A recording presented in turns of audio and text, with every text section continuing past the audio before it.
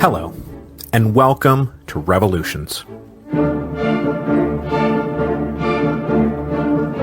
Episode 4.1, Saint-Domingue. Welcome to the beginning of our fourth revolution together, and one that is a bit different from the rest. The English, American, and French revolutions are all regarded as huge turning points in history, often studied, often discussed, and at least moderately understood by the general public. They at least know that it happened. But the Haitian Revolution is not like that.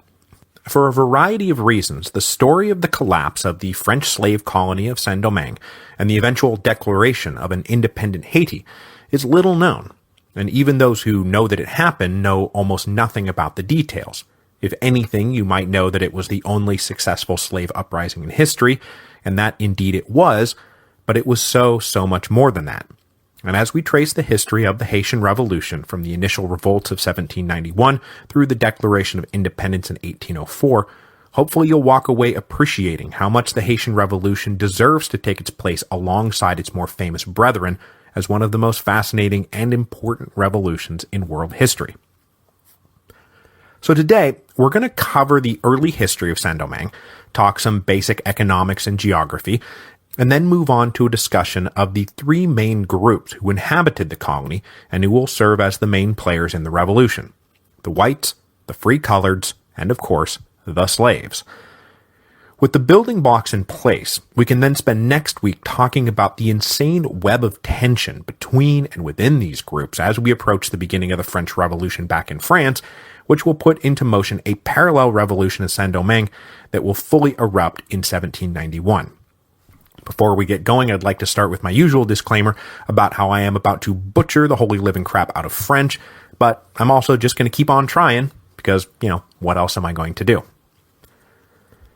Our story begins in 1492, when Columbus sailed the ocean blue. Seriously, it does. Columbus's fleet of 3 ships arrived in the New World in October 1492. After exploring around the Bahamas and then Cuba, Columbus sailed over to the Big Island southeast of Cuba in December 1492. The native inhabitants of the island, the Taino, called their home Haiti, but Columbus promptly dubbed it Hispaniola. It was while anchored off the northwest coast of the island, inside the borders of modern Haiti, that the Santa Maria ran aground on Christmas Day 1492.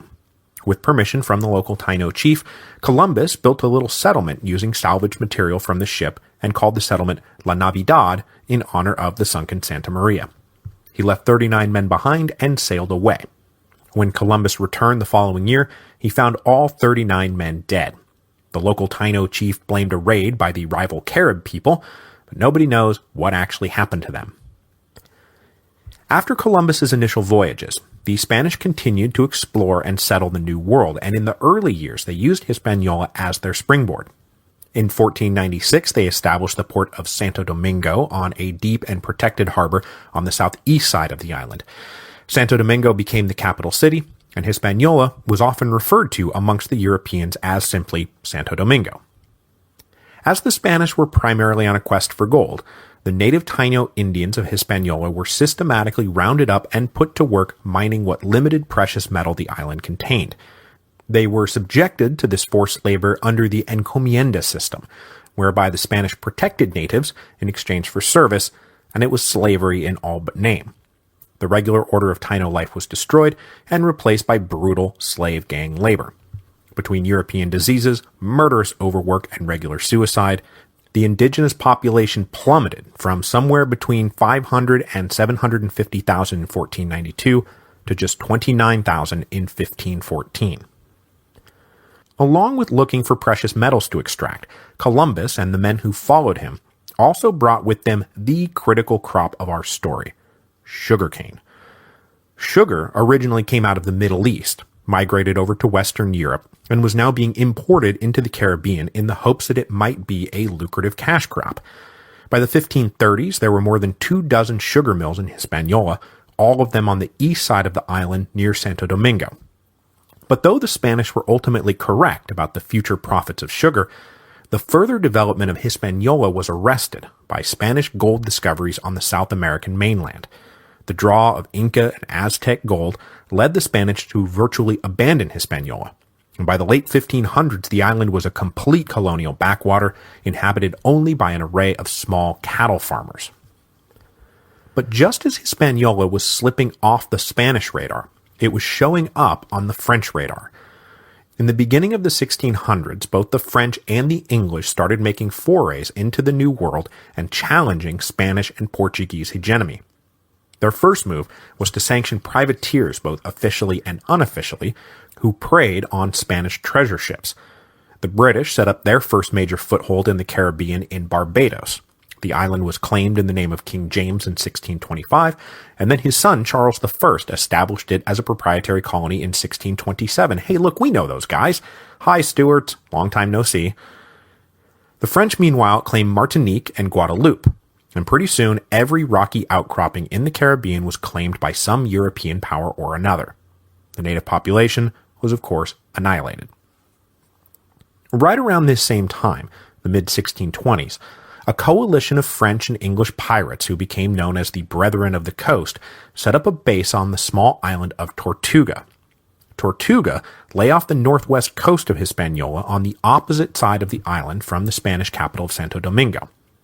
Now, though the Spanish had massively deprioritized Hispaniola and only sparsely settled the west side of the island, they were not too happy about the appearance of these intruders, especially when some of them started setting up shop on mainland Hispaniola, supplementing their pirate income by hunting the wild cattle that now roamed the island, smoking the meat, and selling it to passing ships. This smoked meat was called boucan, which is how these guys became known as buccaneers. The Spanish and pirates battled for the next few decades over control of Tortuga. I think the island changed hands at least 4 times, but the pirates always wound up coming back.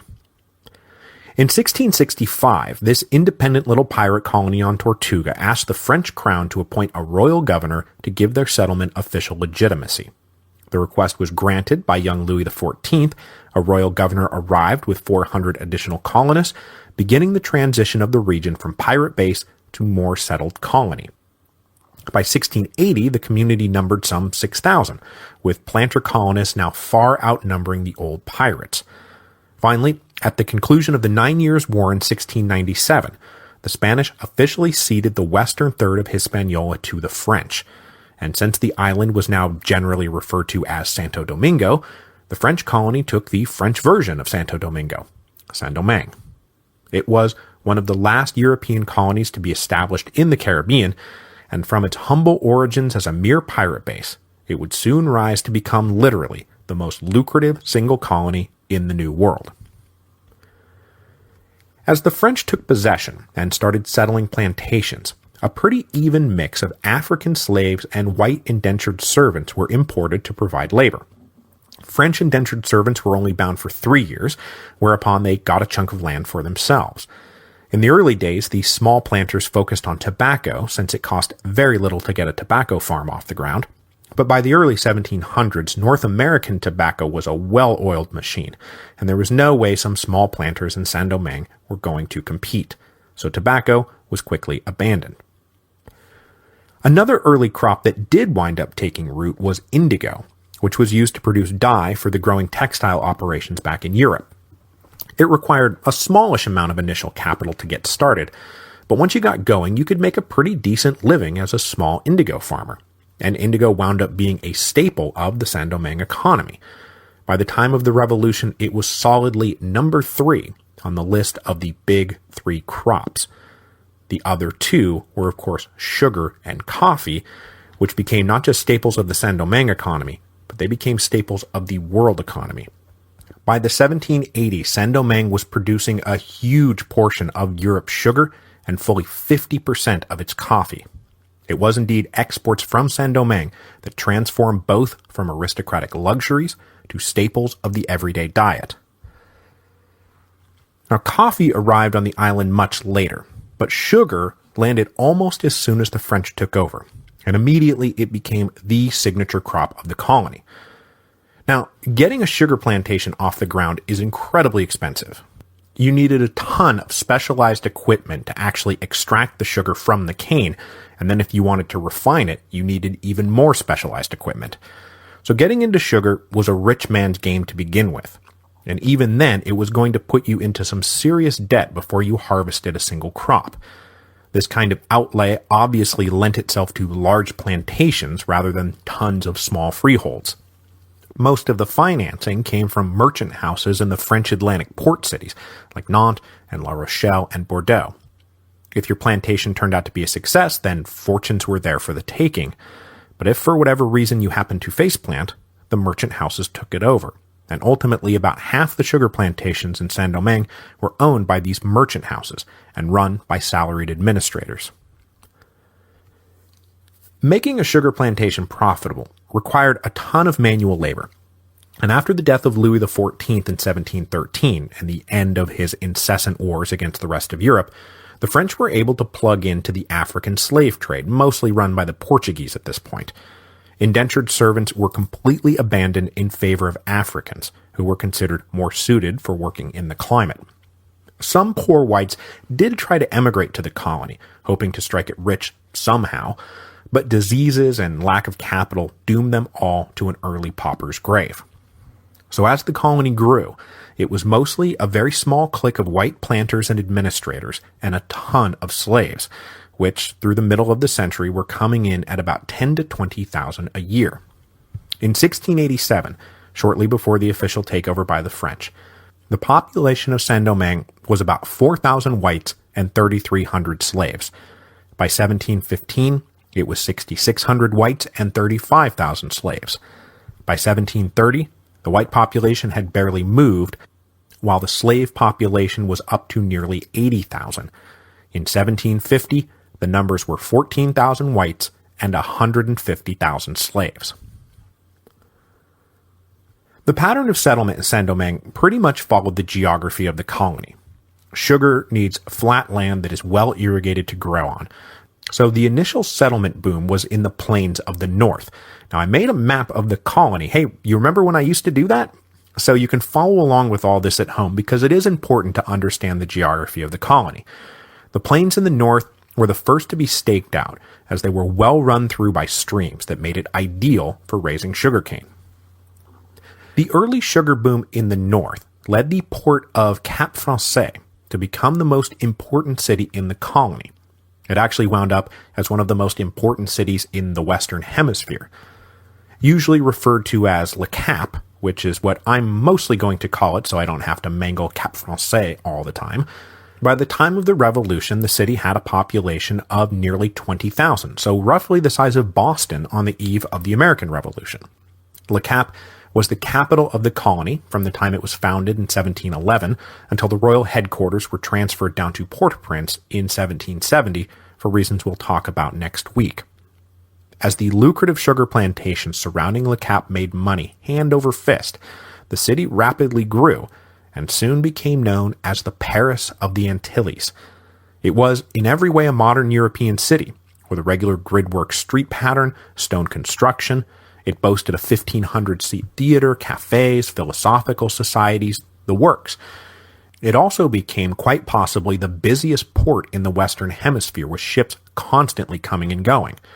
The communication lag time between France and Saint-Domingue will become a running joke as the colony tries to keep up with the French Revolution. But though news often ran 6 weeks behind, the news did come in daily as ships departed France for Le Cap almost every day. Once all the best land in the north was taken, colonists started to move south into what will become the Western Province. The largest city of the Western Province, Port-au-Prince, was founded in 1750, and it was a poor cousin of Le Cap, as were all the other quote-unquote cities in the colony, which most of them were like glorified villages. There were 2 large plains that suited sugar production in the Western Province, though they were drier than the plains in the north and required concerted irrigation to make them work. The Northern Province and Western Province were separated by a steep mountain range that did not have a real road cut through it until Port-au-Prince was founded, so travel between the provinces was usually done entirely by water. South of the Western Province was the Southern Province, a thin east-west running peninsula of mountains that jutted out of the southwest side of Hispaniola. The western and southern provinces were likewise divided by sharp mountains. Haiti has some of the steepest and tallest mountains in the Caribbean, and that topography is going to be important as we watch the revolution unfold. The rougher terrain in the south made it less well suited to sugar, and was thus the last province to be settled, and ultimately the least populated of the three. The south indeed had a different character than the north, which was well connected to life back in Europe. International traders were probably willing to swing down to Port-au-Prince after arriving first in Le Cap, but after that it was harder to convince them that it was worth it to keep on going. The main city of the southern province, Le Cap, was actually on the other side of the peninsula. It was on the Caribbean sea side, not the Atlantic side. So the southern province tended to be a bit more independent-minded than the western and northern provinces, and they looked to rival colonies in British Jamaica and Spanish Cuba not as rivals at all, but as trading partners, even though all of this was technically illegal. Contraband trade was a staple of the economy in the south. So after all the good sugar land was taken, the next huge boost to the economy came when the coffee bean arrived. As the colony was hit with an influx of new colonists after the end of the 7 Years' War, these guys discovered that they could grow coffee in the mountainous regions where sugar could not. So there was a major economic boom as coffee plantations sprang up everywhere. And because the coffee was not in competition with the sugar for land or resources or even buyers, it was just a pure addition to the profit side of the colony's ledger. Consumers back in Europe became addicted to both sugar and coffee, and collectively the sugar, coffee, and indigo plantations turned Saint-Domingue into the single most lucrative colony in the New World. I'd call it a gold mine, but by this point it was more lucrative than the Spanish gold mines. So, with a little history, geography, and economics under our belt, let's move on to the three main groups who inhabited the colony and who will be the major players in the coming revolution: the whites, the free-coloreds, and the slaves. So to start with the whites, they were actually divided into two informal groups, the Grand Blanc and the Petit Blanc. That is, the big whites and the small whites. And since a ton of my books just go ahead and call them the big whites and the small whites, I am going to too. The big whites were at the very top of the colonial pyramid. They represented a combination of the major planters and the principal traders and merchants in the colony. The leading planters were usually younger sons of nobility who had been looking for a way to establish an independent fortune for themselves, often after a stint in the army. The big whites dominated colonial life. They owned practically everything and everyone. But there's one important thing to understand about the big whites. They were not really looking to make Saint-Domingue their home. Their investments in the colony were about laying the groundwork for a fortune that would sustain them while they lived in France, where things were decent. Caribbean life was dangerous with its tropical diseases, monotonous with its never-changing seasons and oppressive heat, and boring, with only a few gambling dens and brothels to keep you entertained. The idea was to get out as soon as you possibly could. Of the main sugar plantations in the north, fully half were owned by absentee landlords who did their best to never come visit their estates in person. But that said, at any given time, major landowners and traders did live in the colony, and they were the dominant political and social force. The small whites, then, were all the other whites, and they were the men who actually ran the colony day in and day out. These could be the managers and stewards, agents of the absentee landlords, salaried employees of the merchant houses, and then on down, in the urban areas, you would find minor lawyers and notaries, various shop clerks, and skilled artisans. Also thrown into this mix were the vagabonds that you always find in a colonial port city. Runaways, ex-pirates, failed immigrants who had nowhere else to go. None of them did any manual labor or worked as a servant, because those jobs were exclusively done by slaves. Out in the rural areas, all the small whites worked on the plantations. If a plantation was absentee-owned, the hierarchy basically looked like this. A hired procurer lived in the nearest city and had power of attorney over the estate. The procurer would hire a manager to actually live out on the plantation and run the operation. Below the managers were overseers who actually monitored the activities of the slaves. and these overseers were usually drawn from the ranks of the urban poor or from the ranks of new arrivals who had no other prospects. The plantation managers were, as a rule, the biggest bastards on the island. Even more so than the big white owners. All the managers wanted to do was make enough money to get the hell out of there, and they had very few scruples about how they were going to achieve that goal. With little actual oversight, they outright stole from their employers, stole from their slaves, put slaves to work on personal projects, and were free to abuse any slave who dared challenge them. The managers would be prime targets for the machetes during the initial rebellion. Above and between the big whites and the small whites was a little group of royal administrators, all native French, all there to do their jobs, make some money, and get out. At the top of the royal administrative hierarchy was the royal governor, a soldier whose principal occupation was the defense of the colony. He had at his disposal 2 regiments of regular soldiers and control over the local militias. But the governor also had a wide, and often self-proclaimed and self-serving, jurisdiction over judicial and administrative affairs. Technically, though, this was all the purview of the second man in the administrative hierarchy, the intendant, who was the head civilian and whose portfolio included justice and finance. Beneath these two were about 500 salaried bureaucrats who represented the will and power of the king in the colony. And as we will see next week, these royal officials were often at loggerheads with the big whites, who resented these bureaucrats coming in and bossing them around. So that covers the white population.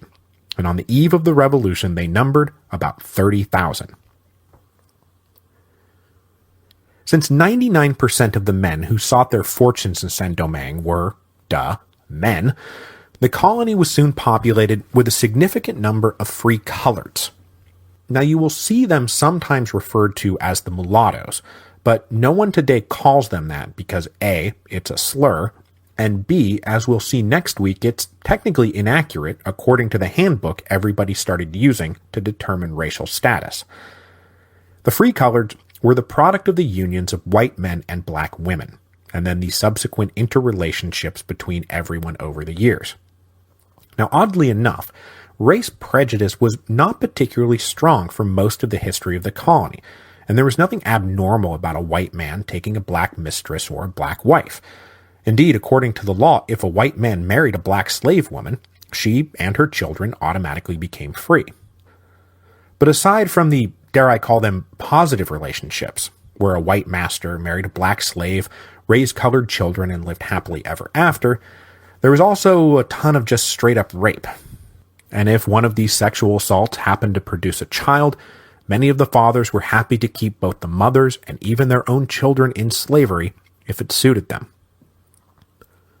But over time, more and more free-colored children grew up and became free-colored adults, and then they intermarried with each other, or with other whites or other blacks to produce more free-colored children, and soon there was a whole free-colored community.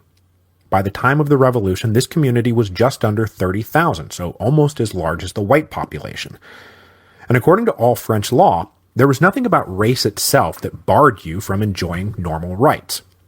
They could do anything any free Frenchman could. They could marry, enter into contracts, live wherever they wanted, get educated, inherit property, bequeath property, without limit or restriction. The wealthiest of the free colors were not as rich as the big whites, but they did amass considerable wealth and property over the years, including, of course, slaves, to work on their estates. Slavery was an economic condition at this point. It was not a racial condition, and even men who had themselves been freed later owned slaves. Newly arrived white men were all too happy to marry free-colored women because they were often very well connected and came with property that would immediately vault the newcomer into the propertied classes.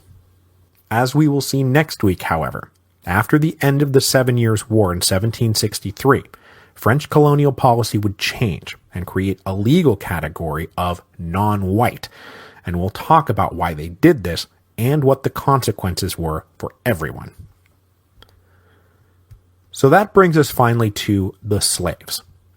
On the eve of the Haitian Revolution, there were more than 500,000 slaves in Saint-Domingue. To put it another way, 90% of the population of the colony was a slave. By way of contrast, the ratio of free to slave in the American South on the eve of the American Revolution was just a bit under 50-50, one slave per free inhabitant. In Saint-Domingue, this ratio was 10-1. So this was not a society that had slaves, this was a slave society. Once slave imports to the French side of Hispaniola got going in earnest after 1713, about 10,000 to 20,000 slaves were brought in annually. They were imported by way of the triangle trade, which was European ships heading down to the African coast loaded with merchandise that would be then traded for slaves. Then those slaves would be transported to the New World, where the new slaves would be sold, and the product of existing slaves would be loaded back up and taken to Europe to sell for a huge profit. The usual process of enslavement began with either direct European raids into the interior of West Central Africa, or with tribes selling other tribes to the whites, often enemies defeated in various tribal conflicts. These new slaves would then be marched to the coast, sold to European traders, and packed into the holds of ships with about 3 by 5 feet allotted to each human being for the long voyage across the Atlantic. The hold of a slave ship is one of the most nightmarish things you can imagine.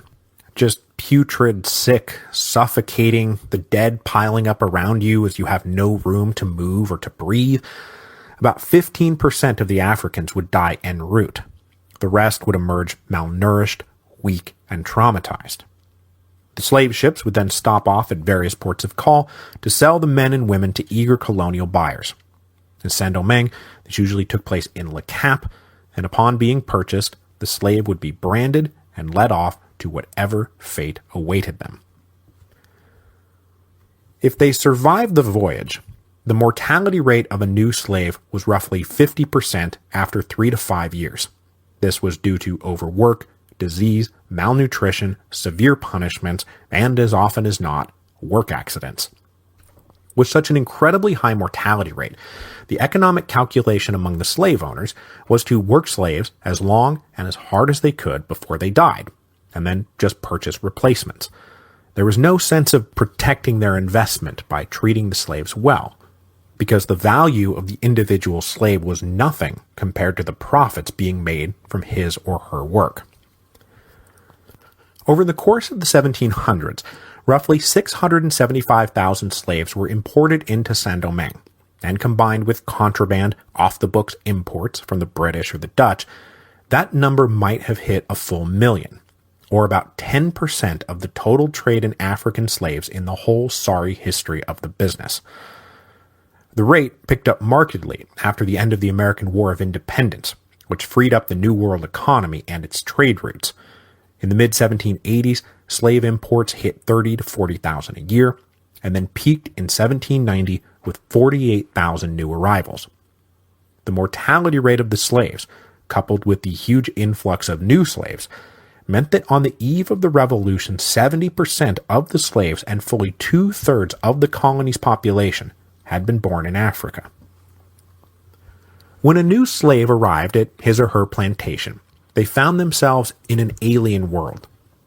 For one thing, the enslaved Africans represented an array of tribes who spoke a variety of language, practiced their own customs, and were just different people.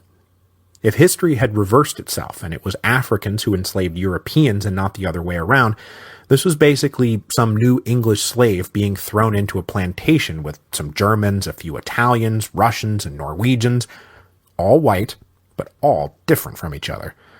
And that's to say nothing of the men and women born into slavery, who already spoke Creole, the mix of French and African that was the lingua franca of the colony. The new arrivals were just thrust into this alien world, and some of them might have been chiefs or respected leaders back home, and being reduced to slavery was an intolerable affront to their dignity. They actively resented their condition, and they were likely to resist or just commit suicide after a few years. The treatment of slaves was allegedly governed by the Code Noir, which had been promulgated in 1685, and that applied to slaves and owners in all French colonies.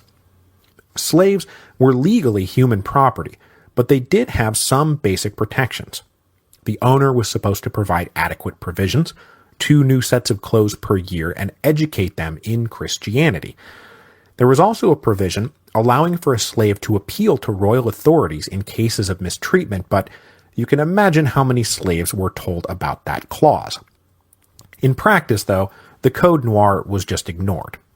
For example, owners found it much less expensive to give the slaves small plots of land to work for themselves to produce enough food to sustain themselves, rather than pay for provisions. Thus, any period of rest or day off for the slaves were not for rest at all, but rather for working your own plot.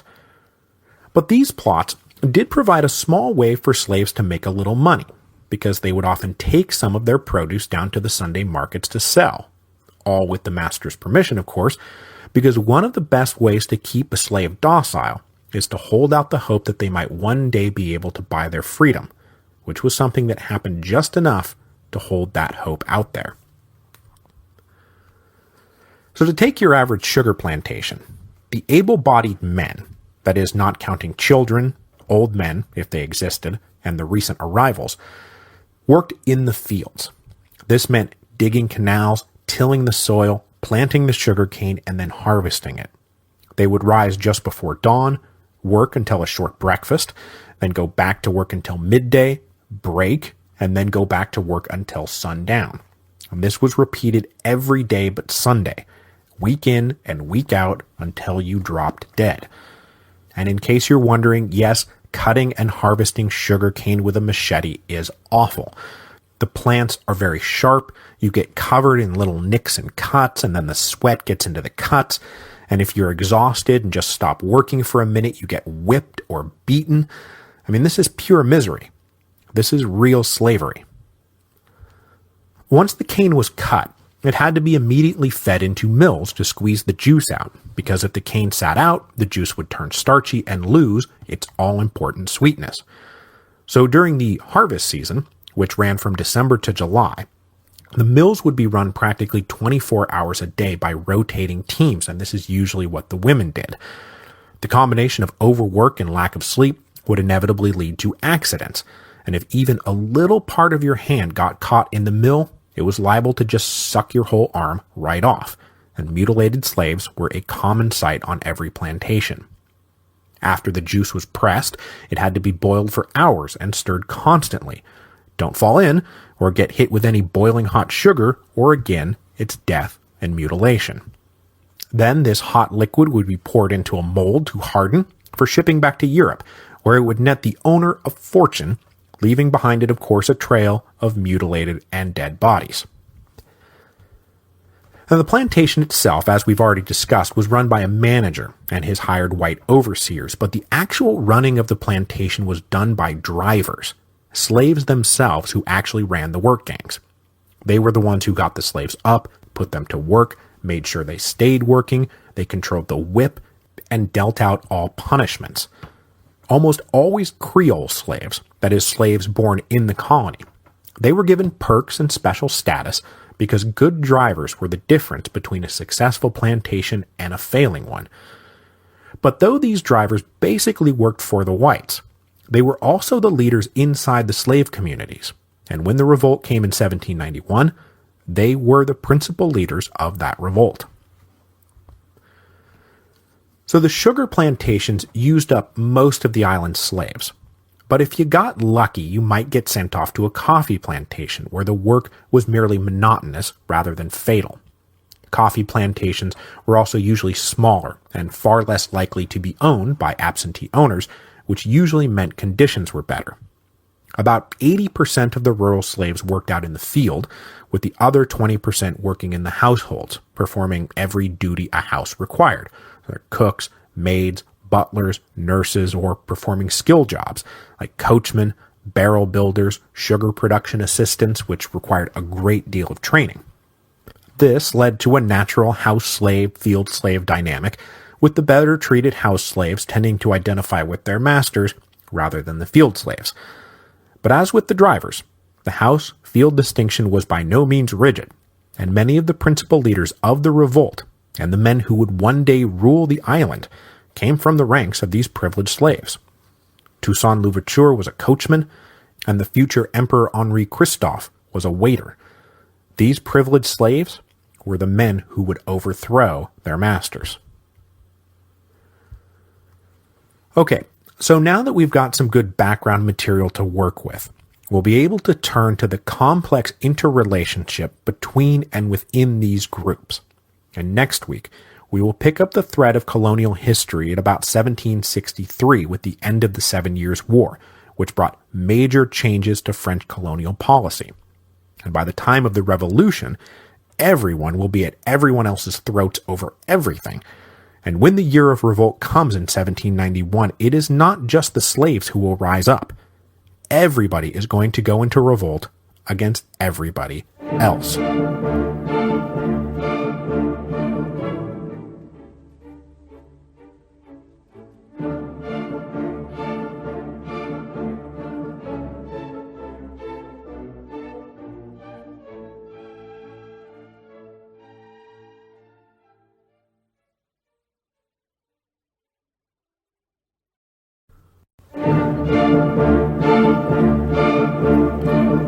Hello, and welcome to Revolutions. Episode 4.2, The Web of Tension. So last time, we introduced Saint-Domingue, the French colony that occupied the western third of the island of Hispaniola. We also introduced the main groups who inhabited the island, the whites, the free-coloreds, and the slaves. Now, I did my best last week to discuss each group in isolation from each other, because today I want to focus in on the relationships between and within the groups. Relationships that formed a complicated web of tension that defined the island in the late 18th century as France approached the French Revolution and Saint-Domingue approached what would one day be known as the Haitian Revolution. Now, we could start practically anywhere, but let's start first with the tension between Saint-Domingue collectively and the mother country, France. And in the context of this relationship, France is always called the métropole, which simply means the parent state of a colony. So when I say métropole, I just mean France proper. We'll start here because it is the tension between Saint-Domingue and the métropole that will eventually kickstart the revolution in 1791. So, in the big picture, the French overseas empire was governed by mercantilist theory, which essentially means that trade between the mother country and the colonies should be done entirely in-house and operate for the benefit of the metropole. The purpose of a mercantilist colonial empire was to produce goods that could then be exchanged with other mercantilist empires, the British, the Dutch, the Spanish, with the balance of trade hopefully in your favor. That is, you wanted them to give you more gold for your stuff than you gave them for their stuff. The object of the mercantilist system was to accumulate more gold than everyone else. In the French colonial context, this meant that the planters of Saint-Domingue labored under a restrictive framework called the exclusive. Promulgated by the great controller General Jean-Baptiste Colbert during the reign of Louis XIV, the gist was that all colonial exports had to be sold back to France, and all colonial imports had to be bought from France. And it's safe to say that in the whole history of Saint-Domingue, the colonists hated the exclusive because it depressed the price of their exports and increased the price of their imports.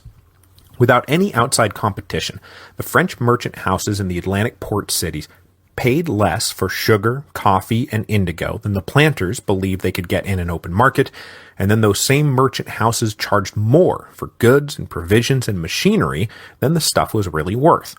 It was incredibly frustrating for the colonists. And what was doubly frustrating was that fully 3/4 of Saint-Domingue's sugar and coffee were destined to be re-exported to other countries. So rather than the colonists selling directly to British traders, they had to sell it for far less to French merchants, who then marked up the price and pocketed the profits of exportation. And since the merchants back in France were growing incredibly rich thanks to their monopoly, they had way better access to the inner circles of court, and so despite colonial protests, the exclusive stayed put. Now, key point. How did the colonists know they were being undercut and overcharged? Well, that's easy. Despite the exclusive, the colonists carried on a robust contraband trade with everybody. There was a thriving internal economy in the New World, and Saint-Domingue was right in the middle of it, buying and selling with Spanish Cuba, British Jamaica, the British colonists up in America. It was all off the books and winked at, but it was a key part of everyone's colonial economy. And even more than that, it was critical to those economies, because sometimes French merchants couldn't meet colonial demand, and where else were you going to get the stuff you needed to survive but from the British and the Dutch and the Spanish, who were all quite happy to trade with Saint-Domingue and try to break the exclusive. Now, the first true revolt that hit Saint-Domingue was actually in opposition to restrictive trade policies set by the metropole. In the 1720s, one of those odious state-chartered monopolies so beloved by mercantilists, the Company of the Occident, was granted all kinds of special monopoly privileges over Saint-Domingue. Tension in the colony finally blew up in late 1723 as a group of angry women stormed the company headquarters in Le Cap and smashed it up. Then the next night there was further rioting and a company-owned plantation was burned to the ground. This unrest then spread out over months, until the powers that be back in Versailles decided to back off and withdraw some of the privileges. Now, if this incident sounds a bit familiar, you're right, because this resembles nothing if not the conflicts between London and its North American colonies in the run-up to the American Revolution. This mob action in 1723 is precisely the same sort of action that the Boston merchants got up to over the Tea Act, which was what? Trade privileges for a state-chartered monopoly. And as we will see, in almost every way, the big whites in Saint-Domingue are basically the same type of colonists with the same basic ideas as the men who ran the American Revolution. These are the major planters and the principal local merchants, and their aims are going to be free trade and self-government. George Washington and John Hancock were big whites. So that brings us to our next big tension, which is between the royal administrators who ran the colony and tried to enforce the exclusive, and the big whites, who were starting to believe that they should run the colony. Now, as we discussed last time, Saint-Domingue started out as an unruly pirate base, so the administration of the colony reflected the need for a strong hand to impose order. The governor-general was a soldier, and the colony was essentially run under military rule, which is to say that justice was heavy-handed and verdicts arbitrary. As time progressed and the colony evolved into being a settled planter society, the leading big whites came to resent their treatment and started advocating for more self-government and more respect for their individual rights. I mean, they were reading their John Locke about property and Montesquieu about constitutional government, and they were looking on jealously at their British counterparts in Jamaica and North America who enjoyed a degree of self-government, and they said, why not us too? So to keep the big whites in check, the royal administrators tended to exploit one of the main lines of tension within the colonial white community, the mutual loathing of the big whites and the small whites. And the small whites were the guys who struggled as direct overseers and managers out on the plantations or as low-level clerks in the cities. New arrivals who dreamed of making a fortune were themselves thrust into an exploitive world of their own that kept them locked in place while the big whites made all the money. Now, it was of course possible to rise up through the ranks. Men did it all the time. But as often as not, the small white wound up stuck in a demoralizing job with no way out. So the small whites resented the hell out of the wealthy and arrogant big whites. And recognizing an opportunity to contain big white ambition, and to curry some popular support, royal administrators were eager to side with small whites when they filed grievances or brought lawsuits against the big whites. Now, the big whites, in turn, despised the uncouth small whites who were always lying and stealing and loafing around drunk instead of doing their jobs. And this particular tension between the big and small whites is going to be really important once the French Revolution gets going. Because guess who the small whites are? That's right, they are the sans-culottes. And they are going to be just as eager as their cousins back home to pin on a revolutionary cockade and overthrow the hated old order. But just remember, the big whites are not counter-revolutionary royalists. They are the liberal nobles and the rich bourgeoisie who represented the first revolution, the Revolution of 1789. The small whites, meanwhile, represent the second revolution, the Revolution of 1792. So, in effect, The course of the French Revolution is going to play out in miniature in Saint-Domingue, with the added bonus of armed free coloreds and slave armies running around. Okay, so let's bring in the free colors into our web of tension. Now, as I said last week, Saint-Domingue was not an explicitly racist society for the first 70-odd years of its existence. It was far less racist than British or Spanish colonies, for example, and this is one of the reasons why such a large free-colored community was allowed to grow up. The Code Noir specifically granted free coloreds the same rights as anyone who had been born on native French soil, even if they themselves were freed slaves who had been born in Africa. Now, this did not make them immune to racial prejudice, and they were never assimilated into the white elite of the colony. But despite various social slights, they were able to prosper nicely.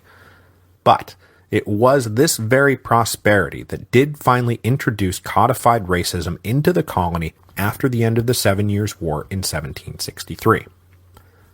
Now, if you remember from last week, one of the defining features of the Big Whites is that they were seeking their colonial fortunes with the express intention of then getting out. Now, this did not apply to all of them. There were for sure rooted Creole Big Whites, that is, prominent white families now being born in and staying in Saint-Domingue. But many were taking the money and running, and many others along the way were at least making regular trips back to France, which was expensive, or spending a bunch of money on European luxury goods to make their colonial homes feel as European as possible. Well, guess who wasn't doing any of this? The free coloreds. As the generations unfolded and free-colored wealth accumulated, they tended to reinvest it in the colony, buying more land or improving their existing estates. They had no great urge to return to France, and they were far less interested in blowing money on European luxuries. And because they were staying put, and their children were being born and raised in the colony, and then they were staying put, the free-colored started to naturally accumulate more power and influence inside the colony.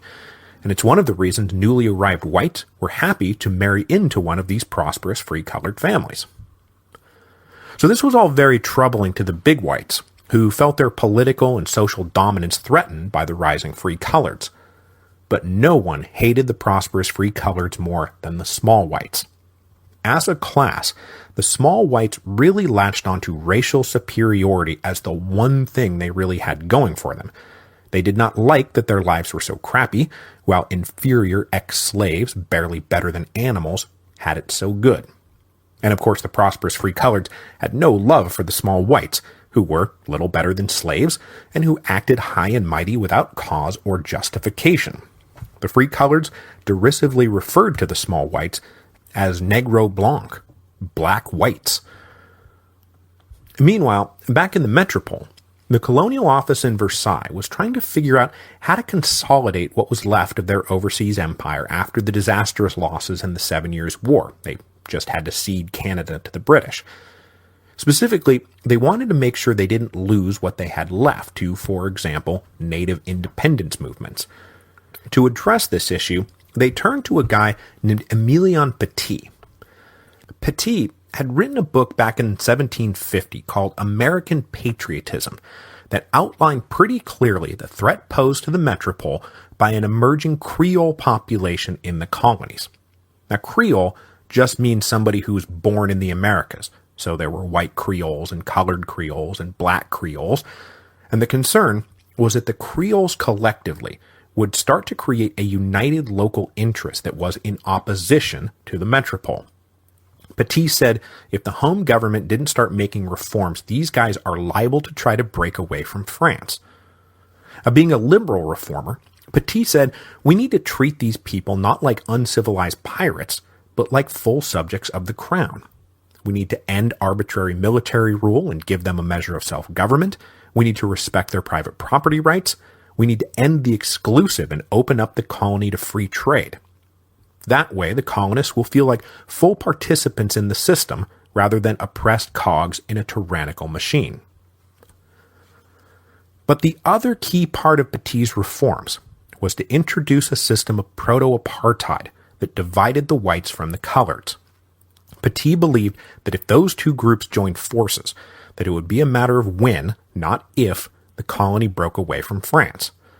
So, one side of the coin was building up the self-esteem of the white colonists by treating them better. The other was abusing and denigrating the free coloreds so that the two groups would never recognize how much their interests actually intersected. So around about 1763, an officially racist regime started being implemented in Saint-Domingue. In 1764, coloreds were forbidden from certain prominent professions, medicine, law, government jobs. In 1773, a freed slave and his or her family was forbidden to take the name of their white patriarch. This was to break the lines of inheritance and any family connections that might bind together prominent whites from their colored relatives. In 1777, blacks were barred from the metropole completely, and free coloreds were forced to register upon arrival. In 1779, the coloreds were hit with a sumptuary law, forbidding them from wearing swords in public or dressing in European style, which meant wearing the good silks. They were also forbidden from being addressed using formal titles like Madame and Signor. Manumission papers proving freedom were required for wills and marriage licenses, and oh, by the way, there's now a huge tax on manumission, freeing a slave, to prevent the free-colored population from growing too quickly. Local notaries were ordered to keep track of racial identifiers on legal paperwork so the colonial government could start keeping a record of who was white and who was colored. After all, sometimes a colored was whiter than a white, and you never could be sure who was inferior to whom. Now, for the racial identifiers, the colonists turned to the work of a guy named Moreau de Saint-Marie, who was a white Creole and who is best known for writing a massive work called The Description of French Saint-Domingue, which remains a principal primary source for information on the colony before the Revolution. The work was intended to guide colonial administrators, but it was unfinished by the time that the Revolution swept through and made it all obsolete. Moreau de Saint-Marie had worked up a classification system that identified 128 shades of color, from the standard mulatto, which was one white parent, one black parent, though there were actually 12 different combinations that produced a mulatto, and we're not going to worry about those. Then in English, you have a quadroon, which is 3 white grandparents and 1 black grandparent. So, for example, Alex Dumas, the great revolutionary general, was a mulatto, while his son, Alexandre Dumas, the great novelist, was a quadroon. This system goes out to 1/128th part black, and it provided pages of tables to determine what combination makes what. Now, in practice, a lot of this, like a lot of everything decreed by the metropole, was just ignored. Notaries didn't bother to note race, weddings and wills were duly approved without asking for documentation, but the official racism was odious and offensive to the prominent free coloreds who believed themselves in every way the full equal of a white. I mean, that's what the Code Noir had always said. And then, of course, just as these racist laws were hitting, they were landing on the first generation of coloreds who had been educated back in France. If a free colored family got enough money together, they would send their sons back to France to be educated, and back in France at that point, racism was practically not even a thing yet. So these guys would go off, get a fully modern education, be treated as equals for a few years, and then come back to a colonial world of humiliating slights. Now, at the epicenter of the tensions between the whites, the coloreds, and the royal administrators was the issue of militia service. Service in the colonial militia was incredibly unpopular. It took time that was better spent running your property, it cost money because you had to outfit and arm yourself, and it was dangerous for all the reasons military service is dangerous. No one liked it, and reforming militia service requirements was hopefully going to be a part of the transition from military rule to enlightened civilian rule envisioned by guys like Petit. So in that pivotal year of 1763, the metropole made a deal with the colonists. Pay us a one-time tax of 4 million livres, and we will abolish the militias. We'll use regular troops to defend the colony. This money was raised practically overnight and sent back to France. Except right away the metropole about faced and decided it was too expensive to defend the colony with regular troops. Plus, new arrivals to the garrisons kept dying of tropical diseases the minute they stepped off the boat. So by 1764, they had backtracked and reinstated the old system. The big whites in particular went nuts about this, and they resisted all attempts to reinstate the militias. The principal court in Le Cap ran basically like a colonial parlement, and new laws had to be registered there to take effect. And resistance by the big whites in the Le Cap Council was so strong that it took 5 years to get the militia laws officially re-registered, and that was just the beginning of the real trouble. After the militia laws were set to go back into effect in 1769, a full-blown revolt broke out in the South Province. Prominent white Creoles got together with their free-colored neighbors to resist service, going so far as to kidnap a militia captain, gather together in the hundreds, armed and ready to fight.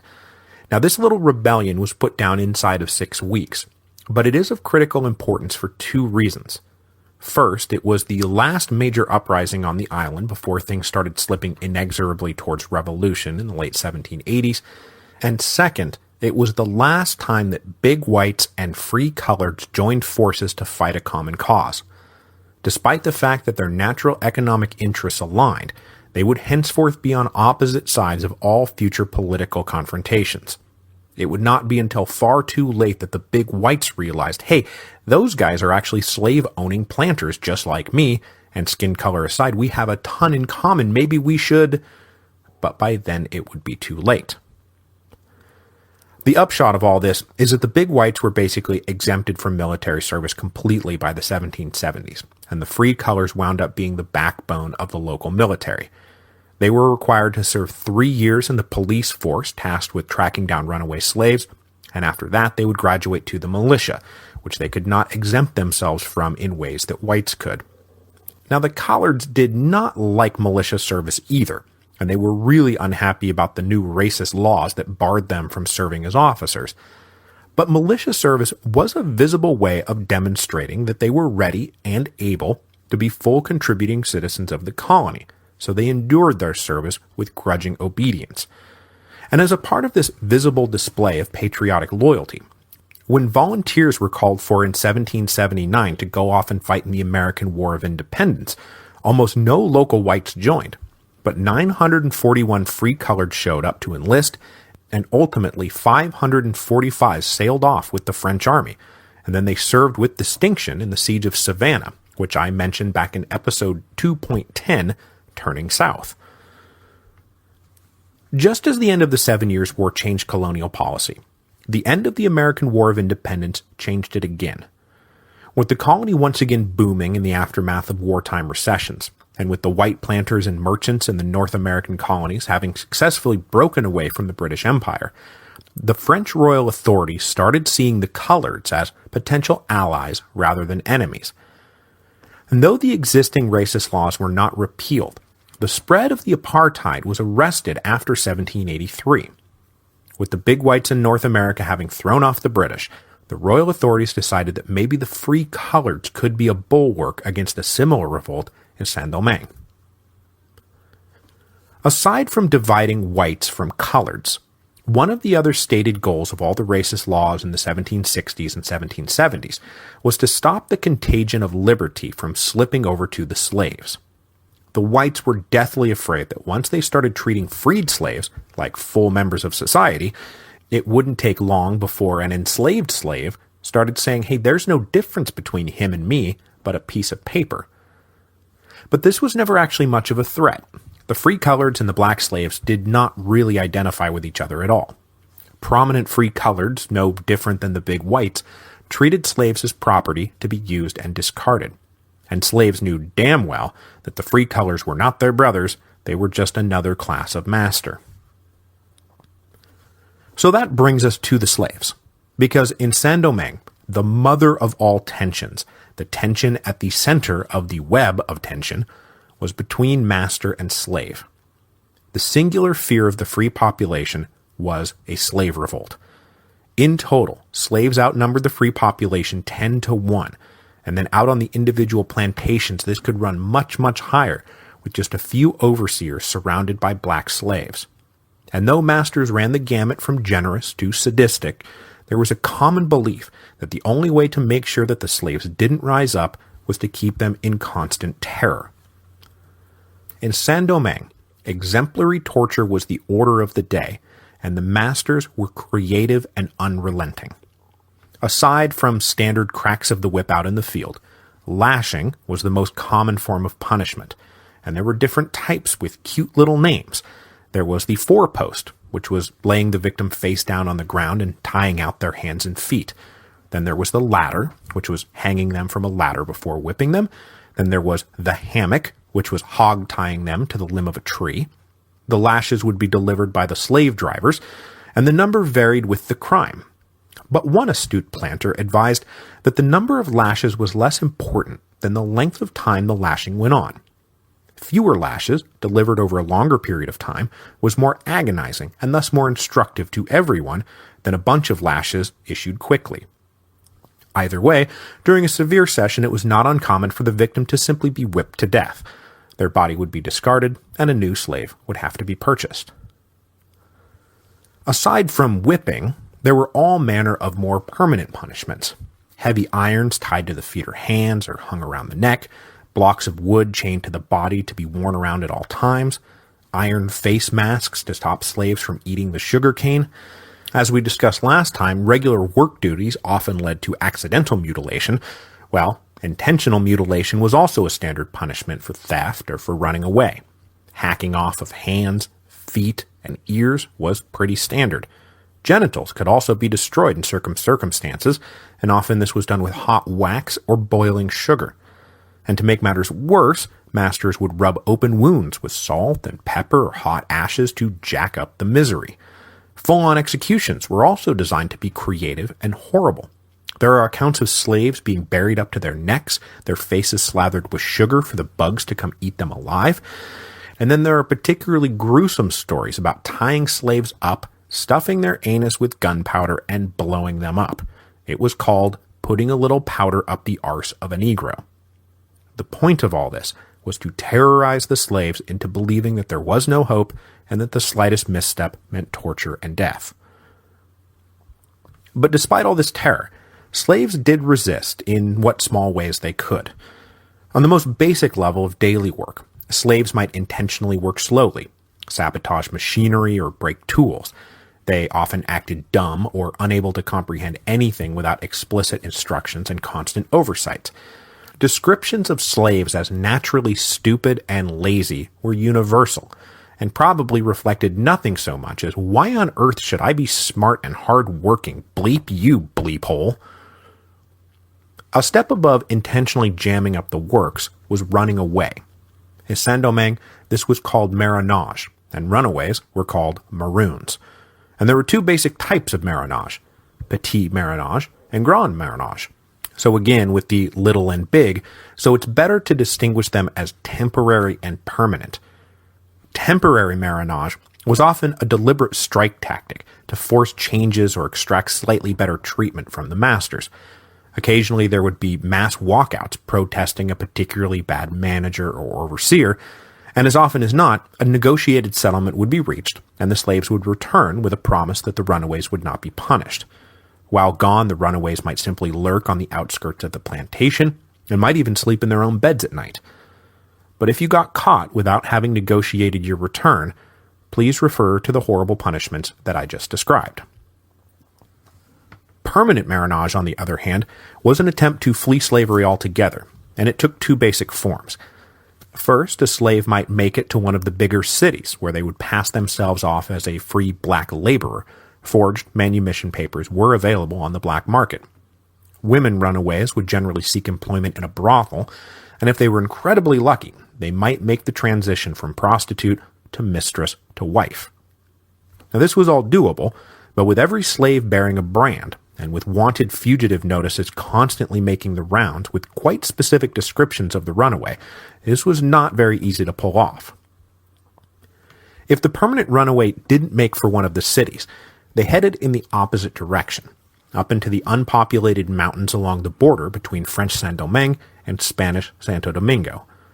For the whole history of the colony, there were always free maroon communities living up in the mountains. In 1720, for example, there was a mass breakout of about 1,000 slaves who formed one of the largest communities on record. Usually they numbered 100 or fewer. These guys would survive by a combination of living off the land, raiding nearby plantations, or trading with the Spanish side of the island. By the middle of the 1700s, there was an estimated 3,000 Maroons living out in these communities, and despite the efforts of the militias and the runaway slave police, they would never be eliminated. And completely eliminating the Maroons wasn't even in the master's best interest. It was better for the truly rebellious slaves who could not be controlled to find an escape hatch out the back door than feeling trapped and then forced into violent resistance. Now, the deadliest form of resistance, and the one most feared by the masters, was poison. If a slave had some basic knowledge about herbs, they could concoct a poison, and because they handled all the food and water, murdering a household would be a snap. Or at least that's what the owners believed. People and livestock dropped dead in Saint-Domingue all the time, and separating the times it was just regular old disease from the times where it was deliberate poisoning was practically impossible. But the owners were really, really super paranoid about being poisoned by their slaves.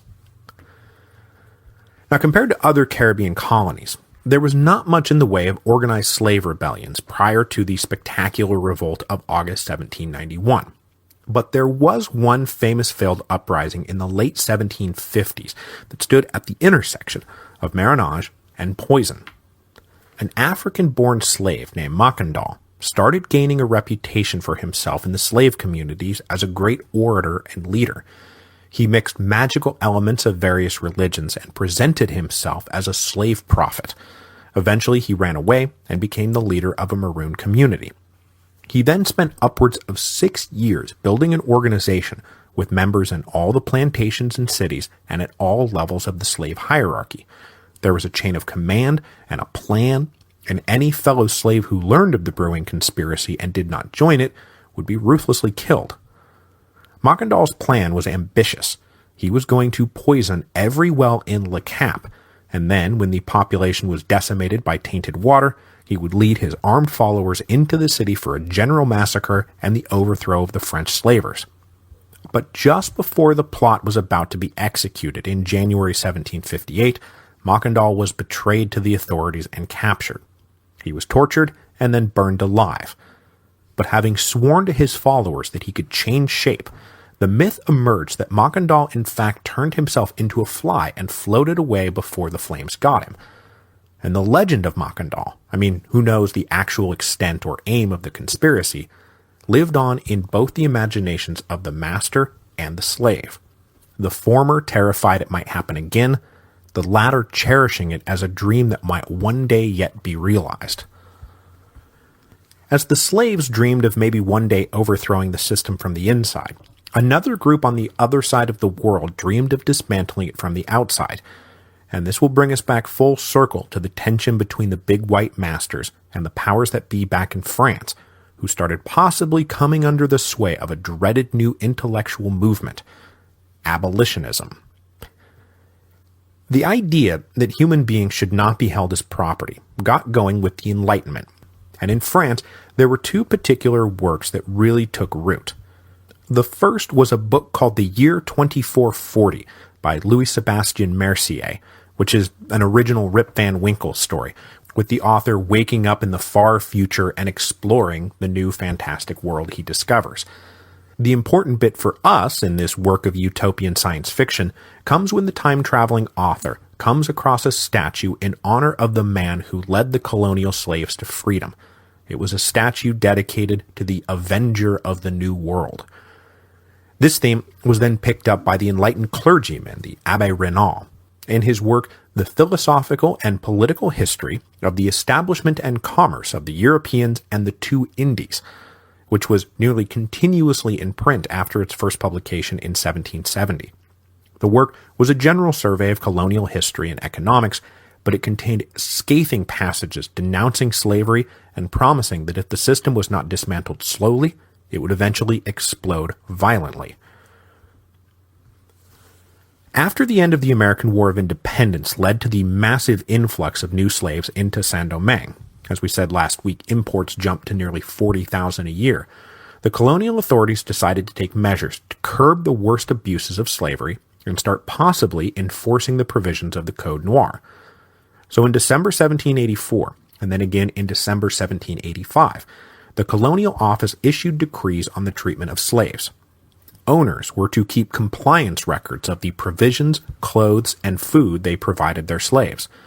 There were now to be maximum limits on the amount of hours a slave could work in the day, and they were also supposed to get Sunday afternoon off too. Slaves were also to be protected if they justly complained about mistreatment. Without the slightest hint of irony, the colonial masters were incredulous and denounced the despotism of the metropole.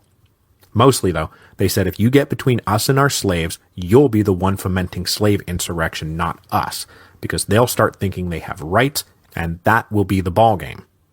In an almost exact replay of what was about to go on back in France, the Le Cap Council refused to register the edicts, and in 1787 the exasperated intendant had had enough. He abolished the Le Cap Council and moved its functions down to Port-au-Prince. This all happened 1 year before the great battles over the closure of the Parlement rocked France in 1788 that soon led to the Day of the Tiles. Now, in fact, in 1788, all of this tension came to a near head when a paranoid master named Lejeune suspected some of his slaves of trying to poison him. He tortured 2 suspected women and then chained them to a wall to die. Under the new rules, 14 slaves presented themselves to the royal officials, described the crimes that had taken place, and then the officials opened up an inquiry against Lejeune. After the alleged box of poison was found to contain nothing but tobacco, they were set to prosecute him for murder. So this is going to be a major test of these new slave laws. But as the prosecution progressed, the big whites rallied behind Lejeune. They provided testimony of their own that contradicted the slave's account, and they hinted darkly that if he wasn't acquitted, the royal governor would soon have a revolt on his hands. Lejeune was duly acquitted. The big whites had flexed their muscle, cowed the local officials into backing down, and kept firm control over their slaves. So this all brings us right up to the edge of the French Revolution. And next week, the metropole will be rocked by the events of 1789. Everyone in Saint-Domingue was going to try to take advantage of the crisis. The big whites will send representatives back to France to make sure that their rights were protected and maybe even expanded. The free coloreds will send their own representatives back to lobby for full political and social equality. And while no one was there representing the slaves, they too recognized the possibilities opened up by the revolution. In the midst of Abbé Raynal's denunciation of slavery in the history of the 2 Indies, he wrote, "A courageous chief only is wanted. Where is he, that great man whom nature owes to her vexed, oppressed, and tormented children? Where is he?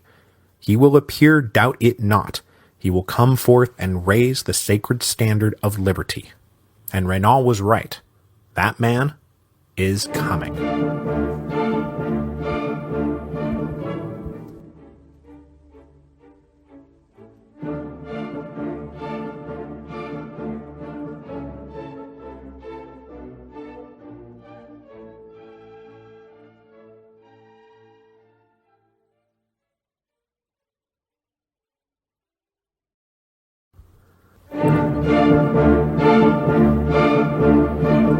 Hello, and welcome to Revolutions.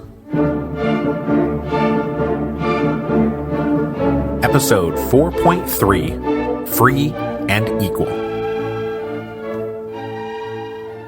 So last week, we approached the brink of the French Revolution and discussed the tensions that would shape the course of events inside Saint-Domingue once things started going nuts back in the metropole. But in this earliest phase of the revolution, events in the colony would not be defined by the great tension between master and slave, but rather the tension between the whites and the free coloreds over what it meant to be a citizen. As the great writer, historian, and general man of letters C.L.R. James put it in his seminal work, The Black Jacobins, it was the conflict between the whites and the coloreds that, quote, woke the sleeping slaves.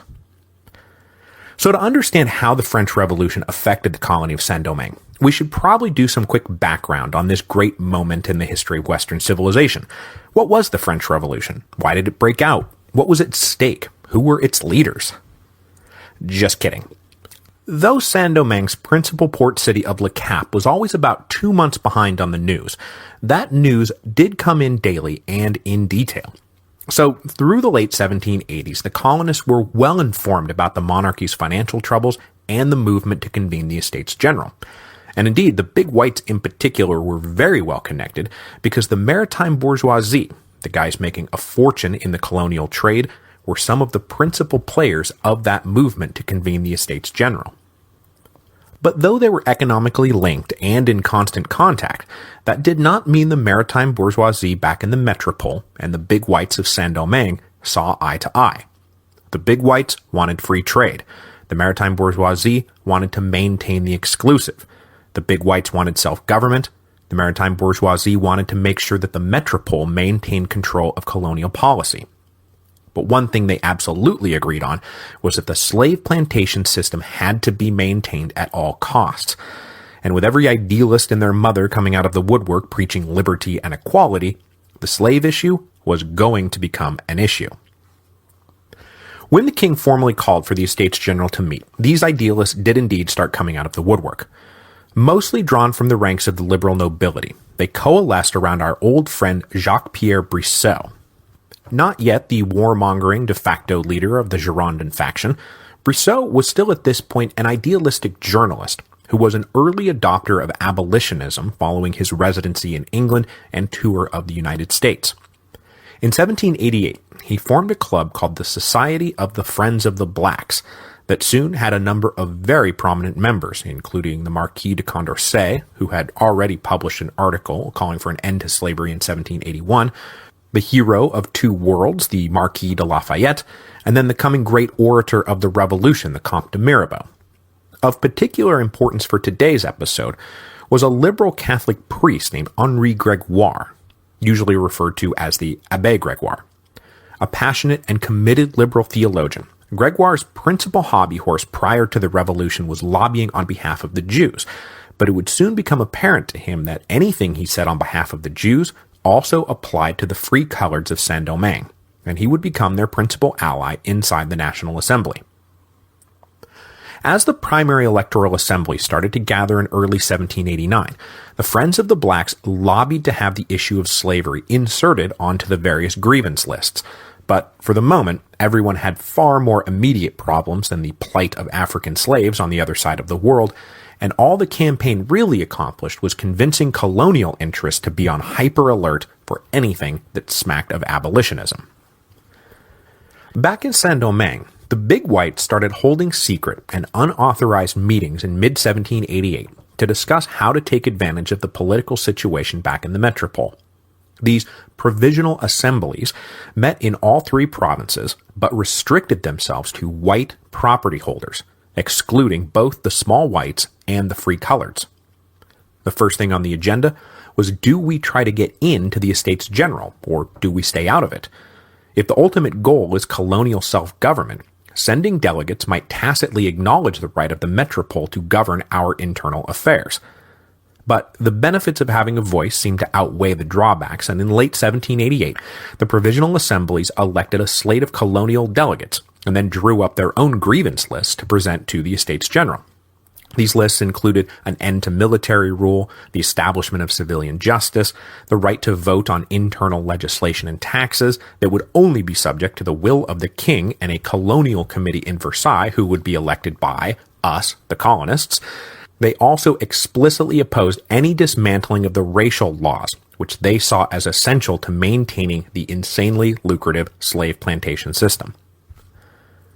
When these delegates arrived in France, they got together with absentee owners in Paris and formed a political club called the Club Massiac to lobby for their interests. And the most important member of this new club was Moreau de Saint-Méry. As France's leading authority on the Caribbean colonies, Moreau de Saint-Méry was back in Paris doing research for his massive description of the colony, and by joining the Club Massiac, he lent his considerable reputation and authority to the cause of the big whites. When the Estates General met in May 1789, the would-be colonial delegates presented themselves, uninvited, and set about lobbying for inclusion in the Third Estate. But of course, things spiraled out of control on day 2 of the Estates General, and before you know it, the door to the Third Estate meeting hall is being locked, and everyone's booking it down to the tennis court to pose for Jacques-Louis David's great painting.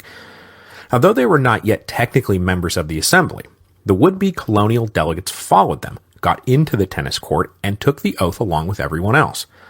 Since these colonial representatives were in many cases drawn from the ranks of the nobility, their solidarity during this crisis endeared them to the Third Estate delegates, and when the three estates truly merged into the National Assembly at the end of June 1789, the colonial petition for seats was taken up. But the colonials had not endeared themselves to all the delegates, certainly not any of the friends of the blacks. Mirabeau, in particular, wasn't going to let these guys in without blasting them with both barrels. When the colonists asked for 18 seats, which was about the right number based on their total population, Mirabeau thundered in a famous speech, "You claim representation proportionate to the number of the inhabitants. The free blacks are proprietors and taxpayers, and yet they have not been allowed a vote. And as for the slaves, either they are men or they are not. If the colonists consider them to be men, let them free them and make them electors and eligible for seats. If the contrary is the case, have we, in apportioning deputies according to the population of France, taken into consideration the number of our horses and our mules?" It was an uncomfortable line of attack for everyone, especially for the 150-odd National Assembly delegates who had direct economic interests in the colonies. On the one hand, we're here to defend our rights and our liberties, but on the other hand, I don't want my cash cow to stop pumping out sugar. On July the 4th, 1789, the Assembly compromised and Saint-Domingue was granted 6 seats, 2 for each province, all of them big whites. Mirabeau's attack on the exclusion of the free coloreds in particular was not merely abstract, because as the big whites were lobbying for inclusion, the National Assembly was also being lobbied by a small clique of free coloreds who were absolutely chomping at the bit to put their right to full equality front and center. In fact, one of their principal leaders had been in France since 1784, lobbying the royal officials to repeal the racist laws of Saint-Domingue. And this man's name was Julien Raymond. Julien Raymond was the quintessential prosperous free man of color. Born in 1744 in Saint-Domingue's South Province, his mother Marie was a free mulatto. That is, her father was a white indigo planter, and her mother was a freed black slave.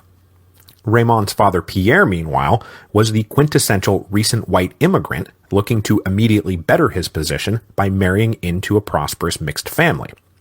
Marie was both better educated and held considerably more property than the illiterate Pierre, and he was really marrying up when he won her hand. The marriage produced 5 sons and 3 daughters, all of whom would be soon classified quadroon. That is, 3 white grandparents and 1 black grandparent. The family was prosperous enough that Julien was sent back to receive an education in France, probably just after the end of the 7 Years' War. And when he returned to Saint-Domingue in 1766 as an ambitious 22-year-old with a fully modern education, he discovered that life for the coloreds was changing rapidly for the worse, and he was not happy about it. But still, the Raymonds did very well for themselves down in the South Province.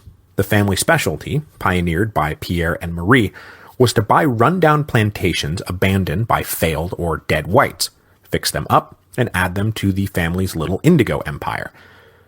But this meant that the Raymonds were also the type of colored family most offended by the metropole's decision to implement a racist social and political structure. They were one of the most prosperous families in the South Province, period. So why is our race now being marked down on legal forms? Why does it matter? Why do we constantly have to prove that we are actually free when we want to marry or bequeath our private property? Why do whites now lurk outside of church services and weddings, looking to catch us wearing clothes and jewelry that is now for some reason illegal for us to wear? This whole racist apparatus is immoral, obnoxious, and counterproductive. By 1784, Julien Raymond was done. He left his family and property behind and sailed to France with the single goal of convincing the colonial administrators that they were making a bad mistake. Over the next 2 years, he submitted 4 lengthy memos that outlined just how beneficial the coloreds were to colonial productivity. And in keeping with the neoclassical times, he sprinkled his work with allusions to Roman virtue, The coloreds were industrious and hard-working and imbued with a special moral rectitude. He also harped on the benefits of a single rule of law for all subjects of the king, playing right into the current debates about the mishmash legal codes that jammed up French law. But most especially, Raymond swore that the big white argument that separating out the coloreds would ensure the survival of the slave plantation system had it backwards. If you want the profits of your slave empire to keep coming in, you need to treat colored masters like me the same as the white masters. And Raymond himself owned over 100 slaves. The response from the colonial officials was welcoming, but non-committal. As I mentioned last week, racial apartheid was not extended further during the 1780s, and that was probably due in part to Raymond's influence. But the outright repeal of racism he was seeking did not come. Influential whites back in the colony were happy to contradict Raymond's reports and tell the metropole that the coloreds are fine, it's not as bad as he says, everything is fine. But Raymond was not the only prominent free colored back in France, and he was joined by one of the wealthiest, if not the wealthiest, free colored man in the colony, Vincent Ogé. Ogé was born free and had invested profits from his career as a merchant and plantation manager in the North Province into property and plantations of his own. And just like Julien Raymond, he hated the entrenching racism. But Ogé himself commanded quite a bit of personal respect in Le Cap, and he was one of those guys that the letter of various race laws did not really apply to, and whites tended to treat him as an equal. So both Raymond and Ogé were still in France when the big revolutionary boulder got rolling down the hill in 1789. Both were in constant correspondence with their free-colored brethren back in the colony, and they knew that the big whites had engineered secret delegate elections that excluded the coloreds. In March 1789, Raymond formally petitioned the royal ministry for free colored seats in the Estates General, but the ministry ignored the petition until after the Estates General had convened, whereupon they said no. But by then, events had taken on a life of their own. 10 days after the big whites had won their seats in the National Assembly on July the 4th, 1789, the Bastille fell. But the fall of the Bastille was not nearly as big of a deal for the free coloreds in Paris as what happened in August 1789. First, there was the delirious night of August the 4th, which saw the National Assembly renounce feudalism and all obsolete rules that put some men over other men. Free-colored ears perked up because what was colonial racism but the aristocracy of the skin? In the midst of that night, one of the friends of the blacks got up, the Duc de la Rochefoucauld, and proposed abolishing slavery along with everything else, but the motion was studiously ignored. A few weeks later, on August the 26th, Raymond appeared before the Club Massillon to request their support for free-colored representation, to in effect create a unified colonial lobby of property holders, but the club rejected the offer, hoping to maintain white supremacy. But of course, on that very same day, the National Assembly unleashed what was sure to be a lethal cannon blast to the guts of racial apartheid when they almost unanimously adopted Lafayette's Declaration of the Rights of Man and the Citizen, which began so unequivocally, "Men are born and remain free and equal in rights." This was then helpfully followed by another thundering speech from Mirabeau in which he said, "There are not and cannot be either in France or in any other country under French laws any other men than free men, men equal to one another." The implications of the Declaration of the Rights of Man were obviously enormous for both the free coloreds and for, the slaves. But like I said, a good 10% of the National Assembly delegates were directly tied to the colonial trade, and most of the rest understood that in a kingdom facing a massive financial crisis, you don't mess with the one clear money-making operation going, and that was slave-manufactured sugar and coffee. If the Declaration of Rights was really as universal as they were making it sound, they were going to destroy slavery. Forced to rule on whether the Declaration applied in the colonies, the National Assembly courageously set the matter aside for a later date. But Raymond and Ogé and the other free coloreds could see no way that the Declaration of Rights would not apply to them. So rejected by the Club Massillon, the free coloreds in Paris created their own club, the Society of American Colonists, to press for inclusion in the National Assembly, to defend what were now clearly their rights as citizens.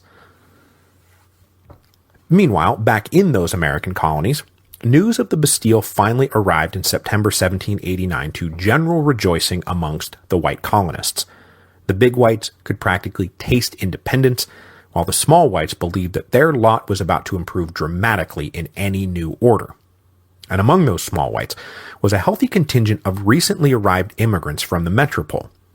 Remember that the recent harvests in France had been awful, especially that winter of 1788-1789, and hopeless men had emigrated to the colonies looking for salvation. When word of the Bastille hit, the colonial whites immediately followed the lead of their countrymen back in the metropole. The once hated militias were recast as National Guard companies, and patriotic whites eagerly joined up. The Revolutionary cockade was now sported proudly, and the provisional assemblies that had elected delegates to the Estates General came out fully into the light and started asserting a self-proclaimed sovereignty. Opposed to the revolution in Saint-Domingue were, of course, the royal officials, led by the governor-general and the intendant, whose authority was now everywhere being sneered at, and also the free coloreds.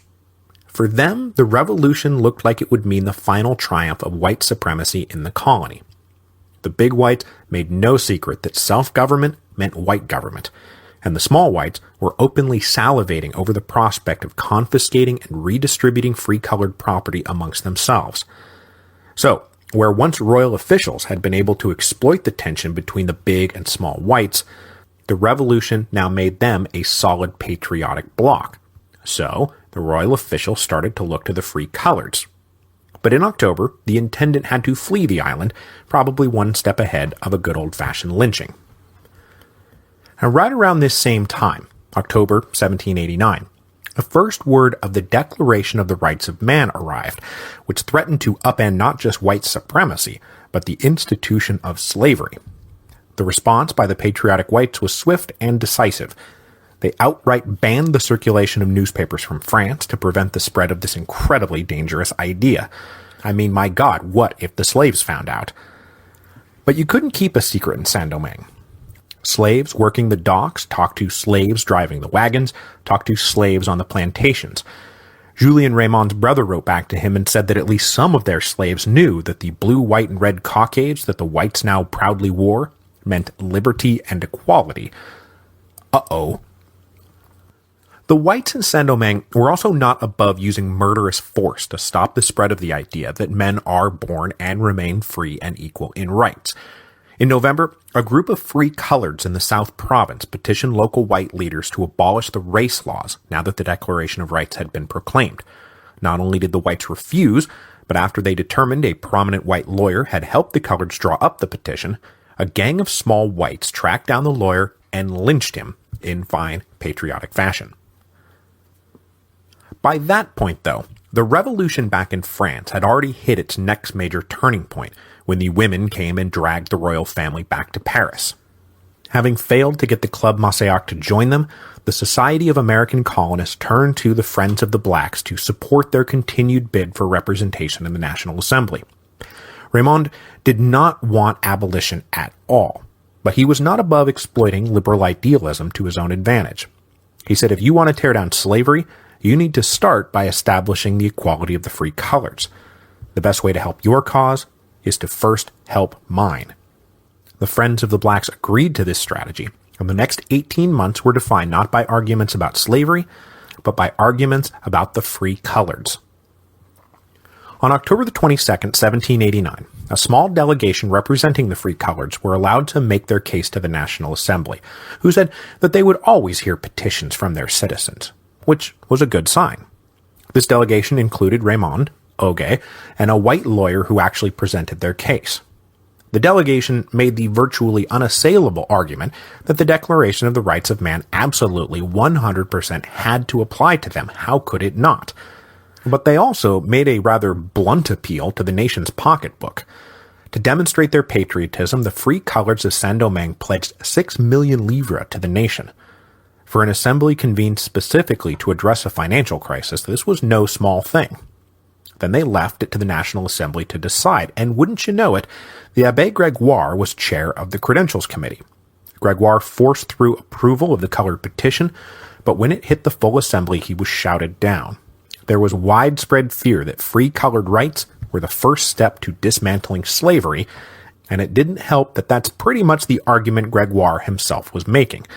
The National Assembly again courageously refused to make a final decision, and the coloreds were forced back into political limbo. It was not until March 1790 that the National Assembly finally got around to making some decisions about colonial policy. The principal issue at stake was whether the new Constitution of France would apply in the colonies. A colonial committee was created to make recommendations, and wouldn't you know it, this committee was dominated by either men holding colonial property or men with a vested interest in maritime trade. So you just know where this is headed. The committee president was none other than our old friend Antoine Barnave, he of the Fouillard Triumvirate, and he was in the bag most especially for the maritime bourgeoisie. The colonial committee concluded that the colonies would not, repeat, not, be governed by the Constitution of France. Instead, they would have their own assemblies who would pass laws that governed their internal affairs. But that said, Barnave and the Colonial Committee critically defined trade policy as an external affair to be administered by the metropole. The committee also said that elections to the new Colonial Assembly would follow the active-passive citizen distinction, so electors had to be property-owning men over the age of 25.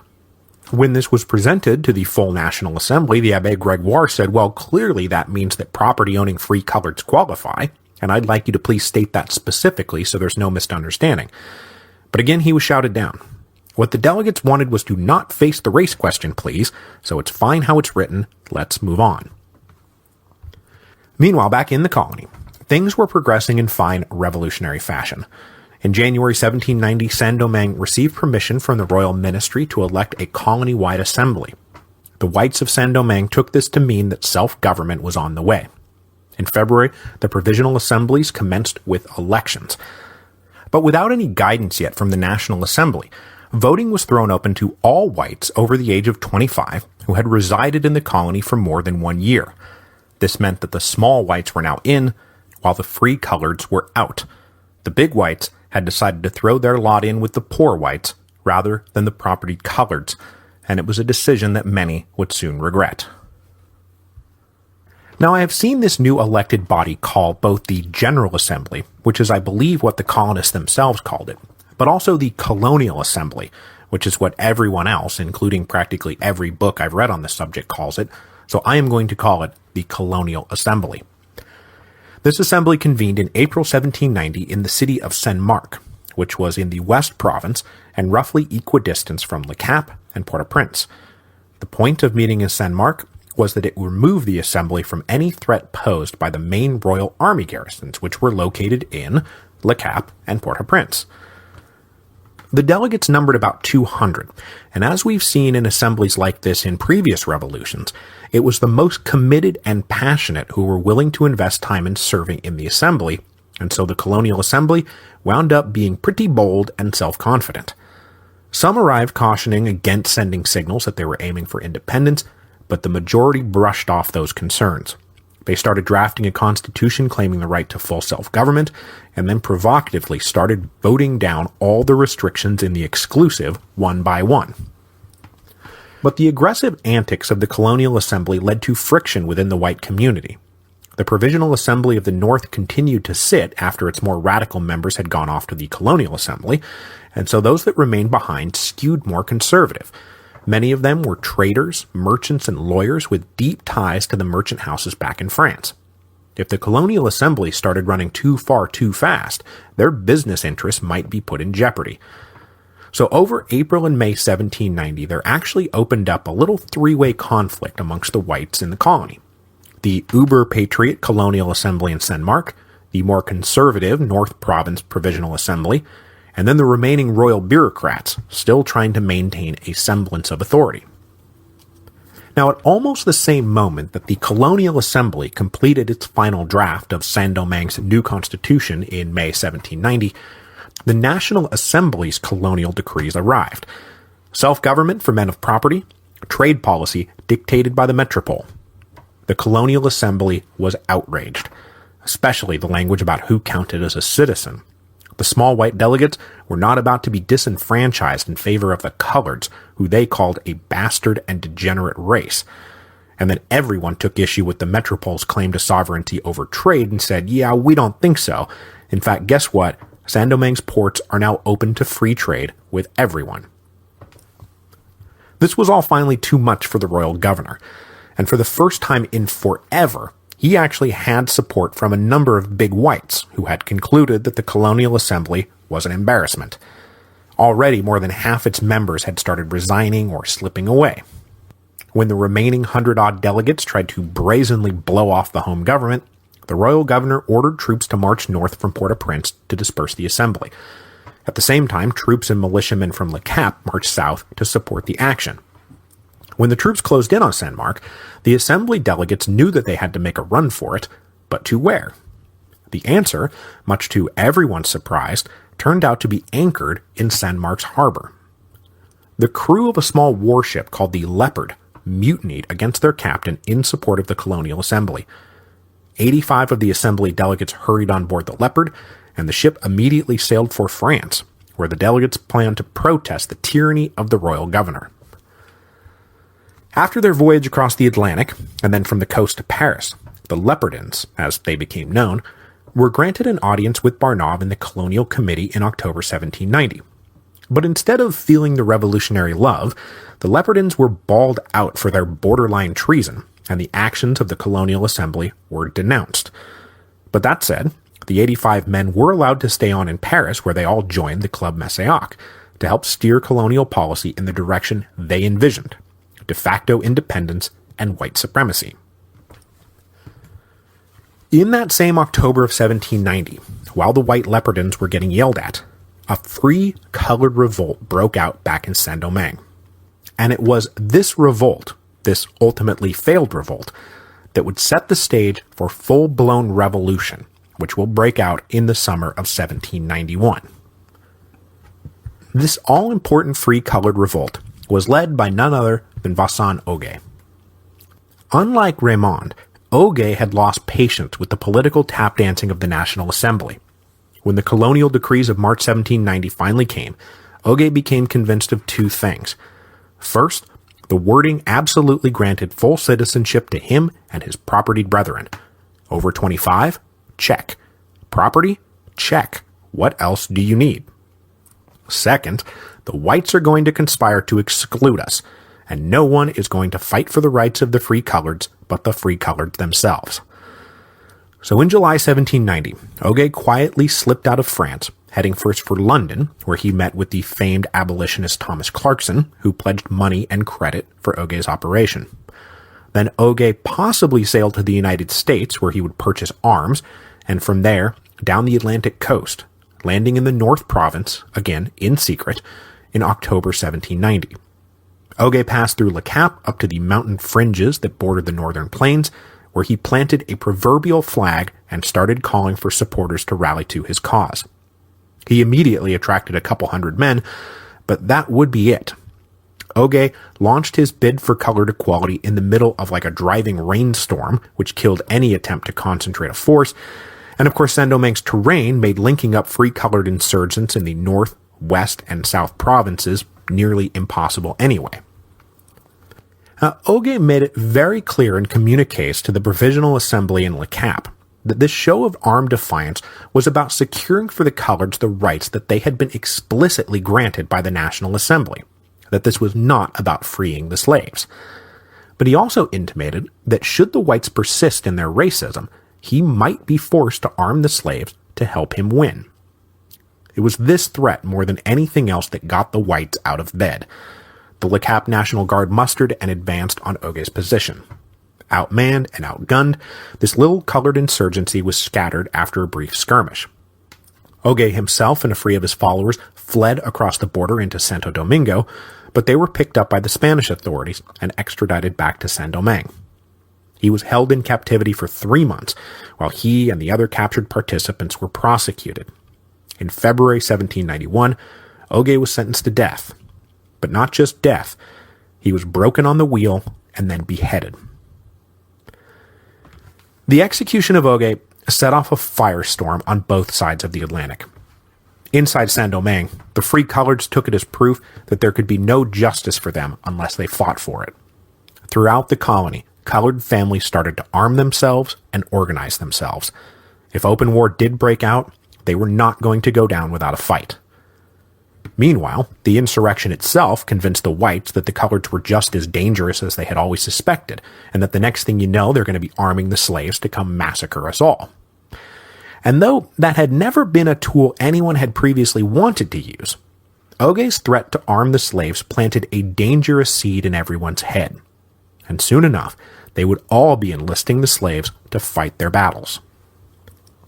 The reaction back in Paris, meanwhile, would have even greater consequences. The Society of American Colonists and their allies in the Friends of the Black had been on the defensive for a year now, and were able to finally retake the high ground. They denounced the barbarous murder of a wealthy, prominent, and well-respected citizen who had done nothing but fight for the rights that had been granted to him both by God and the National Assembly, and for the crime of fighting for this liberty he had been tortured to death. The Ogé incident reopened colonial policy, and in May 1791 the National Assembly began its longest, deepest, and most contentious debate on the issue. Speaking on behalf of the white colonial interests during this debate was Moreau de Saint-Méry. He argued that it was pointless to try to use the Ogé affair to reopen the debate, because it was now absolutely settled that matters of race and slavery in the colonies were internal matters to the colonies. If the National Assembly took this moment to renege on that deal, it would be catastrophic for relations between France and her colonies. In response to this, a relatively obscure delegate named Maximilien Robespierre stood up and famously said, "You urge without ceasing the rights of man, but you believe in them so little yourself that you have sanctified slavery constitutionally. The supreme interest of the nation and of the colonies is that you remain free, and that you do not overturn with your own hands the foundations of liberty.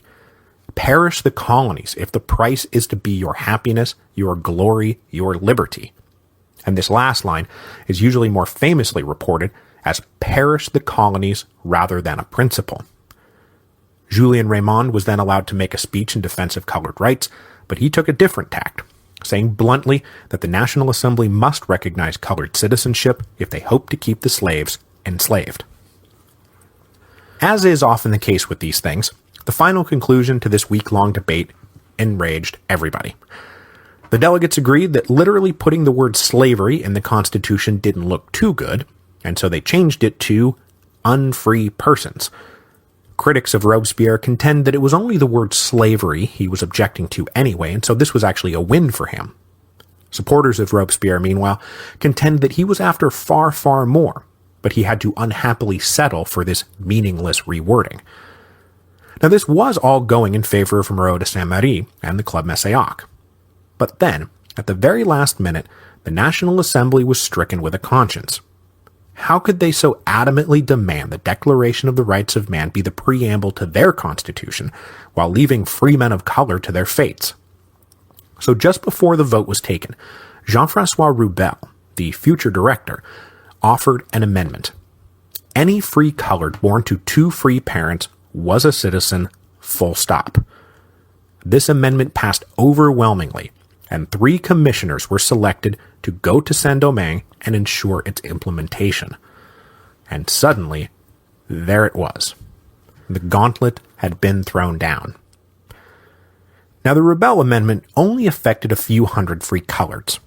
Freed slaves continued to form the bulk of free colored mothers, but this was still a major blow against the idea that race per se had anything to do with citizenship. Next time, however, we will see that it was not so much the matter of citizenship for a few hundred coloreds that drove the big whites into revolt when they found out about the Rubel Amendment, but the precedent that if it chose to do so, the National Assembly would legislate on colonial internal affairs. When news of the Rubel Amendment hits Saint-Domingue in July 1791, it will immediately spark a white revolt in the colony. This white revolt will soon be met by a counter-revolt by the free coloreds, who now have a decree from the National Assembly to righteously defend in the face of white treason.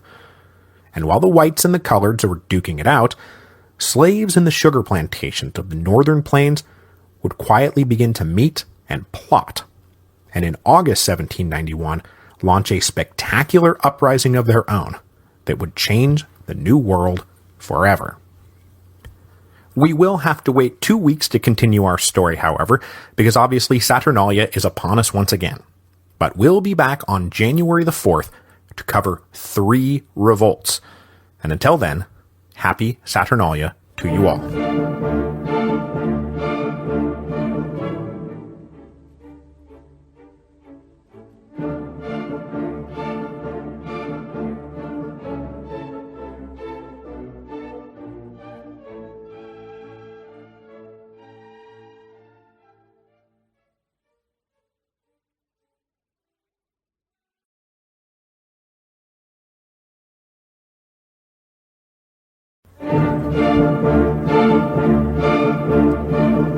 Hello, and welcome to Revolutions. Episode 4.4, 3 Revolts. So we ended last week with the momentous vote by the National Assembly in May 1791 to grant full citizenship to free people of color who were born of 2 free parents. The vote was taken at the end of an exhausting week of debate and was a last-minute compromise, and it's doubtful any of the delegates realized just how momentous this last-minute compromise would turn out to be. And looking back at last week's show, I noticed that I very foolishly neglected to mention the actual date the vote was taken. The date was May 15, which is important because everyone calls it the May 15 Decree. So now you know why I am about to start calling it that. Meanwhile, we left off in the colony in February 1791 with the execution of Vincent Auger, and it is Auger, not Auger, thanks to listener John for the correction. The deteriorating relationship between the whites and coloreds led to further arrests of armed coloreds throughout the colony over the winter, and we're going to talk more about that in a minute.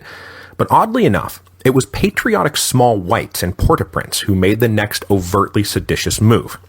Still angry that the San Marc Assembly had been suppressed, the small white leaders plotted revenge on the royal administrators, even though the new royal governor, a guy named Blancheland, had only arrived in the colony in October 1790, and he had had nothing to do with it. In March 1791, 2 new brigades of regular army troops arrived from France, and the small white leaders in the colonial capital ingratiated themselves with the newly arrived enlisted men, who had themselves been bathed in 2 years of revolutionary rhetoric. Within days, a full-blown mutiny against the royalist garrison commandant broke out, forcing Governor Blancheland and his staff to flee north to Le Cap. The small whites now effectively controlled the capital of Saint-Domingue. Even after this incident, though, elections began for a second colonial assembly to replace the failed San Marc Assembly. And it was in the final stages of these elections that news of the May 15 decree arrived in the colony at the end of June. The news set off an immediate firestorm. Not only was the metropole trying to end the apartheid system, they were unilaterally legislating beyond their prescribed jurisdiction. Throughout the colony, the electors threatened to tell their delegates to vote for immediate independence if the authorities actually tried to enforce this illegal encroachment on their internal sovereignty. Governor Blancheland, already chased out of his capital, immediately wrote back to his superiors and said, "I cannot enforce this decree." So, the collective revolt of the white colonists in mid-1791 is the first of our 3 revolts. Meanwhile, the free coloreds of Saint-Domingue were just as incensed as the whites after the arrival of the May 15 decree, but for the opposite reason.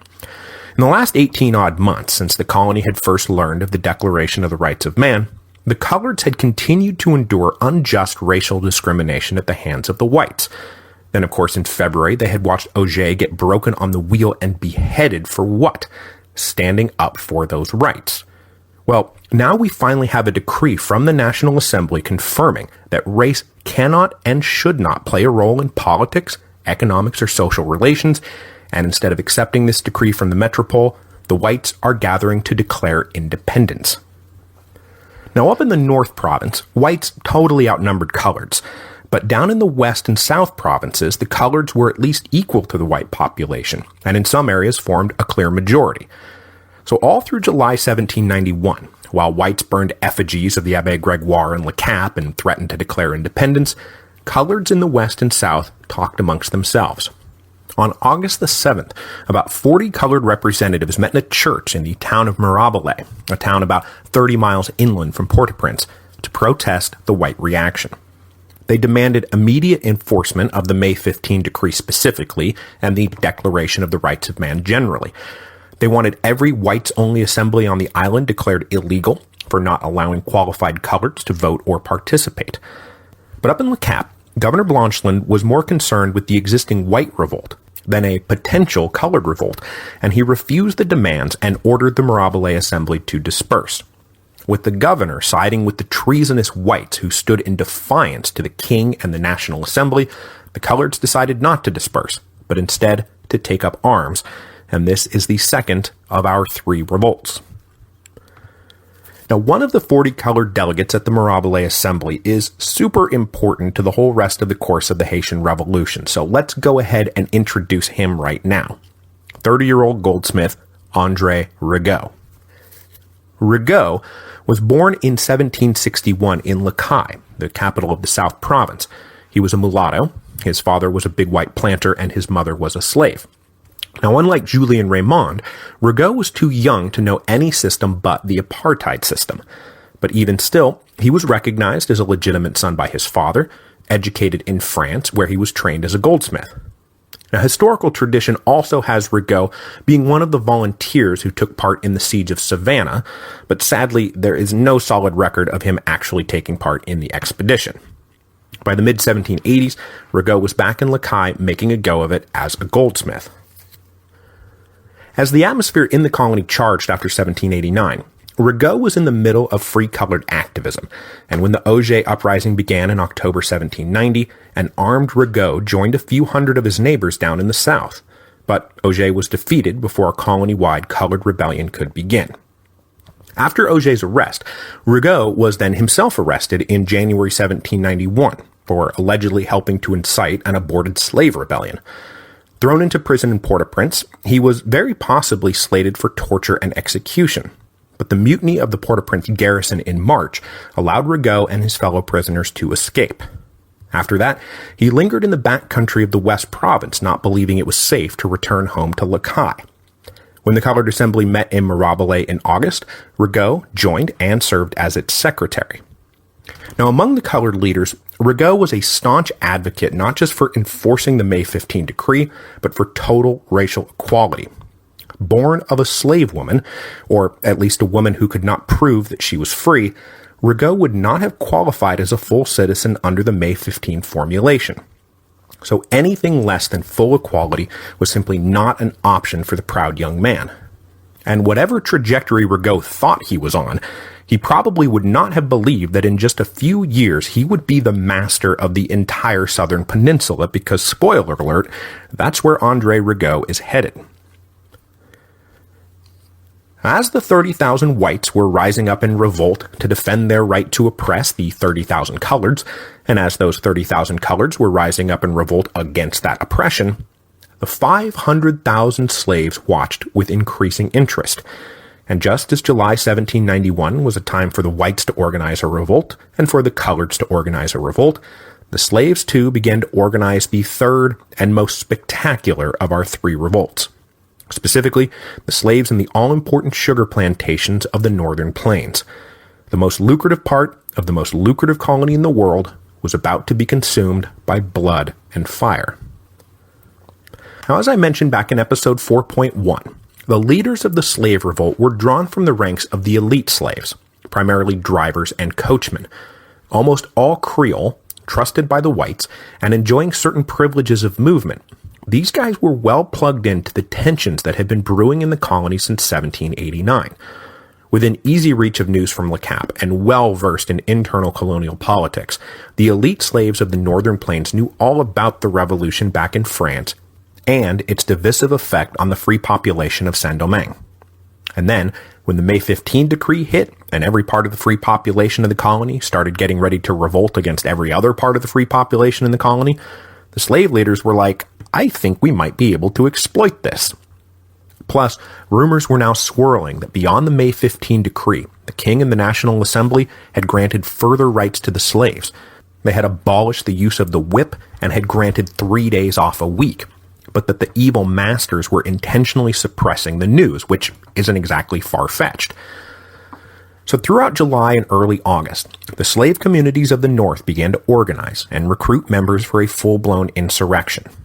On Sunday, August the 14th, leading slaves from practically every parish in the northern plains met at a plantation just 5 miles from Le Cap.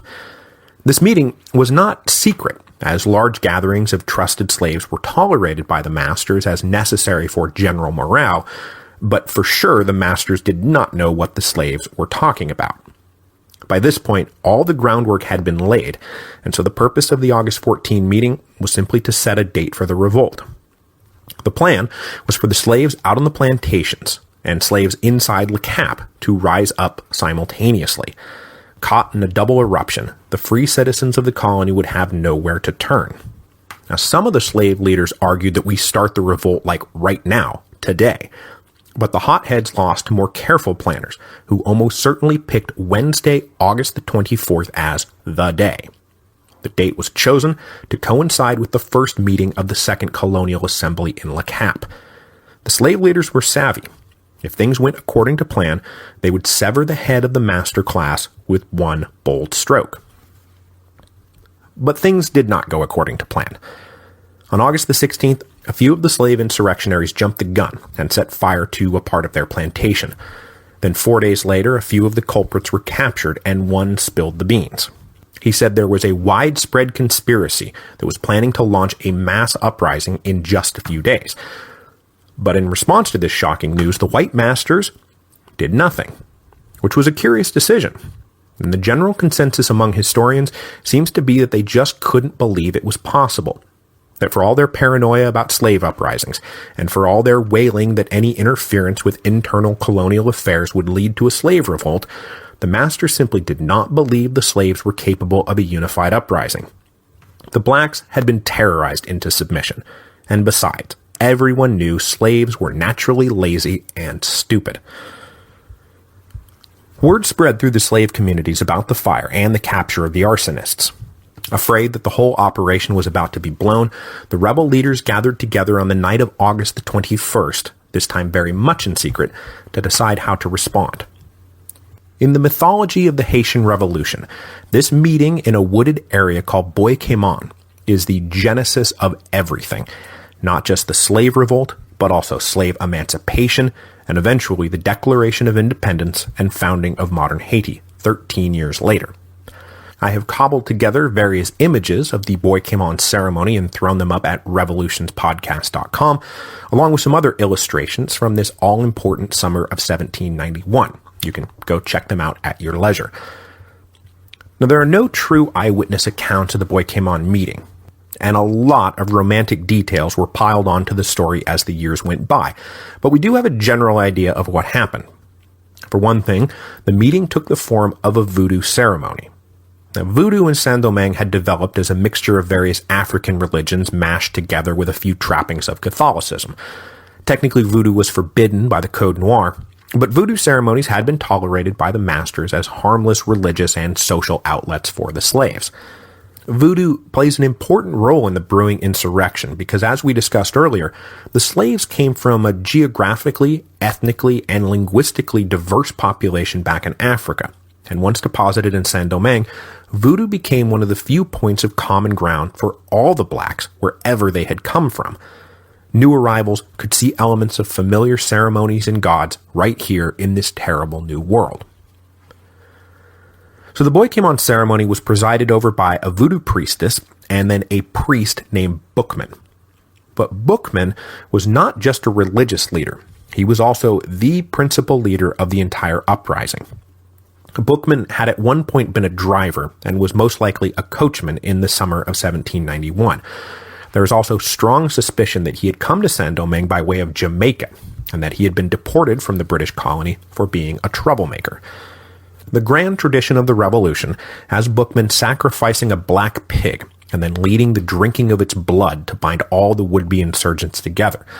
Tradition also gives him a speech wherein he says, "The God of the white man calls on him to commit crimes. Our God asks only good works of us. But this God who is so good orders revenge. He will direct our hand. He will aid us. Throw away the image of the God of the whites who thirst for our tears and listen to the voice of liberty that speaks in the hearts of all of us. The practical upshot of this quasi-mythical Boikemon ceremony was that the insurrection was moved up to the very next night, August the 22nd, 1791. Unfortunately, this meant abandoning the simultaneous rising in Le Cap, but better to act now than not be able to act at all. I'm going to pause here for a moment and make a point.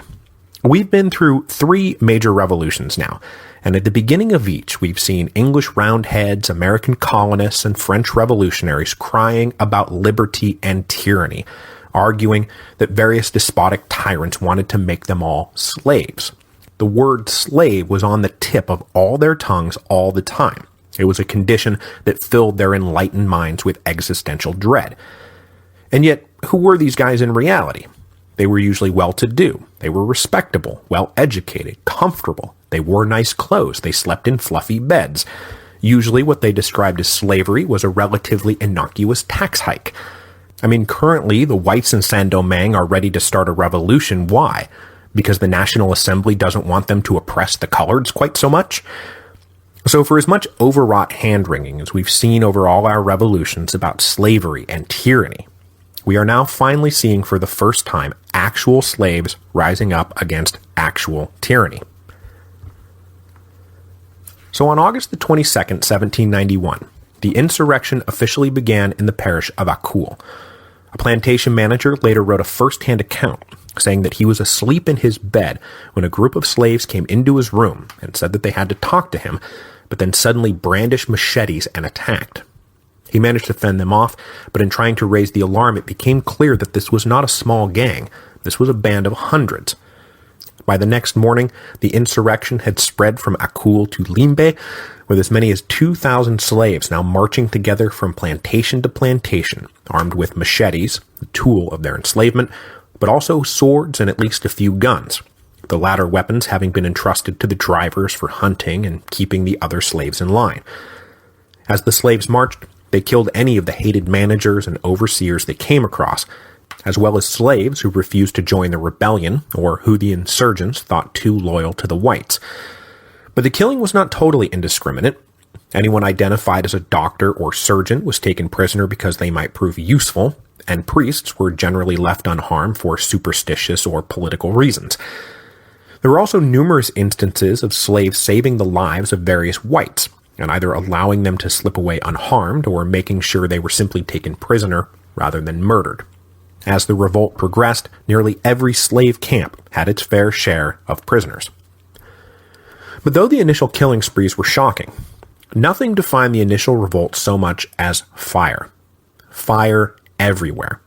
In fact, the principal object of the moment was not hunting down and killing the masters, but reducing their beloved sugar empire to ashes.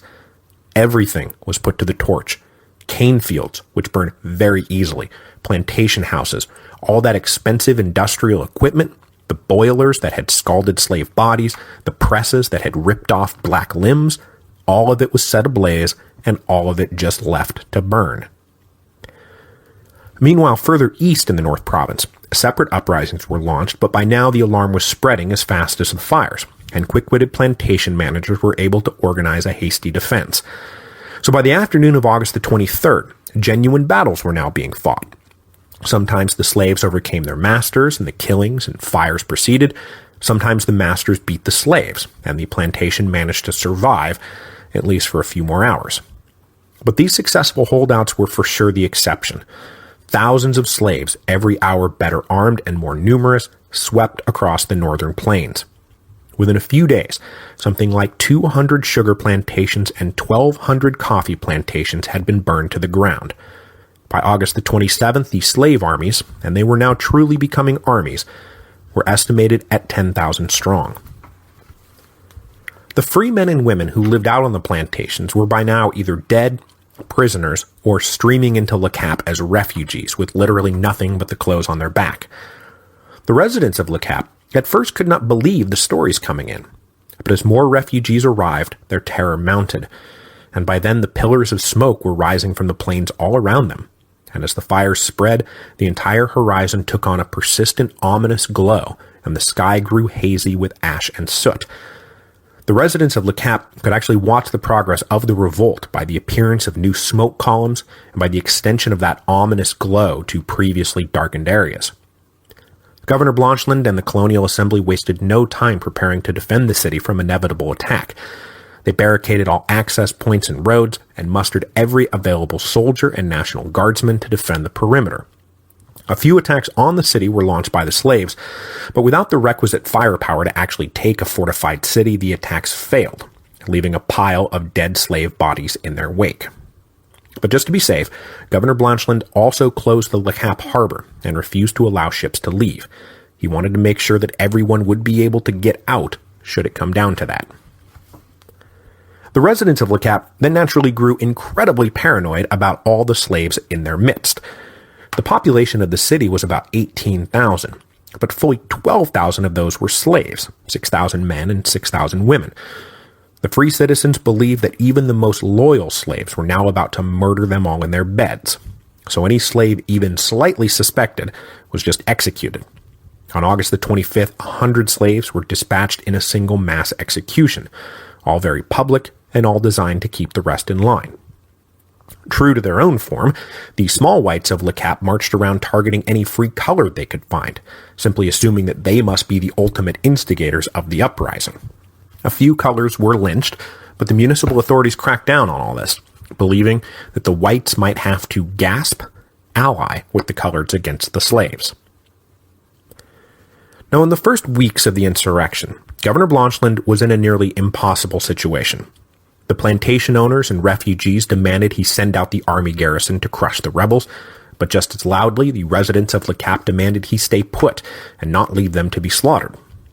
And though he did send out a few small sorties on particular missions, for the most part Blanchland settled in on a policy of defense. Hold Le Cap. Then, when the initial revolt was literally burned out, we'll be able to go out and restore order. The horrified plantation owners then accused Blanchland of secretly wanting the slaves to succeed, which brings us into a very interesting discussion of the myriad conspiracy theories the free inhabitants cooked up to explain who was really behind the slave revolt. I mean, the slaves themselves are uniformly stupid and lazy, so who's really calling the shots and why? So, just so you can get a sense of how paranoid Saint-Domingue was by early September 1791, let's run through a few of these theories. First, there was the belief that this was the work of uppity coloreds using a slave revolt to secure their own alleged rights. This was a favorite of the small whites. The big whites, meanwhile, believed that it was the damn friends of the blacks back in France and all that abolitionist talk, that their radical polemics had made their way into slave hands, who were then inspired to rise up.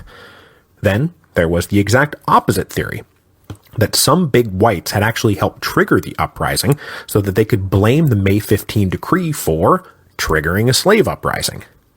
But others thought, no, this is actually a conspiracy masterminded by Blanchland. With the big whites threatening independence, he had sparked the revolt and was now busy not putting it down, all the easier to reassert the tyrannical authority of the metropole. Each theory had its adherents, and though some coloreds did indeed join and even serve as officers in the slave armies, most of those guys were veterans of the Auger Rebellion now coming out of hiding, mostly Occam's razor is at play here. Astute slave leaders recognized that the master class was divided and distracted and took their shot at throwing off their chains. I think in the end, it pretty much is that simple. Okay, so who were some of these astute slave leaders? Besides Bookman, who was quite literally the spiritual leader of the whole rebellion, there are three others of particular note. And before you ask, no, it is not yet time for Toussaint Louverture. First, there was a guy named Jean-Francois. Jean-Francois is notable for being practically the only maroon leader of the bunch, coming down from the mountains to help plot the uprising and then lead its growing armies. His runaway notice in 1787 described Jean-Francois as Creole, aged about 22, 5'10" in height, slim, good-looking, branded on the right side of the chest RB and above Mr. M, with a long scar under his chin. Jean-Francois was smart, courageous, and as we will see next week, an utterly ruthless pragmatist. Next, we have Georges Bixiou, who was more extravagant and flamboyant than Jean-Francois.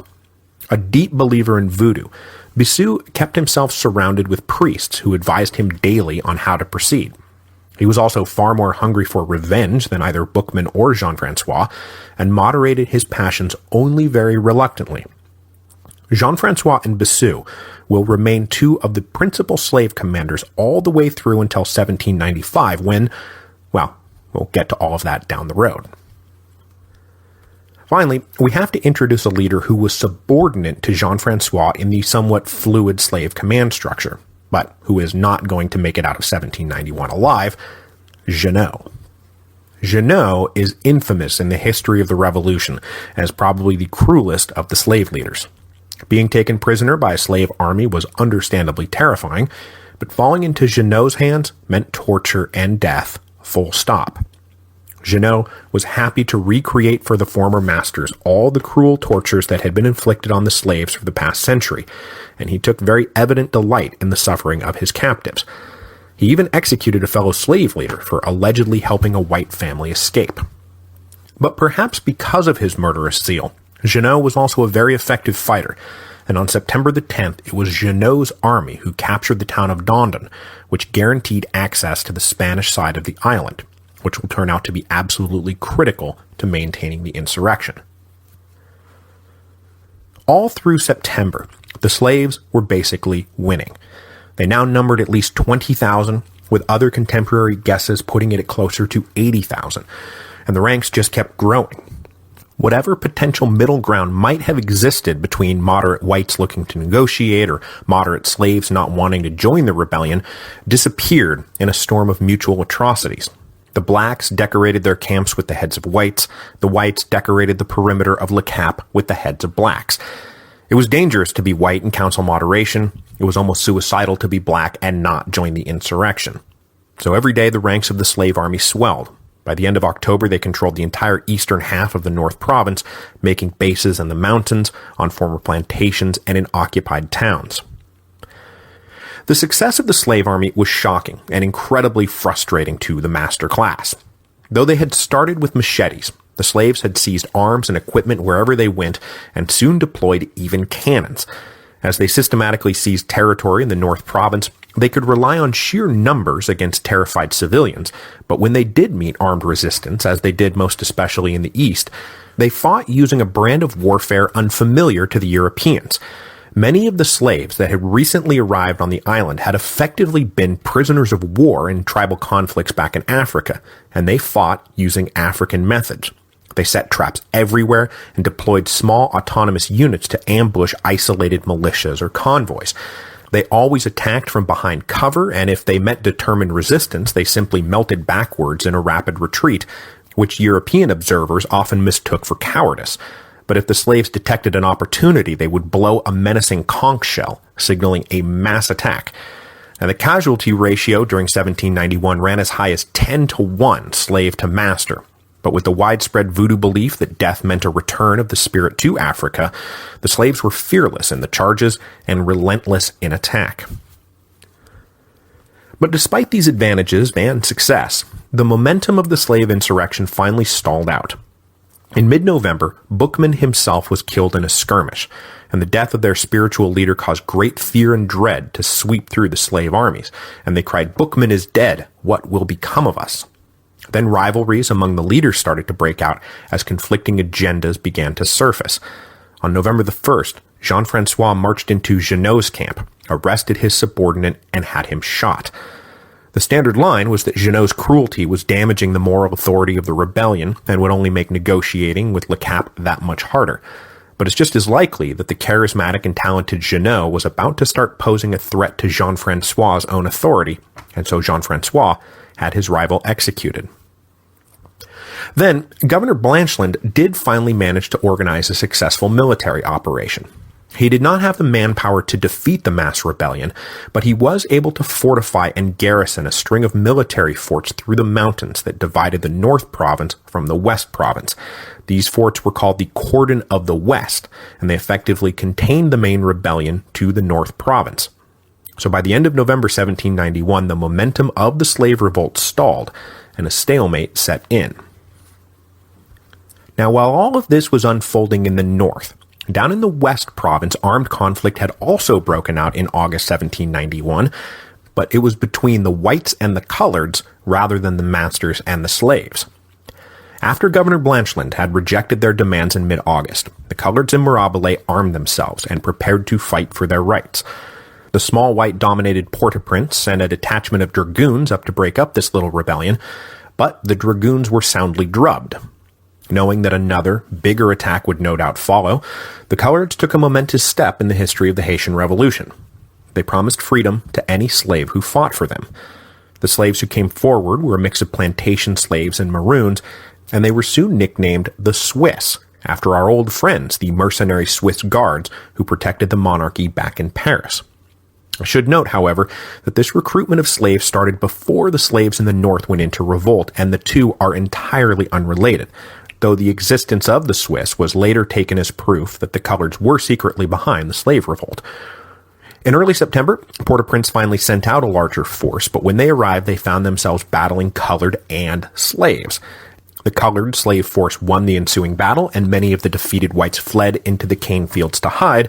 But of course, as we've seen, cane fields burn very easily. The coloreds put the field to the torch, and the trapped whites all burned to death. With the coloreds obviously superior soldiers, and word of the slave revolt now arriving in gruesome detail, the big whites in the West Province reassessed their position. On September the 5th, a prominent representative of the big whites approached the coloreds in Mirabile and said, "Let's talk." A few days later, the two sides signed a deal called the Concordat that amounted to the total capitulation of the big whites to colored demands. The document began with an admission that the whites had violated both the Code Noir and the May 15 decree, that racial apartheid was legally and morally wrong, and then they apologized for all this and agreed to support its total abolition. They also called for the dissolution of any public assembly that had been elected without the votes or participation of the coloreds, which meant all of them. This model concordat then spread to other small towns and parishes in both the West and South provinces. So with this new alliance of big whites, coloreds, and Swiss slaves controlling the countryside around Port-au-Prince, the more radical small white leaders inside the capital began to lose influence, especially with fear of the slave revolt now dominating everyone's imagination. By the end of October, the small whites finally gave it up, and at some point between October the 19th and 23rd, I've seen different dates, all parties signed the Second Concordat, which reaffirmed the previous Concordat. It also included the stipulation that, quote, terms such as citizen of color and the free black, free mulatto, free quadroon, known as, and others of the sort shall be in the future strictly prohibited. Henceforth, there will be used for all the colony citizens only those terms used for the whites.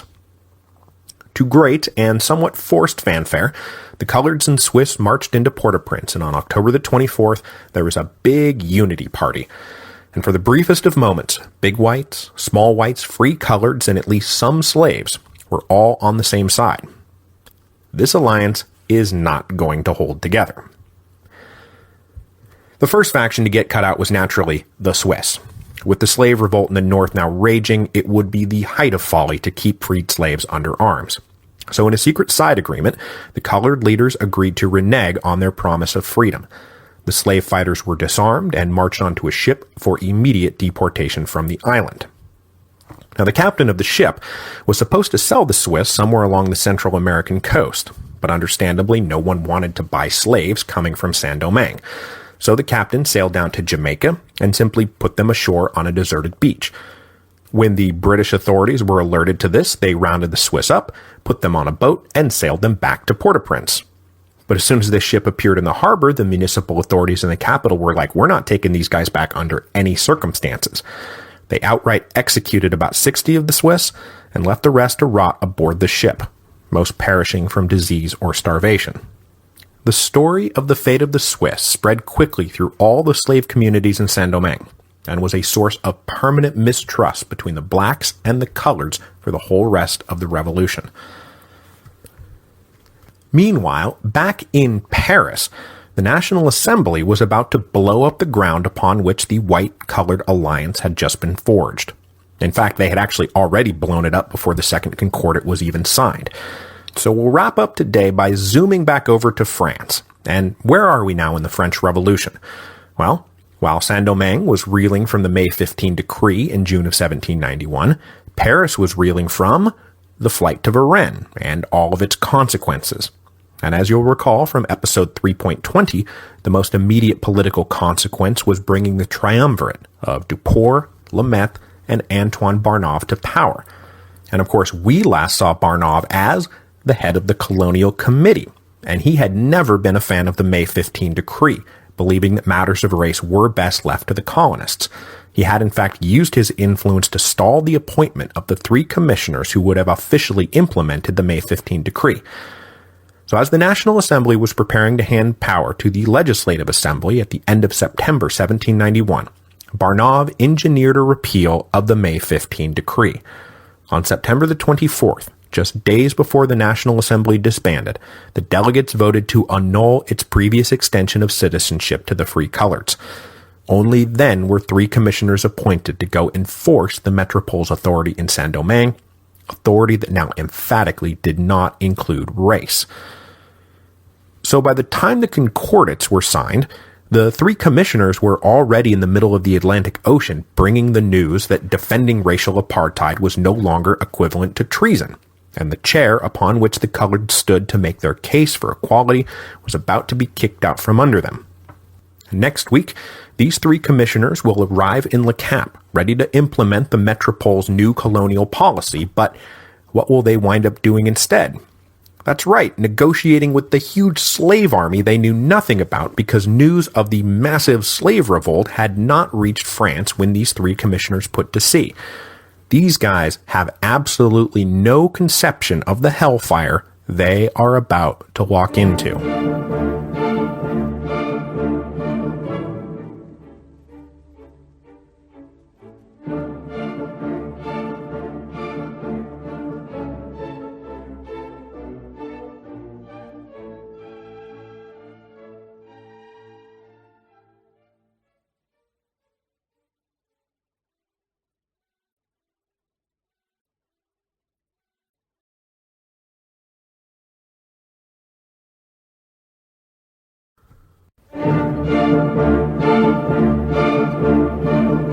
Hello, and welcome to Revolutions.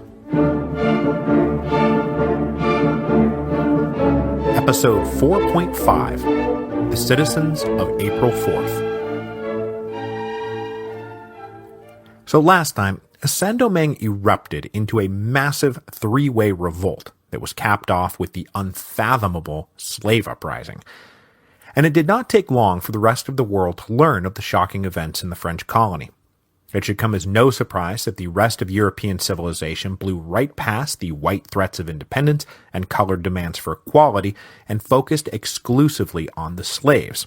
It also probably comes as no surprise that the atrocities committed by the slaves dominated the reports, like the rumor that the slaves were using the head of a dead white child as their military standard, which oddly enough is almost exactly the same imagery that filtered back to England when news of the Irish Rebellion hit London in 1642. We talked about that in episode 1.4. News spread quickly throughout the Caribbean in particular because Governor Blanchland was sending out distress calls in all directions, most especially to the British in Jamaica and the Spanish over on the other side of the island in Santo Domingo. But the response from his European brothers was either non-committal or openly hostile. The British sympathized and promised aid, and in time a small embassy did arrive to sympathize in person, but nothing resembling actual aid, guns and men who know how to use them. Meanwhile, over in Santo Domingo, the Spanish appeared perfectly happy to watch the French colony burn to the ground, not unlike the great powers of Europe who were happily watching France be consumed by the revolution. And more than just watch, the Spanish in Santo Domingo were soon actively trading with the slave armies, exchanging weapons and supplies for items looted from the ransacked and burned plantations. Jean-Francois and Bissou, the 2 principal slave generals, both played up their cause as a defense of good King Louis against the loathsome patriot revolutionaries. They even called themselves royal armies, saying that they were only fighting to implement the will of the king. Both generals started decking themselves out in fancy uniforms covered in fleur-de-lis, and the Spanish took a liking to all of this. And as we'll see when the mother countries go to war in early 1793, this burgeoning relationship between the slaves and the Spanish will become more formalized. Then up in the newly established United States, the reaction was a mixture of fear, dread, and in plucky American fashion, a sense of economic opportunity. The southern states were mortified by the thought of slaves rising up, and they paid special attention to their own plantations. But they were also not facing a 10-to-1 slave-to-free population ratio. So vigilance, yes, but they never did need more than that. The northern states, meanwhile, fretted about the loss of Saint-Domingue products, especially the molasses they used to make rum, but at the same time, if things were really as bad as it sounded, the French colonists were going to need all the supplies they could get, and would probably pay a pretty penny for it. So many northern merchants braved the revolt to engage in a little revolt profiteering. Now, practically the last major power to find out about the revolt was France itself. Word of the slave uprising did not hit Paris until November. Now, the magnitude of the revolt sent the Friends of the Blacks into a political tailspin. Now, they had never advocated for anything but gradual emancipation and compensation to the owners, and advocated those measures in part to forestall exactly this sort of uprising. But for the moment, nobody wanted to hear it from the Friends of the Blacks. Abolition was no longer on the agenda, and soon enough the Friends of the Blacks stopped holding regular meetings and focused on other aspects of their revolutionary careers. But though abolition of slavery was for the moment taboo, equality for the free coloreds was suddenly back on the table. And this was because the founder of the Friends of the Blacks was Jacques-Pierre Brissot. And we're currently around episode 3.21 in the French Revolution, when Brissot and his Girondin allies started dominating the newly convened Legislative Assembly.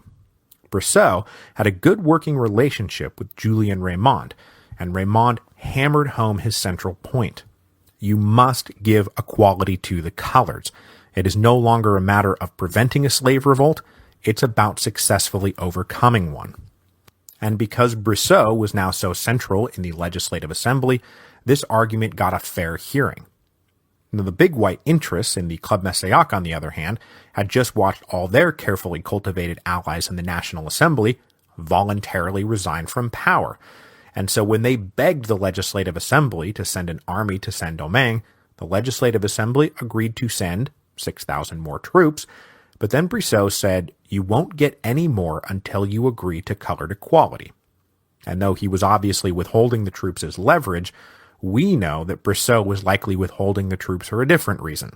He was busy plotting war with Austria and needed every man he could get. Now, as I said at the end of last week's show, amongst the very, very last people to find out about the Great Slave Revolt were the 3 commissioners who had been sent by the National Assembly to act as their representatives in the colony. And when these 3 guys stepped off the boat on November the 29th, 1791, it must have been one of the biggest what the bleep moments in history. Le Cap is a city under siege. Practically the entire northern plains are occupied by a slave army, and the whole place has been burned to the ground. And down south, the whites and colors have started a civil war. So let's see, what do our instructions say about slave revolt and civil war? Oh, right, we don't have anything about that. So, yeah. The 3 commissioners were in an even more impossible situation than the beleaguered Governor Blancheland. They came carrying official news that the May 15 decree had been repealed, and that on matters of race and slavery, the citizens of Saint-Domingue are sovereign and have full authority. So on the 2 most important matters facing the colony, the 3 commissioners had literally 0 jurisdiction. They were basically glorified ambassadors. But as we also discussed at the end of last week, by the time the commissioners arrived, things had settled into a stalemate. The slave armies controlled most of the northern plains, as well as the mountains to the east and south that bordered Santo Domingo.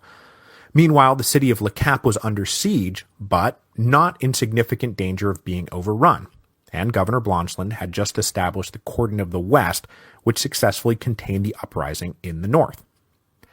The loss of momentum was worrying to the slave leaders because the slave soldiers were starting to get restless. Having failed to just sweep the hated masters off the island completely, their concerns now turned to more mundane issues like food and medicine and why we don't have enough of either, and of course the overbearing orders of their officers.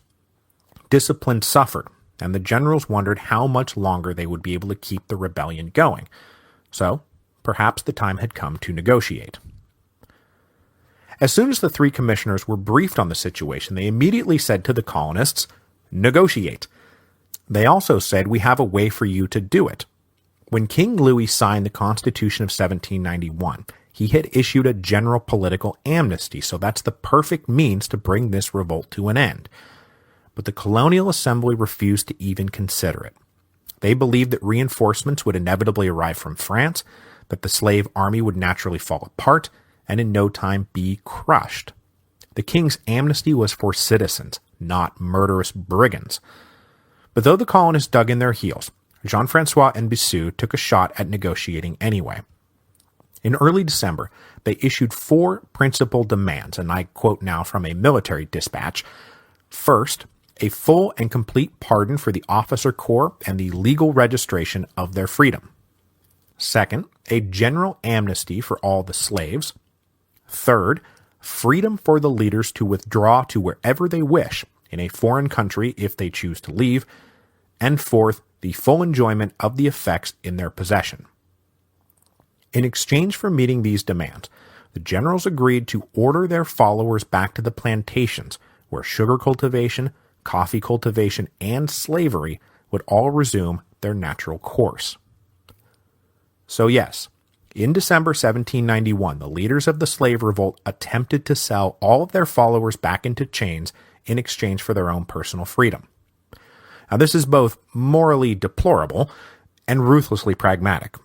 Jean-Francois, for example, does not appear to have believed that mass emancipation was possible or even desirable. He likely had the same general outlook as the Friends of the Blacks back in Paris. Gradual emancipation over a long period good, sudden mass emancipation bad.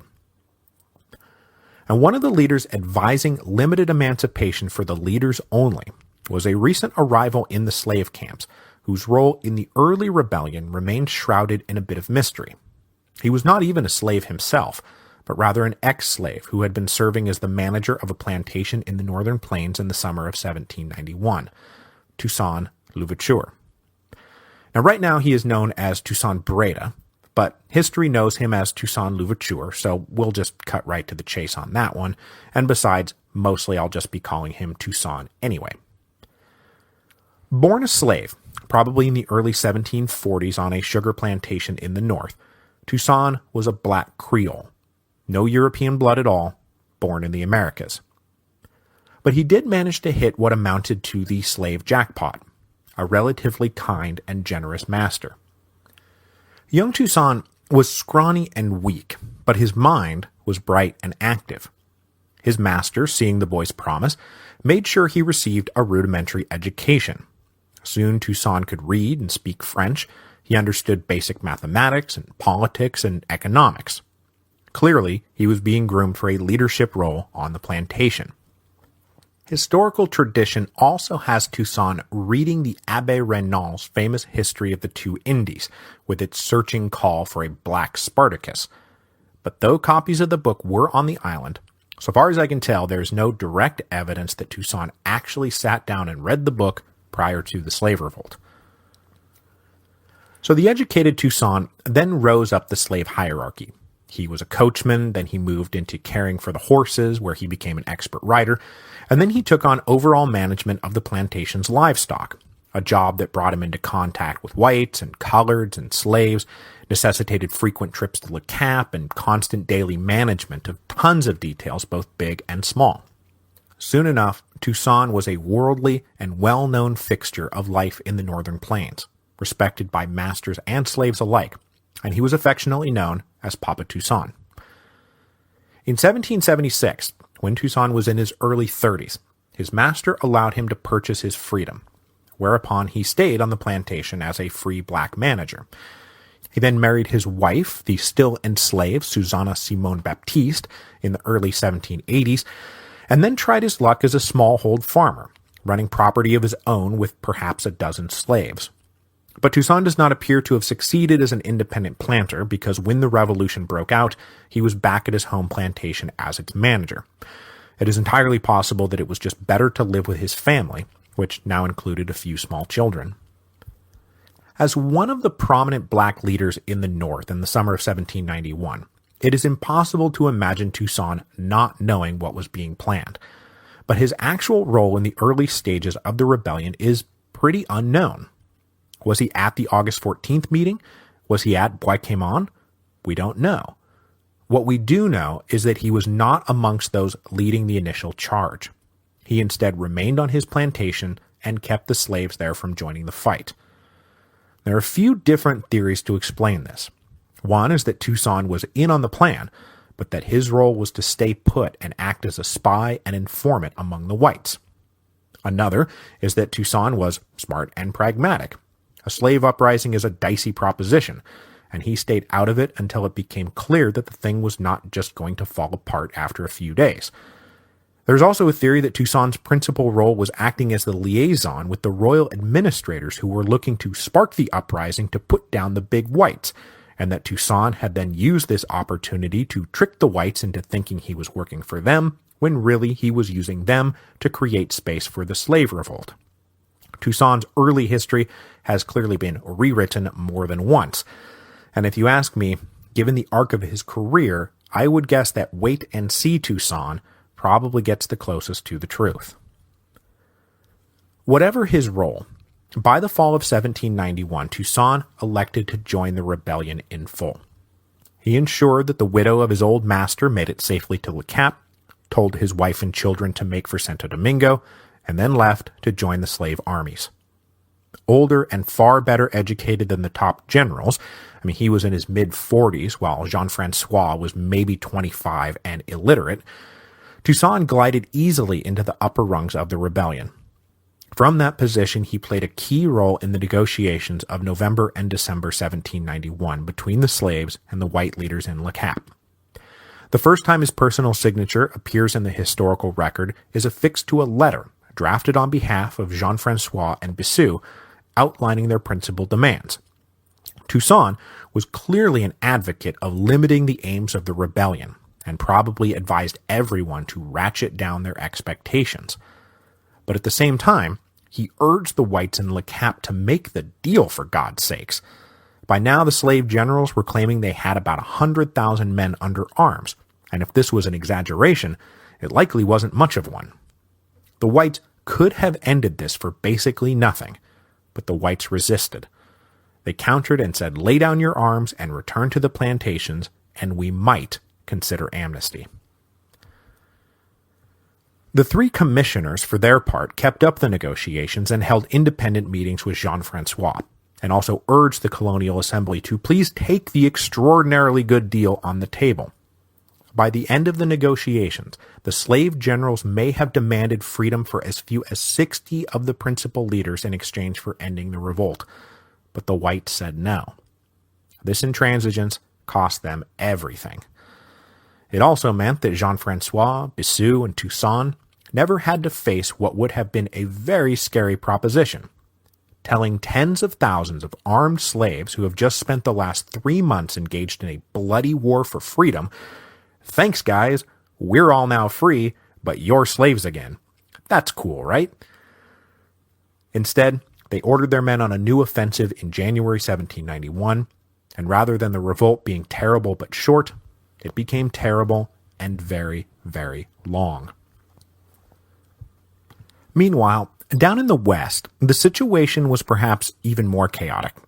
As we saw last week, the battle lines in the West and South provinces were drawn between whites and coloreds rather than masters and slaves. At least, mostly. Now, at the end of October 1791, everyone had signed the Second Concordat that established a new alliance between the whites and coloreds on the basis of racial equality, But it also appears that within a week of this deal being signed, the first rumor of the National Assembly's reversal of the May 15 decree hit. But without the rumors being official, and with the slave revolt still a major concern, the Concordat alliance held into late November. But the small whites in Port-au-Prince were really ticked off about it, and, now believing that the hated May 15 decree was a dead letter, they worked daily to undermine support for the Concordat. Now, in fine French Revolutionary fashion, the agreement was put to a public vote, and on November the 21st, Port-au-Prince was divided into 4 electoral sections, and the voting commenced. By the end of the day, 3 sections had announced returns, and the Concordat looked like it was going to pass, and so the small whites implemented Plan B, spark a race riot. A small white agitator approached a free black member of the colored militia on the street, and started leveling enough insults to provoke a reaction. As soon as the black man retaliated, the municipal authorities rushed in and arrested the man. The free coloreds got wind of the trouble and rushed down to make sure their brother was treated with respect, and while all sides were arguing, the unfortunate black was seized by the small whites, taken out back, and lynched. The free colored militia then mustered in force, and an open street battle broke out, but the coloreds were badly outnumbered. Unlike the small whites, most of the coloreds did not actually live in Port-au-Prince, and after the Concordat was signed, many had returned to their homes to tend to their affairs and keep the slaves in line. Forced into a fighting retreat, the coloreds in Port-au-Prince fled the city, and the small whites, well, they just went on a rampage. They not only killed any black or colored they could find, they also ransacked every nice house in the city, including those of the big whites, as revenge for cutting a deal with the hated half-breeds. By the next morning, a fire had broken out that could not be contained. 27 city blocks, roughly 2/3 of the total city, was consumed by fire in the next 48 hours. The violent breakdown of the Concordat in Port-au-Prince then spread throughout the West and South. It had been an uneasy truce at best, and everyone took the opportunity to attack everyone else. In November, the main colored leadership set up a base of operations in Croix de Bouquet, about 10 miles northeast of Port-au-Prince. They issued a general call to arms that said, among other things, "Let us plunge our blood-stained arms, avengers of perfidy and betrayal, into the breasts of these monsters from Europe." So that's where we're at now. Everywhere, the coloreds rose up. But so too did the whites, especially down in the South, where there was little big white influence to mediate between the small whites and the coloreds who just despised each other. Both sides then engaged in atrocities and the slaughter of prisoners. It was all very personal and very bitter. In the town of Jérémie, which those of you who read and or listened to The Black Count will remember as the childhood home of General Alex Dumas, armed whites rounded up coloreds and imprisoned them on boats infected with smallpox, and then just left them there to die. While this civil war was breaking out, the first truly organized mass slave uprising outside the North Province broke out, and it is a very interesting little story. This revolt was led by a young man named Roman Riviere, who was a free colored, technically categorized as a grief, which was the child of one black and one mulatto. Don't you just love how they sat around and worked all this stuff out as if it meant anything? Anyway, Roman was Spanish Congolese and likely migrated over to Saint-Domingue from Santo Domingo. At some point right around in this era, September 1791, Roman set himself up in an abandoned church in the mountains of the southern peninsula, between Léognan to the north and Jacmel to the south. There, he started an insurrectionary religious cult. He claimed that he was the godchild of the Virgin Mary and that she spoke to him directly all the time. Delivering fiery sermons with an inverted cross in one hand and a saber in the other, he said that God was black and that the time had come to overthrow the whites. He also publicly began calling himself Roman la Prophetess, deliberately taking on a female persona to heighten his link to the Virgin Mary. The charismatic prophetess attracted followers by the thousands. Now, the dating of all this is difficult to pin down, but just as the Second Concordat failed, Roman's army was well over 10,000 strong. and then it went on the offensive.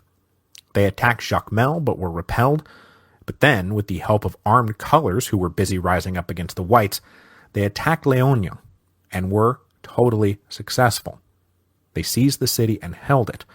The white citizens were forced to recognize Roman Le Prophetess's authority, and he settled in and acted as a self-proclaimed dictator, issuing decrees, dispensing justice. But despite a principal coastal town being seized by armed rebel slaves, the whites and coloreds stayed focused on their civil war. And from the moment the Concordat snapped, both sides turned to the slaves to act as their shock troops. The coloreds of the West marched around to the various plantations drumming up recruits, promising freedom to those who joined, but the slaves knew all about the Swiss, so many were like, yeah, thanks, but no thanks. In these situations, the coloreds were not above pressing slaves into service, burning down their homes or personal plots, or just saying, time to join, or we'll kill you. The whites in Port-au-Prince, meanwhile, were already organizing a black company from among the urban slaves, and then down in Lacaille, the white-dominated Provisional Assembly issued a decree mandating that every owner free 10% of his slaves and arm them for battle. Pretty soon, the clashes between the whites and coloreds were mostly clashes between slave and slave, fighting both sides of a war that basically had nothing to do with them. But they sure were getting a lot of combat experience. The war in the West Province culminated in March. One of the three commissioners from France, Edmond de Saint-Léger, was dispatched to the province to try to A. defuse the civil war, and B. get everyone to recognize that the capture of a major coastal town by a slave rebel army was a bigger deal than their petty bickering. Saint-Léger managed to broker a temporary truce, and a combined force of whites and coloreds stormed Léognan and took it back. Roman Le Prophetess then disappears into history, never to return. But while this force was so occupied, the small whites in Port-au-Prince decided this was the perfect opportunity to launch an attack on Croix de Bouquet. They marched up to the town and put it to a siege. Now, I can't quite tell if they took the city and then lost it, or if they just failed to take it completely, but the upshot was they lost the battle. And they lost principally because the coloreds had just cut a deal with a new slave leader who had quietly organized 15,000 men under everyone's noses. This was a 22-year-old slave named Hyacinthe. Like Boukman and the prophetess, Hyacinthe was a charismatic religious leader who carried around a talisman made of horsehair that he claimed could repel bullets. Allying with the coloreds, Hyacinthe led his army against the whites at Croix de Bouquet, and despite cannons furiously blasting them to bits, the slaves overcame the whites and drove them off. But Hyacinthe was also cut from the same cloth as Jean-François. He was not a proponent of mass immediate abolition. His demands included better treatment for the slaves and freedom for him and his officers. In exchange, he would make sure that they all returned to work, and when the battle was over, that's what happened. In the wake of this victory, Commissioner Saint-Léger gave his sanction in April to a new assembly, meeting once again in Saint-Marc. Called the Council of Peace and Union, it was effectively a meeting of the signatories of the original concordats, so the big white planters and the free coloreds. The angry small whites held fast to Port-au-Prince, and they denounced Saint-Léger and the coloreds and the slaves and probably God himself by now, but they were surrounded now and under siege. Saint-Léger, meanwhile, said, I have to go back to France and report on what's happened, so I'll see you guys later. And that is the last we will see of him. Okay, so it's been a few minutes since we've talked about what's going on back in France, and so let's head back over there ourselves and make sure that, yep, they're about to completely reverse course again. We are now at about episode 3.22. Brissot and the Girondins have forced a takeover of the royal ministry in preparation for declaring war on Austria. This meant that they now controlled the colonial ministry, and one of the ever-so-small parts of the deal bringing them to power was that Louis would sign off on a law that did not go back to the May 15th formulation, but a law that rocketed right past it. The government's official position was now that the big whites in Saint-Domingue were to blame for all the civil strife and the resulting slave uprising, that they were all engaged in a counter-revolutionary conspiracy to despoil the island and weaken France. So the metropole now adopted Julien Raymond's position fully, that the best way to reverse the damage was to abolish all racial categories, distinctions, and privileges. Any free citizen who met the property requirements to be an active citizen was an active citizen. It didn't matter who your parents were, and it didn't matter if you used to be a slave. The line between white and colored was abolished. Only the line between master and slave legally remained. The now fully recognized free coloreds would become known as the citizens of April 4th, and in time they will be contrasted with the citizens of June the 20th, which we'll be getting to soon enough. So then the Legislative Assembly assigned 3 new commissioners, henceforth to be known as the Second Commission, to implement the law. But unlike the First Commission, whose powers were limited, the Second Commission would have broad power and discretion. They were basically representatives on mission to Saint-Domingue. The Second Commission is going to be really super important, and so we'll talk all about them next week in episode 4.6, which just so happens to be called the Second Commission. At the end of May, the news of the law of April 4th arrived, and once again threw the colony into disarray. Governor Blanchland had avoided formal recognition of the Council of Peace and Union, but when the new orders arrived, he recognized the assembly as valid. By mid-June, Blanchland had sailed to the burned-out Port-au-Prince himself, where a colored slave army was laying siege to the capital. He worked openly with the council, and he sanctioned the arrest of small white leaders and the dissolution of the all-white Provisional Assembly. Most of the small white leaders inside Port-au-Prince proceeded to flee the colony. Governor Blanchland also validated the terms agreed to with Hyacinthe. The vast majority of the slaves would return to their plantations, the leaders would be freed, but only on the condition that they serve as the police force who would make sure that the slaves stayed put. By July, the slave insurrectionaries were resettling, and the colored forces, led by, among others, André Rigaud, entered Port-au-Prince. Blanchland was happy to have the situation in the West now partially stabilized, because he had his sights set on finally winning an actual military victory against slave insurgents. Unable to handle the armies in the north, Blanchland was on his way to the tip of the southern peninsula. In the steep mountains above Lacaille, a slave force had taken over a region called Platon, and declared themselves to be the Kingdom of Platon. Negotiations between the slaves and masters in Lacaille had gotten nowhere, and Blanchland hoped to use this opportunity to lay down the law. The governor and his expedition, including a company of free coloreds led by Rigaud, reached Lacaille on July the 23rd, and a few days later the governor and Rigaud and a few others promised amnesty to the slaves in exchange for standing down. But the slave fighters of Platon had already been through this with the local leaders of Lacaille, and they wanted freedom not just for their leadership, but for everyone, and then they also wanted better treatment for those still enslaved. So they responded to Blanchland's insulting amnesty offer by raiding out of their bases and burning a few more plantations to the ground. So Blanchland said, "Right, let's go get 'em."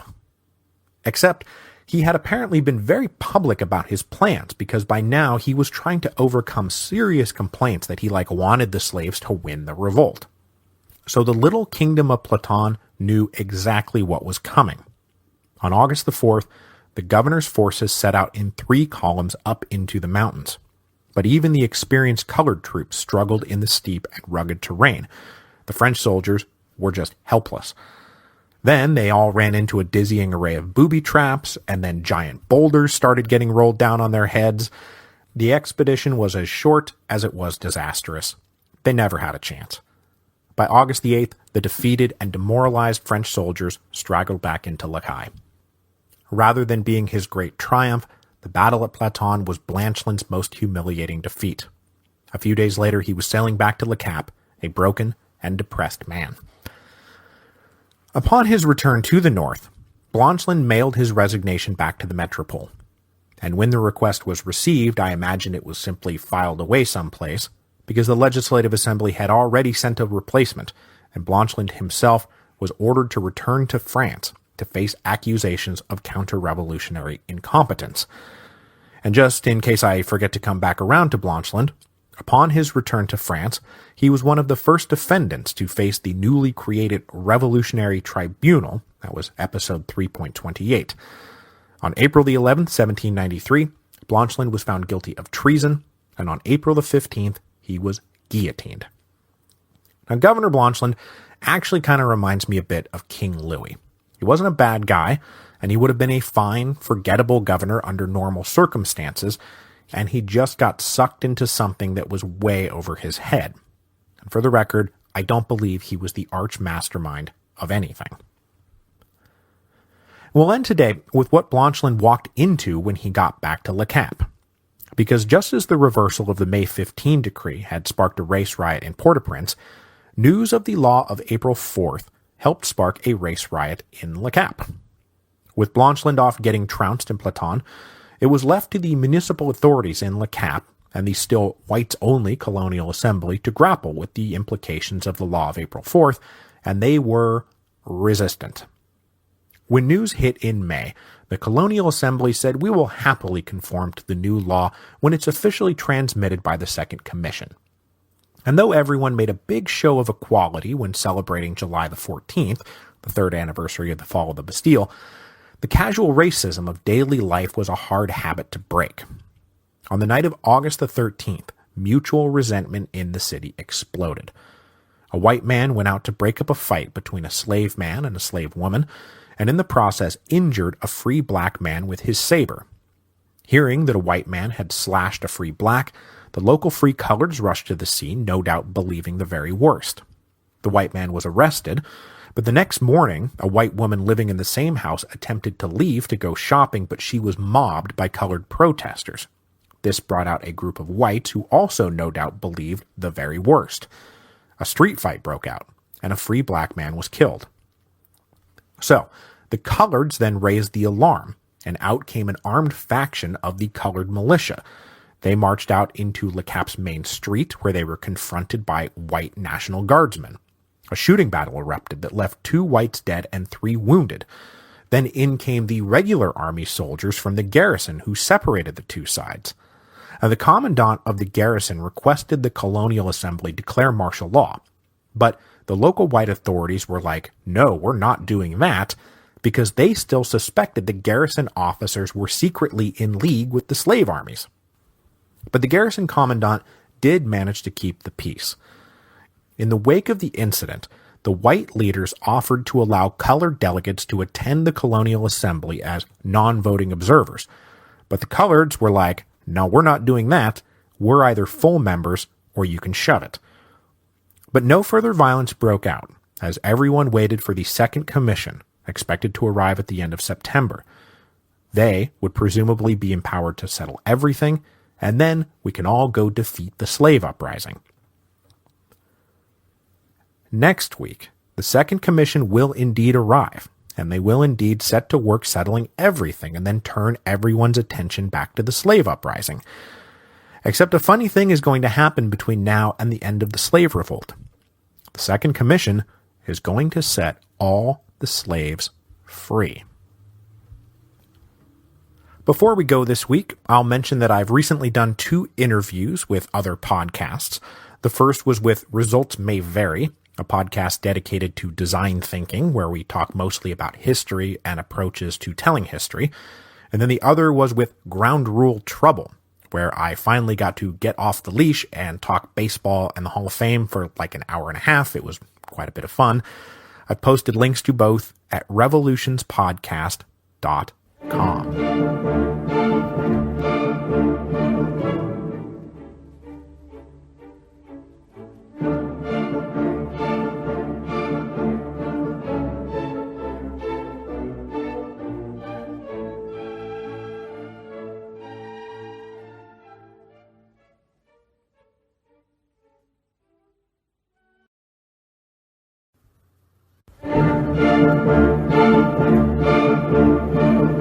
Hello, and welcome to Revolutions.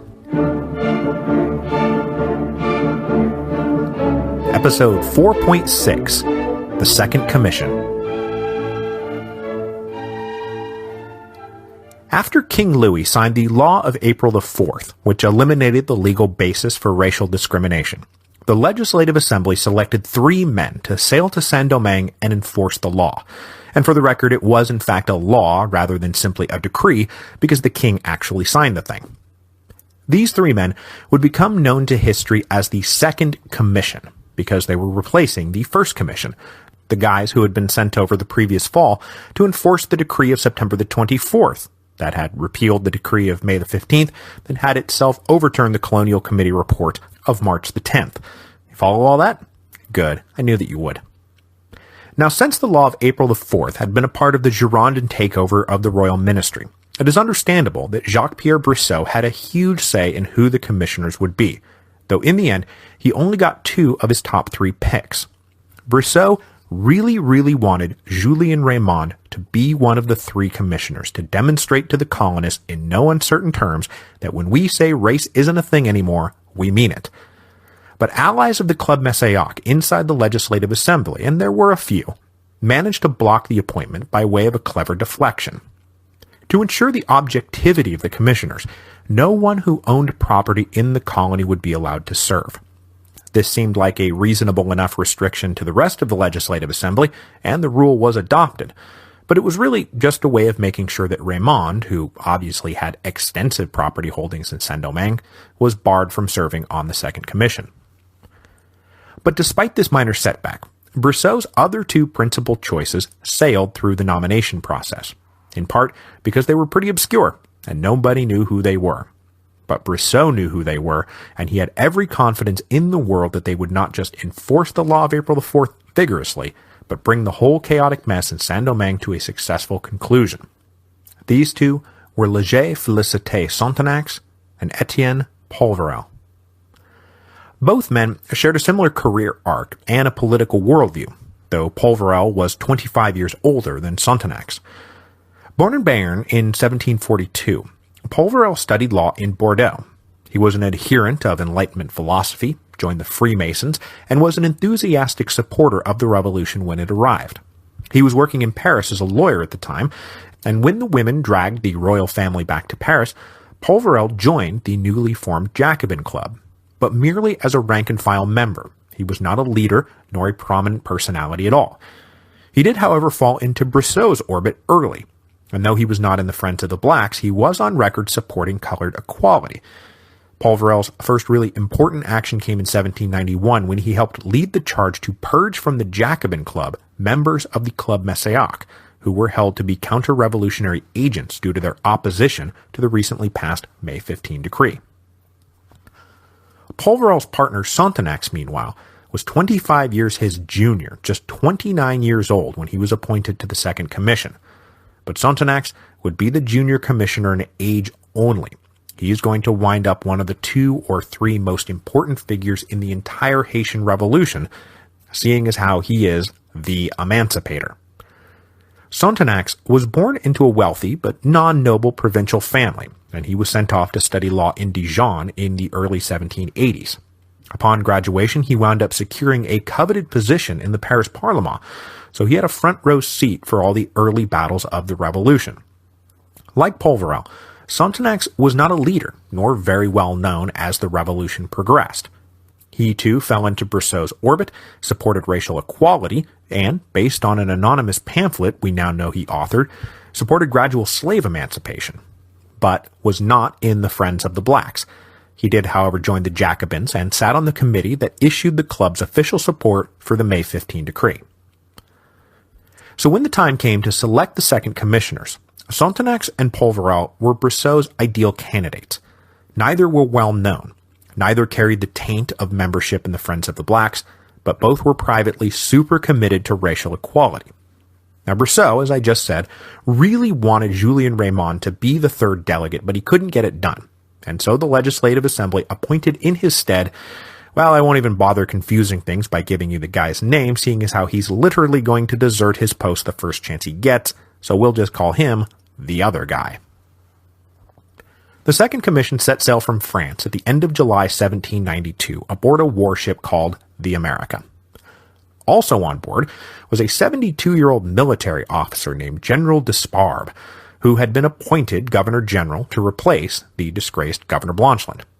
The appointment of the positively ancient Desparbe is something of a historical mystery. No one quite knows how he got the job. But we don't have to worry about it too much because on the voyage across the Atlantic, the commissioners and Desparbe started butting heads immediately. And as we're about to see, they will pack up General Desparbe and send him back to France as soon as possible. Also setting sail with the commissioners were 6,000 more armed reinforcements, 2,000 regular army troops, and 4,000 volunteers from the National Guard. Though France was now officially at war with both Austria and Prussia, the Legislative Assembly decided it could spare a few regiments to go put down the slave revolt. Combined with the 6,000 troops the metropole had already sent to reinforce the First Commission, and the garrisons already in the colony, the colonial ministry was under the impression that with these additional reinforcements on the way, there would be close to 20,000 troops in Saint-Domingue, more than enough to end the revolt once and for all. This, however, turned out to not even be close to accurate, because as we will see time and time again for the whole rest of the show, the first thing new European soldiers do upon arrival in Saint-Domingue is get sick and die. When the Second Commission arrived, there would turn out to be only about 2,000 men actually fit for service in the colony, and of the 6,000 reinforcements they just brought with them, they would be down to 3,000 in a matter of months. The America landed in Le Cap on either September the 17th or September the 20th. I've seen both dates reported with great conviction. They were greeted by big white leaders who were outwardly eager to work with the commissioners. Blancheland's humiliating defeat at the hands of the Kingdom of Platon and the aborted race riot back in August meant that they were now ready to turn over whatever new leaf was required to bring this whole terrible business to a close. At least, that's what they said. Now, the Second Commission carried with it instructions to implement three principal objectives. First, dissolve the all-white assemblies and create a mixed-race government for the colony. Second, end once and for all any loose talk of independence that might still be floating around out there. And third, defeat the slave uprising. And to dispel the rumors that were floating around out there, Sontenax announced at the ceremony welcoming the commissioners to Le Cap that they were not, repeat not, there to abolish slavery. And this was likely true.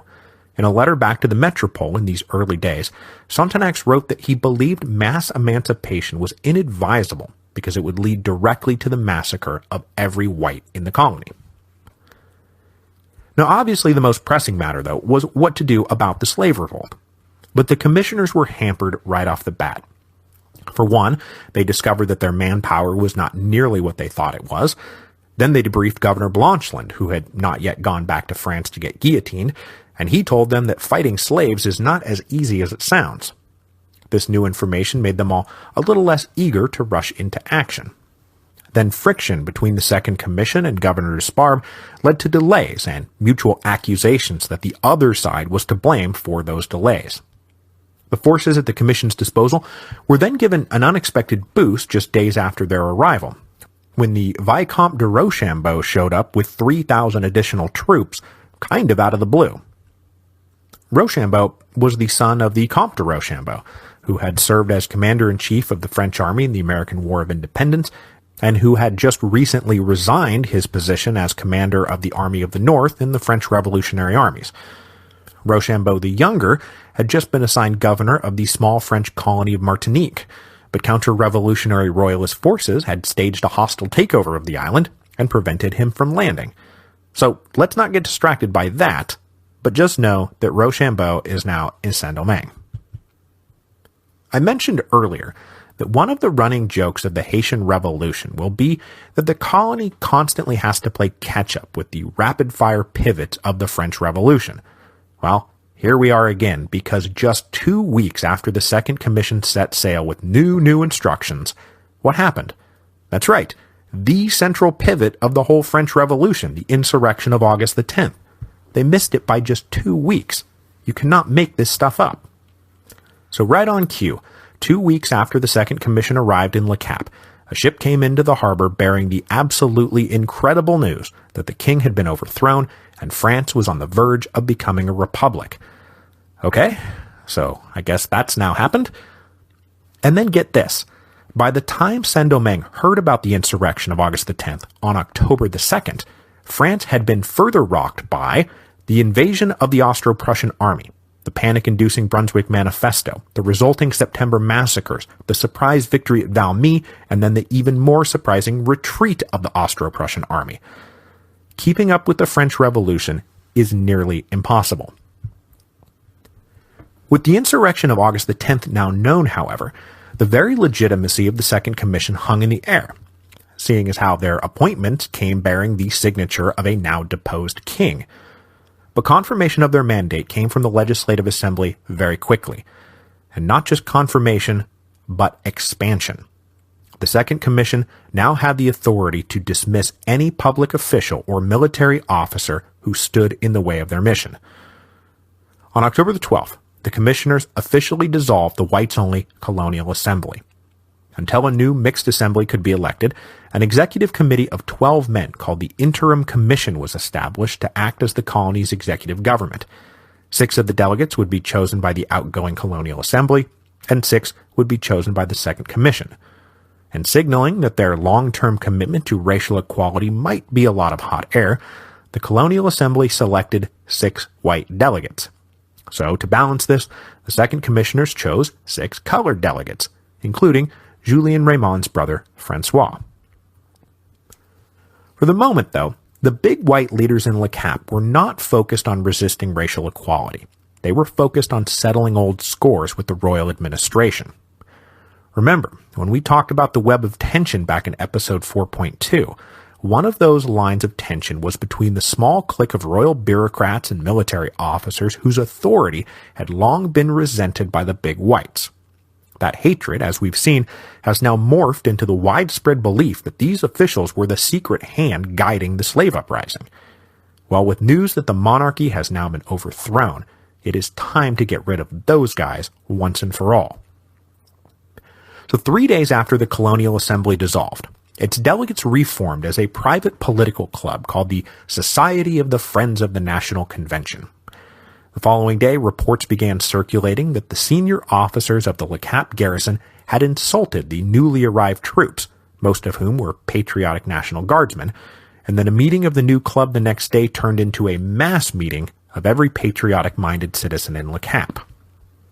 On October the 19th, 1792, a unified patriotic front that included big whites, small whites, and free coloreds, all backed by armed units from the newly arrived troops and sailors from the naval convoy, staged a huge demonstration. They had a list of 100 men who they called traitors to the country, and they wanted them all deported. Among them was the commandant of the Le Cap garrison. He was the guy who last week had asked for martial law, but that request was denied because of the suspicion that he was in league with the slaves.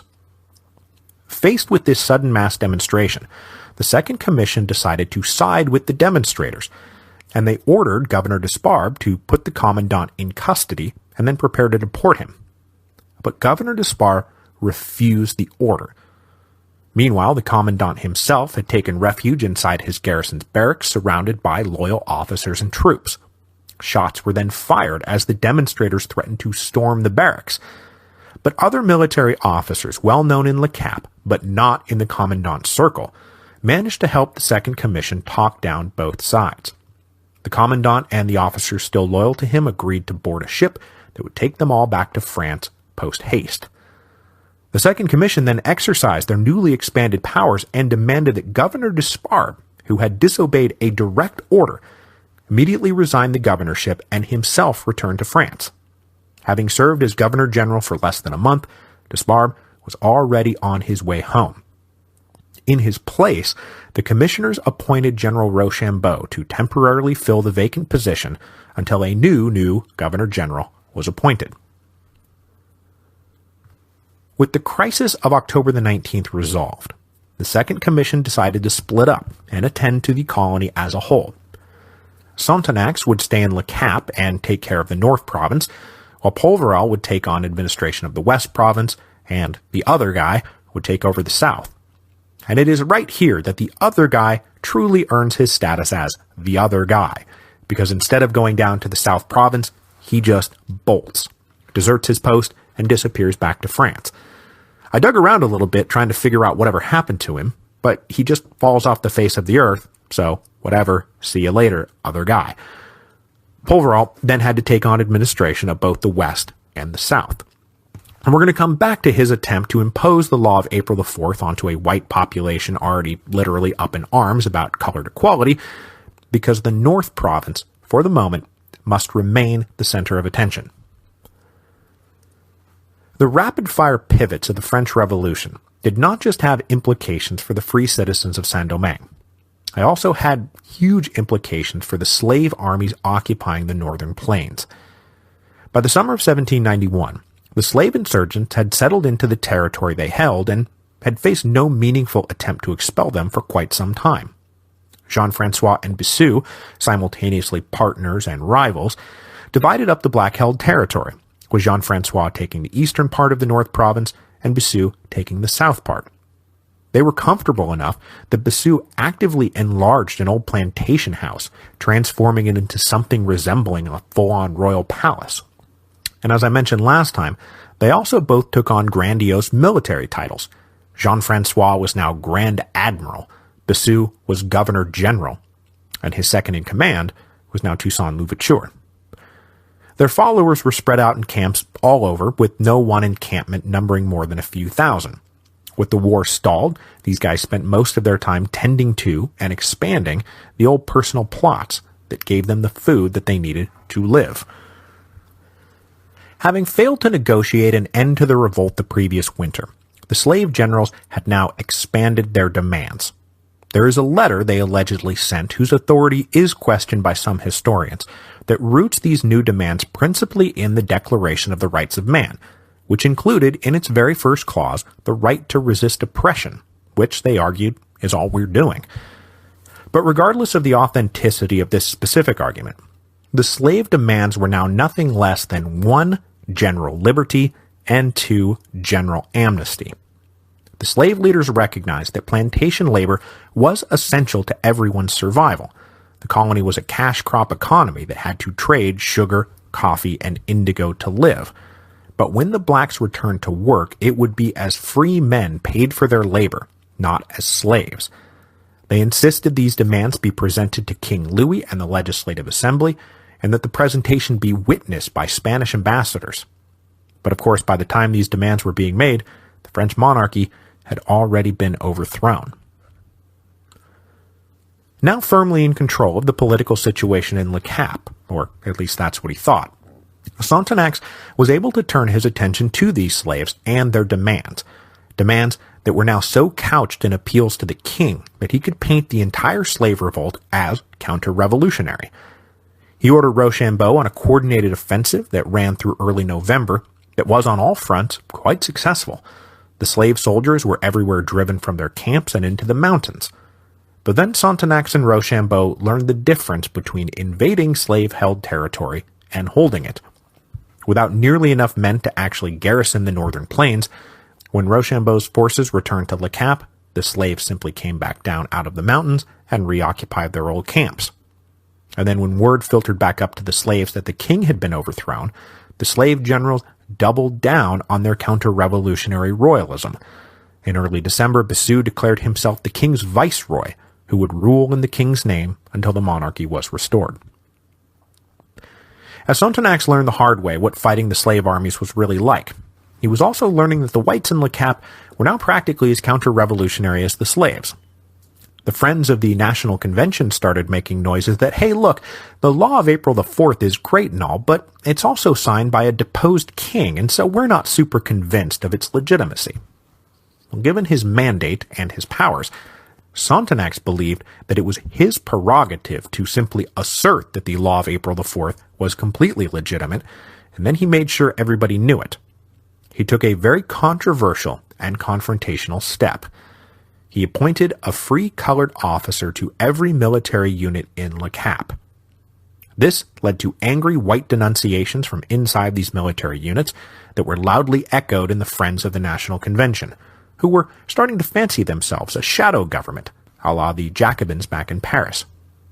But Sonthonax wasn't having any of this. On December the 1st, he banned the club from holding further meetings, a decision even his colleague Polverol thought overly dictatorial. But Sonthonax pressed on. The following day, December the 2nd, he ordered the corps regiments of the regular army garrison, the still white National Guard units, and the colored militias to muster for a mass oath swearing to uphold the law of April the 4th. The colored militias showed up, obviously. The regular army regiments showed up, but were not happy about it. The white National Guard units, meanwhile, straight up ignored the order and did not come. Then, when Sonthonax ordered the men to take the oath, the coloreds did, because of course they did, but the white soldiers refused. Then word came that a white mob was gathering on the other side of town and preparing to march on the regiment Sonthonax had mustered. With the mob approaching, Sonthonax completely lost control of the situation. Chaos set in, confusion took over, and pretty soon, shots were being fired. One of the colored regiments surrounded Sonthonax and saved his life, while the white regular army troops seized control of the central arsenal. The colored regiment, having gotten Sonthonax out of the fray alive, then fell back to the outskirts of the city. Well, actually a bit outside the city, taking over a small settlement on the road out of town that had been fortified to prevent the slave armies from breaking in. They seized control of this critical point of the city's defense, and by holding it, they held the fate of Le Cap in their hands. If they had wanted to, they could have opened the doors and just let the slaves in to massacre all the whites. But they didn't. Nor did they really want to. The coloreds held this post for 3 days, until on December the 5th, 1792, Sonthonax was able to reassert control of Le Cap with the help of Rochambeau, the troops who had come over with them from France who were still loyal, and a charismatic and well-respected regular army colonel named Etienne Laveau, who we'll get to in a second.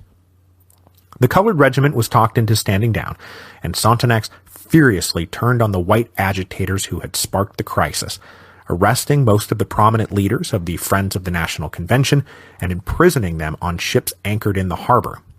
It was as a result of this December crisis that Sonthonax made a firm political decision. The slaves were counter-revolutionary enemies of the Republic. The whites were counter-revolutionary enemies of the Republic. The only true patriots and viable allies in the colony were the coloreds. So he made an outright alliance with the free-colored leadership, putting them in charge of the municipal government of Le Cap and allowing them to form totally independent military units, staffed and led by coloreds, and answerable to no authority but Sonthonax himself. Following the December crisis, word came in that the Little Royalist rebellion in Martinique had been suppressed, and that Rochambeau was now free to take up his assignment. So he will now depart from our story.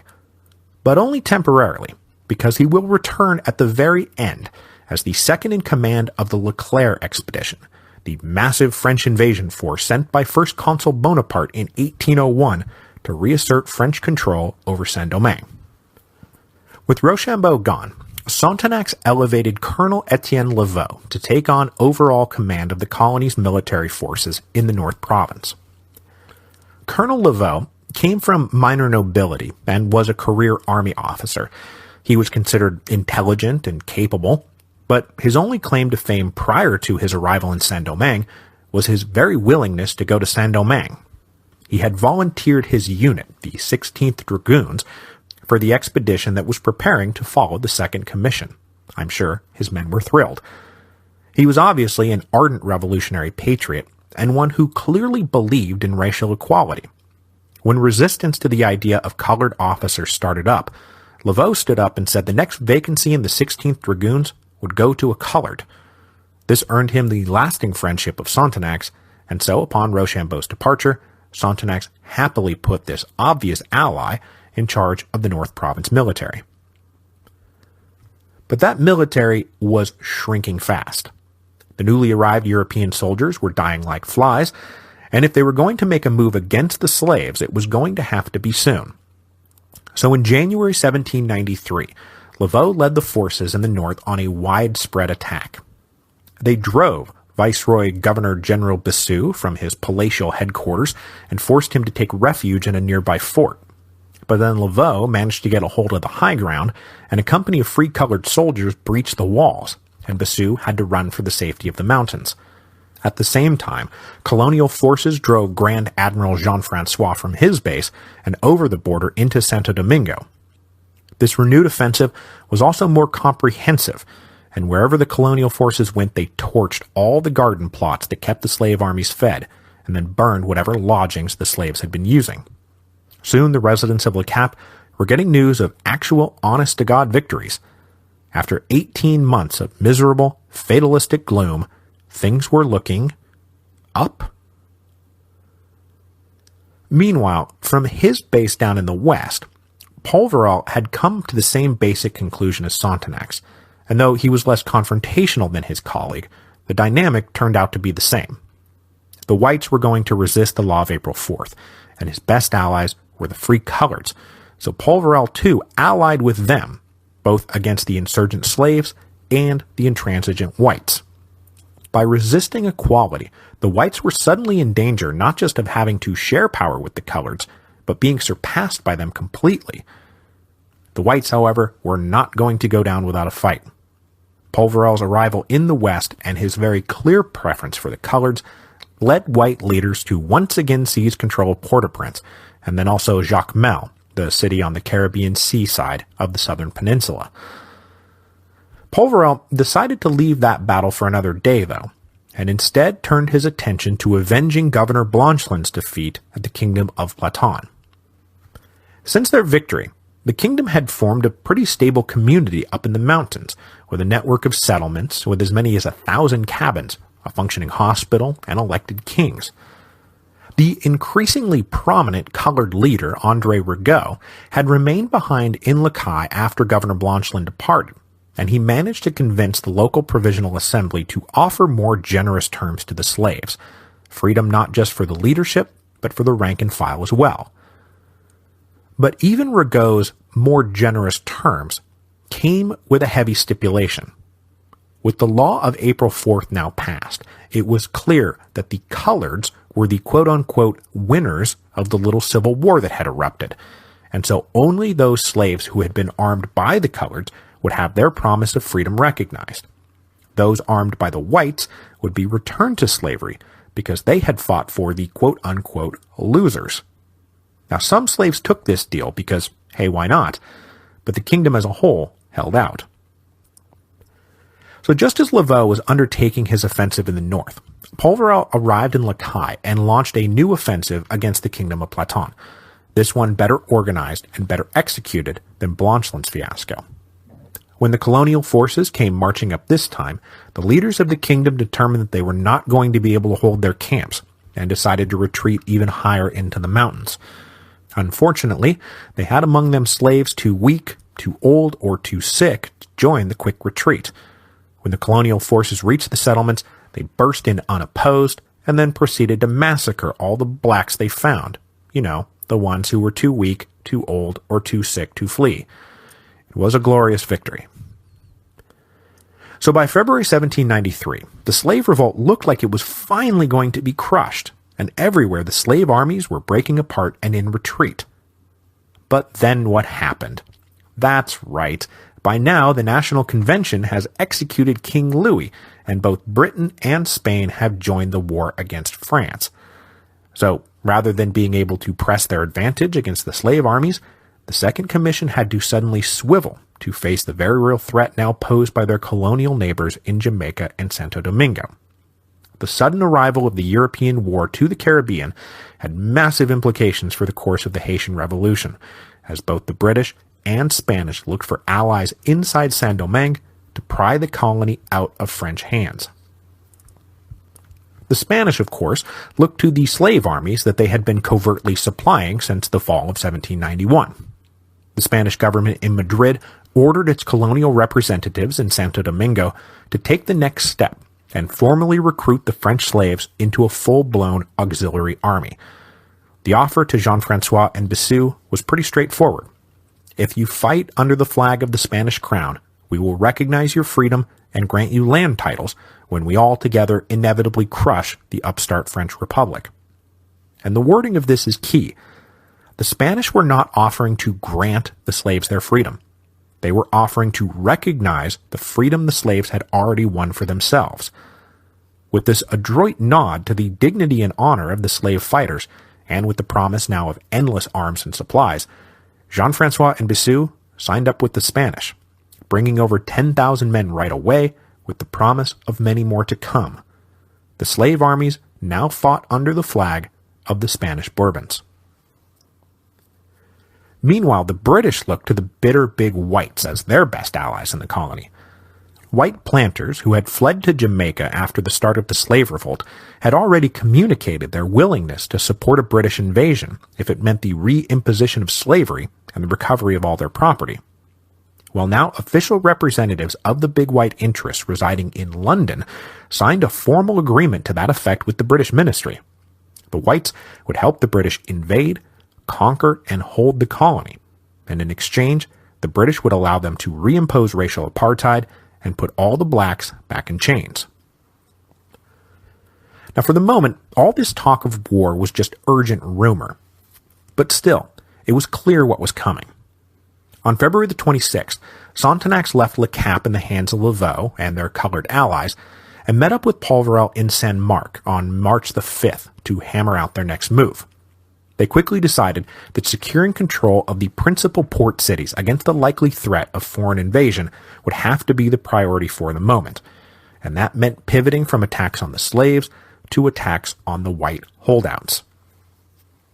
At the beginning of April, they went on the offensive.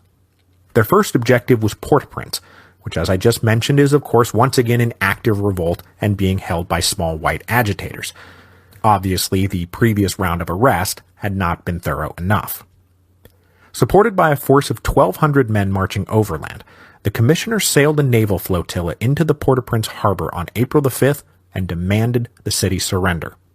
The commissioners waited until the land army was in position, and then, when the city refused to yield again, the commissioners ordered a general bombardment on April the 12th. Resistance collapsed at once. When the forces of the Second Commission entered the city, they did not bother trying to weed out the principal leaders from the other suspects. Hundreds of whites were indiscriminately rounded up and imprisoned on a troop transport in the harbor to be dealt with later. Then the forces of the Second Commission went round and resecured Jacmel. By early May 1793, almost the whole of the colony had submitted to the authority of the Second Commission, either by force or by choice. The only part of the colony still held by intransigent whites was the rugged northwest tip of the southern peninsula, the Grand Anse, surrounding the port of Jérémie. This will become important once the British do invade, because Jérémie is going to be their first and most permanent beachhead. While the Second Commission was putting down the last of the whites, they were also rethinking their strategy towards the blacks. Even with the victories of January, it was painfully obvious that no true military victory was ever going to be won. As soon as the exhausted colonial forces moved on from whatever territory they had just cleared, the slaves simply came back down out of the mountains and retook it. The policy of winning the war and then imposing a settlement was never going to work. Sontenax had already written back to France urging them that the time had come to, quote, do something for the slaves, but he received no reply. Not only was the government a little busy, what with it being the spring of 1793 and all, but with the British Navy now out on patrol in the Atlantic, communications between Saint-Domingue and the Metropole were all but severed. Left on their own, Sontenax and Polverel decided to unilaterally issue a decree on May the 5th, 1793. The core of the decree reaffirmed both the Code Noir and the royal decrees of 1784 and 1785. That the masters had an obligation to provide for the slaves, that there were limits to how badly slaves could be treated, and that if masters mistreated their slaves, that slaves would have the right to appeal to authorities. But the content of this decree, while obviously hated by the master class, was not nearly as offensive as the means by which it was disseminated. Aware that the previous slave protections had been ignored by the colonists, the Second Commission had the decree translated into Creole and then ordered it read aloud on every plantation and transmitted to the slave insurgents. So not only would the slaves have rights, they would all know that they had rights. The commissioners hoped that this would start the process of coaxing the slaves back to the plantations. Luckily for everyone, just 2 days after the May 5th decree was issued, General Francois Thomas Galbaud, the new Governor General, appointed by the National Convention, arrived in Le Cap, and everything got upended again. As soon as Galbaud landed, he was treated to 1,000 horror stories by prominent whites in Le Cap about the horror of life under the horrible commissioners who had been appointed by a horrible king, and how, thank God, a true patriotic representative of the Republic is here to save us from the horrible horror. Galbaud took a liking to all this fawning attention, but still, he exchanged a few cordial letters with the Second Commissioner saying, "I'm here, I look forward to meeting with you and coordinating strategy, etc., etc." To which the Second Commission cordially replied, "Oh, we're so glad to have you and look forward to working with you. But please, the situation here is very complex. Don't be misled by enemies of the Republic, and whatever you do, take no official action until we are back in Le Cap and we can confer in person." Next week, Governor General Galbaud is totally going to take official action before the Second Commission returns to Le Cap, and when Sontenax and Polverel do arrive, the resulting political confrontation will lead to nothing less than the total destruction of Le Cap and the mass emancipation of every slave in Saint-Domingue.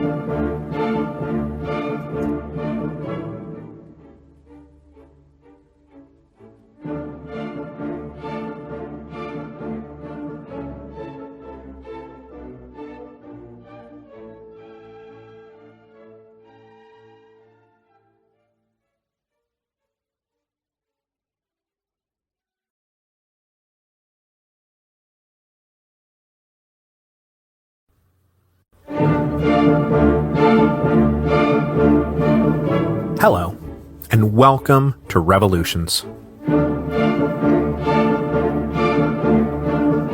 Episode 4.7, The Citizens of June 20th.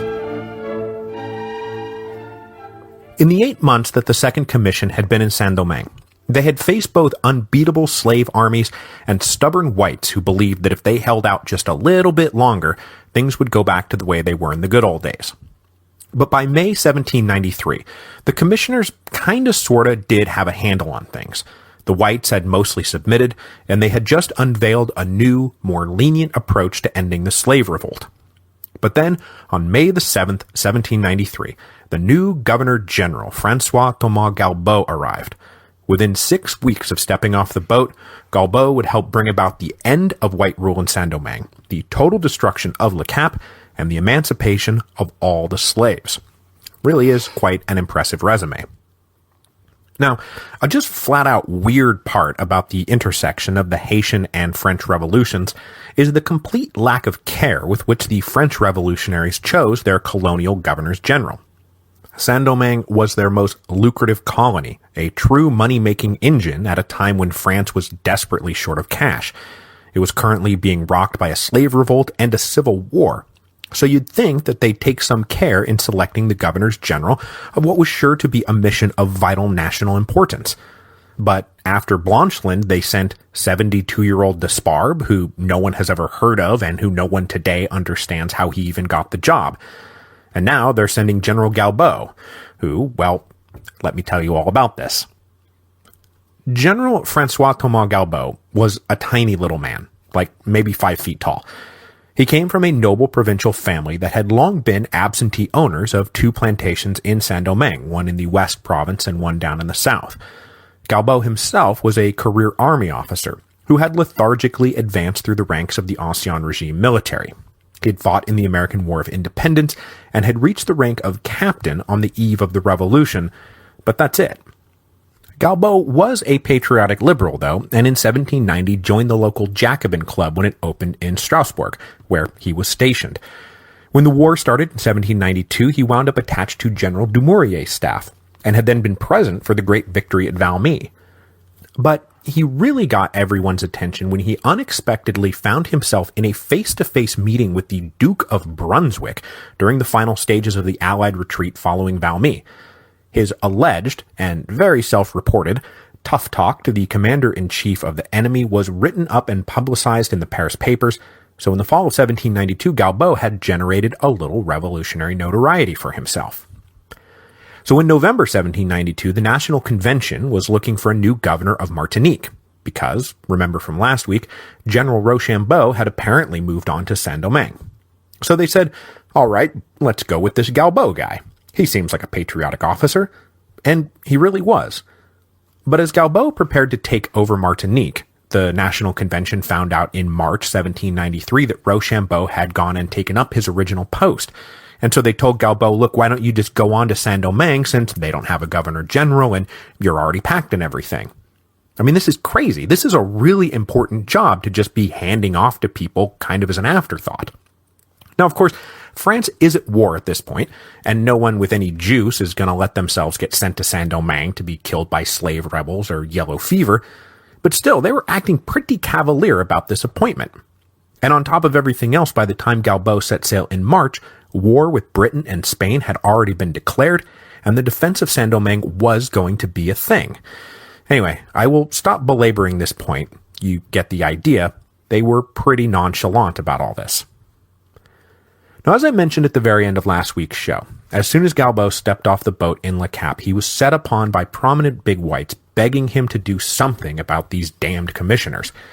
Galbaud and his wife, who was with him, and who was also pretty stoked to have married a dull career captain who was now suddenly Governor-General of Saint-Domingue, enjoyed the attention. But Galbaud was an ardent Republican patriot, and one thing he made clear was that, look, I'll look into your various grievances, but I support the law of April 4th, and I plan to enforce it. But he also told the free-colored allies of the Second Commission, we're all in this together, fellow citizens. Equality, remember? No one is superior to anyone else. Now, this all sounded good and neutral, and Galbaud emphasized all this when he exchanged letters with Sonthonax and Polverel, who were down in the West Province. But this set off some alarm bells, and they told him, don't do anything until we get there. All this talk of unity and equality sounded like Galbaud was about to re-empower their white enemies in Le Cap. So this is a tricky business, they said. You don't know what it's like here, so just don't do anything. But Galbaud refused to wait around for the second commissioners. The residents of the city were complaining about a lack of basic supplies, the merchants in the harbor were complaining that no one was paying them for their goods, the soldiers were complaining that they hadn't been paid at all. Galbaud set to work trying to orchestrate a complicated little barter, swap, and IOU plan to unclog the wheels of commerce, but he couldn't get everyone on board. And very troubling to the Free Coloreds was who he did not even invite on board. The Free Coloreds. Because despite Galbaud's rhetoric, he was still casually referring to them as mulattoes, now an insulting label, and just didn't invite them to any of his meetings or take their counsel on anything. And his wife refused to entertain any black or colored quote-unquote concubine in her home. So the Coloreds started writing frantic letters to the second commissioner saying, you need to get back here right now. Sonthonax and Polverel arrived back in Le Cap on June the 10th, and they did not bring with them any pretense of cordiality. They were not at all happy with Galbaud's spunky initiative, especially since it was clear he was listening mostly to the very white leaders they had just spent the last 8 months making enemies of. And the reports of Lady Galbaud's treatment of colored women might have been particularly off-putting. By now, both Sonthonax and Polverel had taken up with colored mistresses. Sonthonax would soon enough be marrying his. At an impromptu welcoming gathering at the edge of town, Galbaud invited the commissioners to dine with him that evening. But Sonthonax bluntly said, we're tired, and we've already promised to dine with our friends, and off they went. The next day, this calculated slight opened up into a permanent breach. In their first official meeting, Sonthonax and Polverel confronted Galbaud with the reports they had gotten from their friends in the city. They told him, look, you can't trust the whites. They will say anything to undermine the law of April 4th. You can only trust the Coloreds. But they also told him it doesn't really matter. We're here now, and all we really need from you is obedience, so just do what you're told, and everything will be fine. Now, Galbaud's orders very clearly said that the Second Commission was the supreme authority in Saint-Domingue, and he said, "That's fine. I'll follow your every order as long as it's in accordance with the law." And they said, "No, we are the law. You do what we say. We've tried persuasion with these people. We've tried appeals to patriotism. The only thing holding this place together is our supreme authority."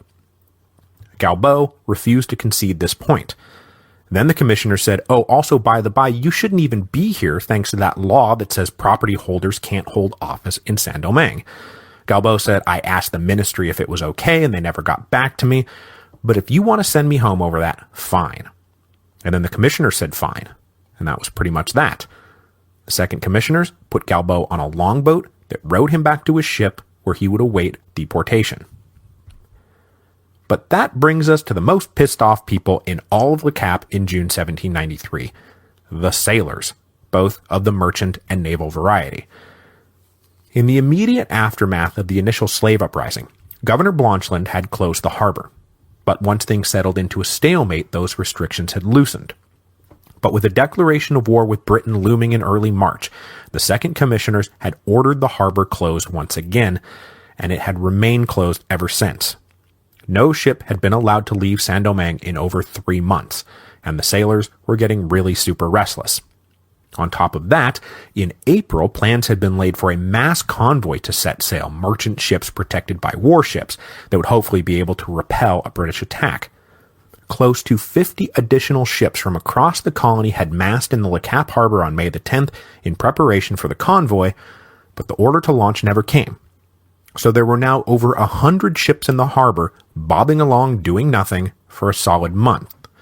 And some of those ships held on board the white leaders who had been imprisoned in the aftermath of the December crisis, and those guys had no trouble stirring up additional resentment against the Second Commission. Now the other issue is that the sailors and the coloreds in Le Cap had come to hate each other. That's the standard relationship between small whites and free coloreds. When the sailors came ashore, they usually caroused around and got drunk and picked fights with the coloreds, and with both Sontenax and Polverel down in the west trying to assert control over the rest of the colony, the sailors had been getting away with this for quite a while.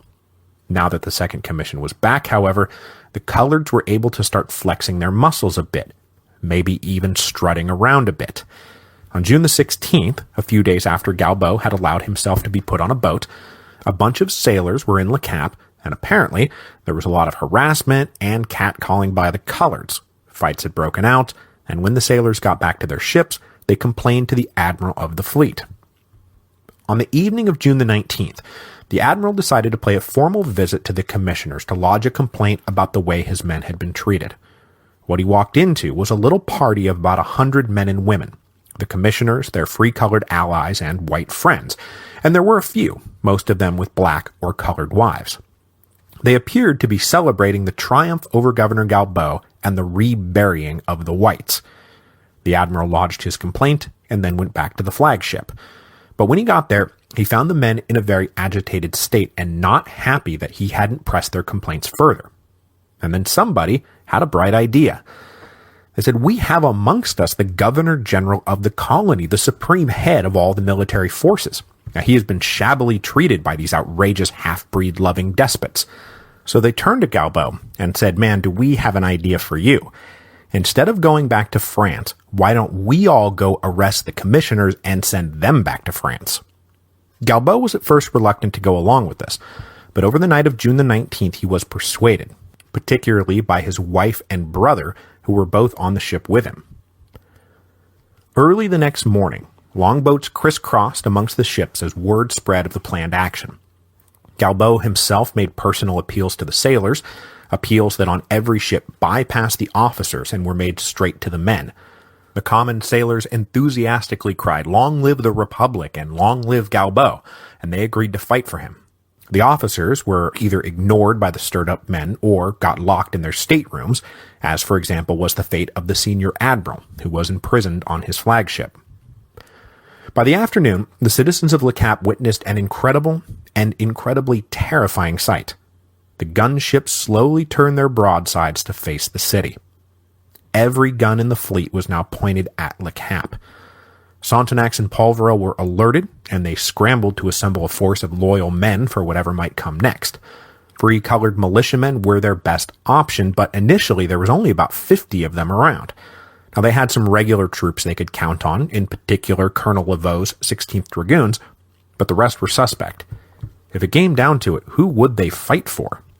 Then the commissioners hunkered down in the government house, the largest building in Le Cap that functioned as an all-purpose city hall. At 4 p.m. on June the 20th, 1793, Galbaud led the first wave of sailors from ship to shore. They landed without opposition. They also landed without being welcomed. The vast majority of the population were closing up their windows, locking their doors, and trying to stay out of it, like townspeople preparing for the climactic shootout at the end of a western. Now, it's unclear how many men Galbaud actually landed with. Reports range from 600 minimum to 2,000 maximum, but the lower number seems way more plausible. But from the moment they landed, Galbaud's lack of a plan, and lack of resolve, and lack of real leadership skills became apparent. The motley array of undisciplined sailors just marched up towards the government house as a headless mob, with Galbaud trailing behind. A detachment broke off to go talk their way into the arsenal to get some heavy guns, but when they got there, they discovered colored militiamen were defending it, and the white commanding officer refused to open the door. The rest of the sailors, meanwhile, approached the government house, but along the way they started getting picked off by unexpected sniper fire from the windows, which they had not expected, nor were they prepared for. And then when they hit the government house itself, they tried to push their way in and found a well-trained company of coloreds had set up a strong defensive line in the garden in front of the building. This company was led by an African-born ex-slave and now free black named Jean-Baptiste Belly, whose name I want you to remember. Belly's men drove the sailors back after a fierce little firefight. But believing, rightly, that they were ultimately outnumbered, the Second Commission and their men fell back out of the government house into some adjacent barracks behind the building. Galbaud, now finally caught up with the men he was quote-unquote leading, divided them up into 3 columns to go round the government house and attack the barracks. But the column going around the north side got bogged down by sniper fire, and his own column in the center remained weirdly inert in front of the government house. So only the column that swung round the south, led by Galbaud's brother, actually got to the barracks. But the forces of the Second Commission noticed how isolated this column was, launched a quick attack, most of the sailors ran off, and Galbaud's brother was captured. So 2 hours after landing, Galbaud's little expedition was in disarray, and he retreated back towards the harbor. With a small force, Galbaud himself wound up back in front of the arsenal. He demanded its surrender, and when they refused, he was just totally flummoxed. One of his men asked what the problem was, and Galbaud said, "I told them to surrender, and they won't." So the guy was like, "Well, let's go take it, sir." But Galbaud didn't really have that killer instinct, so he went back to talking, and eventually he convinced the arsenal commander to stand down, in part due to the commander's fear that if he didn't, those ships out in the harbor would open up their guns and the arsenal would be the primary target. But then Galbaud did in fact send an order back to the ships to open fire on the city to force the Second Commissioners to give it up. But when this order got back to the ships, all the officers, who were not in on this little adventure, folded their arms and said, "No, we are not doing that at all." And the sailors left behind, while likely supporters of the adventure, were not the hottest of the hotheads. All those guys were now ashore. So the ships did not fire their guns, nor would they ever. As night fell, Le Cap descended into a lawless free-for-all. With a quick victory no longer in the offing, the sailors under Galbaud's quote-unquote command turned to a little good old-fashioned looting. Then, with the white authorities trying to kill each other, and the civilian masters all cowering in the corner, the thousands and thousands of urban slaves recognized that this might be their day of liberty. They left their homes and joined aimlessly roving bands of black slaves and white sailors looting and pillaging. And whenever these groups ran into each other, they started fighting and killing each other. It was a long, brutal night in Le Cap. Adding to the slaves' willingness to walk away from their masters was the rumor going round that the Second Commission, still holed up in the barracks, were issuing some kind of general liberty. And this was true. Kind of. Realizing that they did not have enough men to actually defend their position, they turned to the expedient both the whites and coloreds had turned to while fighting their little civil war in the West and South provinces. Arm the slaves. So they said, we'll give freedom to any slave who comes and fights for us. And after the long night of anarchy ended, a broadsheet to that effect started making the rounds. The official terms were join our army and agree to stay under arms until all the enemies of the Republic, foreign and domestic, are defeated, and we will make you free citizens. Now this implied service not just against Galbo, but also against any possible invasion by the British or Spanish, and also against the insurgent slave armies occupying the northern plains. But even with these terms, slaves started signing up, which is how this whole batch of guys become known, somewhat erroneously, as the citizens of June the 20th. By the morning of the 21st, Galbo had secured some heavy guns from the arsenal and positioned them against the government house. Sontenax and Polverel determined the barracks were now indefensible and decided to make a run for it, heading for that same little fortified settlement that the colored militia had captured during the crisis back in December. From there, they took their next momentous step. They sent out envoys to contact the insurgents occupying camps near Le Cap and offer them the same deal, freedom for service. Eventually, two leaders came down to parley. The senior one was named Perrault, but ultimately, the more important one was a guy named Micaiah. They dickered with the second commissioners and then accepted the deal, bringing with them 2,000 followers. And now the second commission had an army it could really fight back with. Hilariously enough, though, by that point, midday on June the 21st, there was no one actually to fight back against. The imagination of Galbo, his sailors, and the entire white population of Le Cap had run away with them after the Second Commission split. While Sontenax and Polverel were trying to get slaves to join them, the people in Le Cap thought it was already a done deal, and that right now, this second, a slave army is marching to massacre us all. A panic swept everyone away. Galbo himself ran back to the harbor and plunged into the water trying to get on a boat to carry him back to the ships. His men understandably followed close at his heels. And then the white residents saw the governor general and his men running away and said, "Oh God, we have to get out of here." Every prominent big white family made a run for it. They gathered what they could carry and then booked it for the shore, desperately trying to get on board a boat that would take them to the ships that would save them from certain death. The harbor was all yelling and crying and pushing and shoving. Meanwhile, the second commissioners and their forces were back at their base, getting ready for what they thought was a certain attack. Now, as usually happens in these situations, and all the panic and looting, which was now widespread and indiscriminate, a fire broke out. Down the road, Galbo would blame the Second Commission for deliberately setting it, but that's obviously not true. The Second Commission would in turn blame Galbo, but that doesn't seem likely either. Most likely, it was an accident. But whoever caused it, the fire spread rapidly. So now the looting and the panicked fleeing picked up to a crazy speed. Every ship in the harbor was soon loaded with white refugees, including every prominent big white family. The citizens who could not make it onto the ships had fled to the surrounding countryside as Le Cap itself continued to burn.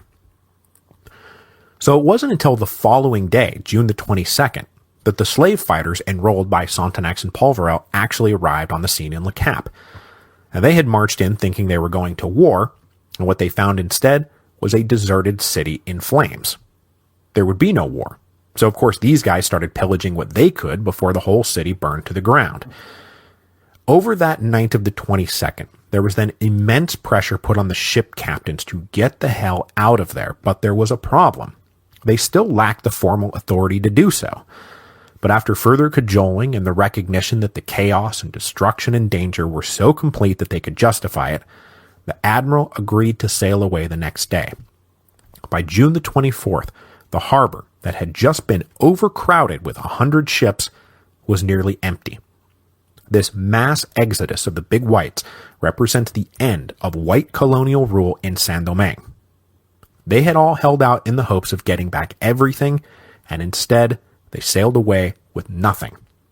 Now, we'll follow up with this lot next week, as good old Citizen Genet is going to make a cameo appearance. So for now, we're going to stay behind in Saint-Domingue. Cap Français, good old Le Cap, the Paris of the Antilles, was now a fiery ghost town littered with dead bodies. The final summation of the destruction runs that about 85% of the city was consumed by fire. Though I must point out that with so much of the city constructed of stone and brick, this is not like the city is just a flat bed of ashes. The death toll runs from a low of about 1,200 estimated by Colonel Laveau to the 3,000 estimated by the second commissioners, and the highs run to 7,500 and even 10,000. Those numbers provided by various eyewitnesses who were very hostile to both the slaves and the second commissioners. Whatever the final numbers, what had just happened in Le Cap in June 1793 was a cataclysmic disaster. Sonthonax and Polverel, meanwhile, now had to try to pick up the pieces, and there was now a whole new balance of power to reckon with. The citizens of April the 4th and the citizens of June the 20th, who now actually outnumbered the free coloreds in the forces of the Second Commission. There was no way to hold on to the colony for France unless the commissioners kept the citizens of June the 20th firmly on their side. This was highlighted especially when they sent Micaiah off to make contact with Jean-Francois and Bissou and offer them the freedom for service deal. But on their behalf, Toussaint issued a sharp response that the slave leaders would, quote, never negotiate with the Second Commission, whose authority they do not recognize. They can add that having fought up to now alongside their brothers to uphold the right of the king, they will all shed the last drop of their blood to defend the Bourbons, to whom they have promised unswavering loyalty to the death. End quote.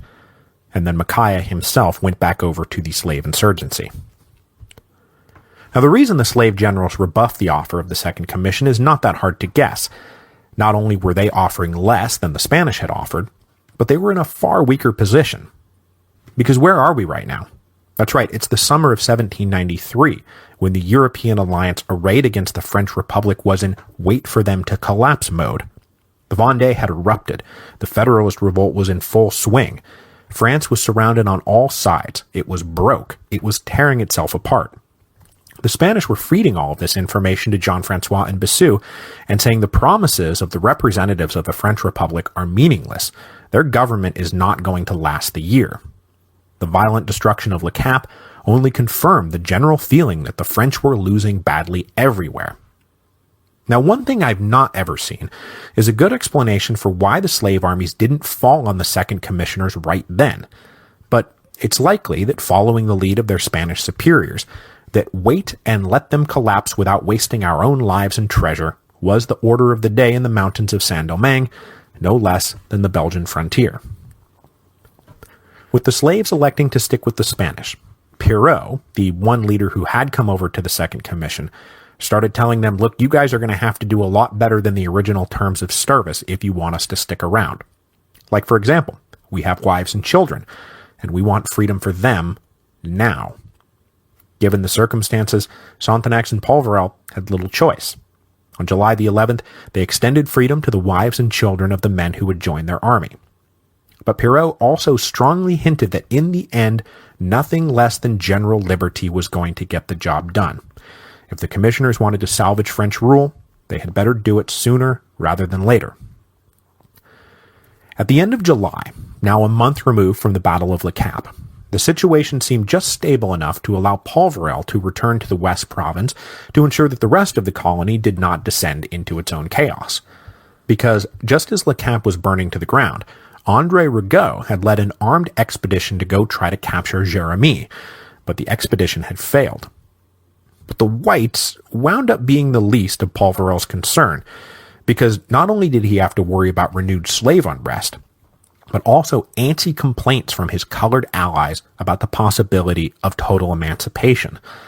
Polverel insisted that this was not his objective, nor did the commission have a mandate to do it, but then up in the North Province, his colleague Sonthonax just went for it. Sonthonax had come to Saint-Domingue personally opposed to slavery, but not intending to abolish it. After 6 months of experience in the colony, he had concluded that defeating the slaves was impossible, and so he and Polverel had issued that decree on May the 5th, promising slaves better treatment if they laid down their arms. Then, the Battle of the Cap had forced him by pure necessity of war to free thousands of slaves to fight for him. And then their families. Now unable to coax the slave armies down with the promise of freedom for service, there was only one step left to take. And at that moment, he believed if he did not take it, it would be the end of the French in Saint-Domingue. At a public banquet on August the 25th, he accepted a petition from 600 of the citizens of June the 20th requesting general liberty, and he said, "Let me think about it." On August the 29th, 1793, Sonthonax issued an 8-page general emancipation decree that opened with the words of the Declaration of the Rights of Man. Men are born and remain free and equal in rights. But the decree was not without major caveats, because he went on to say, "Do not believe, however, that the liberty you are going to enjoy is a state of sloth and idleness. In France, everyone is free, and everyone works." After ordering the mass dissemination of the Declaration of the Rights of Man in Article 1, Article 2 then read, "All Negroes and people of mixed blood currently enslaved are declared free, and will enjoy all rights pertaining to French citizenship. They will, however, be subject to a regimen described in the following articles." And what followed were over 30 articles describing that regimen. The word and legal category of slave was banished forever, but the ex-slaves would now be called cultivators, who must remain attached to their current plantation for at least a year. They would qualify for a kind of elaborate profit-sharing mechanism that kept the inequality of the old slave hierarchy in place, with drivers, now recast as foremen, making more than cultivators, and women making 2/3 what the men made. So, this was freedom, kind of. The dilemma Sonthonax was facing was a dilemma that every leader of Saint-Domingue, and then every leader of independent Haiti, would face. How to maintain a profitable export economy that required forced slave labor after all the slaves had been freed. Because this might come as a shock, but once they were free, many slaves did not want to go back to work cutting, piling, and boiling sugar day after day forever. They wanted, actual liberty. This dilemma is going to play a big part of the story once Toussaint Louverture comes to power. And though it was a particularly unfree form of freedom, it was no longer slavery. Slavery was dead in Saint-Domingue, and not even Napoleon Bonaparte would be able to reimpose it. For the first time, a major slave-holding power had issued a general emancipation of its slaves. When President Lincoln issued the Emancipation Proclamation, also under wartime duress, he was coming up on the 70th anniversary of Sonthonax's decree. It also came just about 6 months after the United States finally decided to recognize Haiti, because all the Southern leaders who had blocked recognition in fear of giving their own slaves ideas weren't around to block recognition anymore. But we'll talk about that at the very end of our series. When Paul Varel found out about his colleague's unilateral mass emancipation decree, he was furious. Not because he wasn't sympathetic, but because, for one, he hadn't been consulted at all about this, and for another, Paul Varel's situation in the West was different from the situation in the North. In the North, the mass flight of the whites had left the limited number of free coloreds open to emancipation because, we have to do something.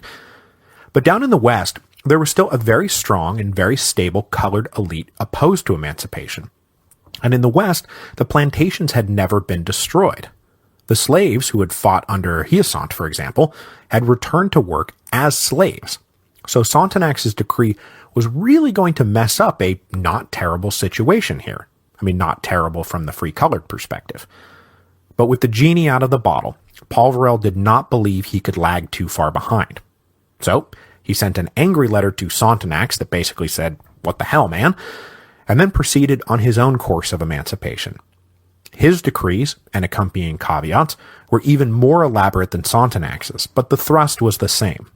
The slaves would be emancipated, yes, but they would have to stay on their plantations and keep working. Liberty could not just mean liberty to do anything you wanted, because that would be the death of the colony.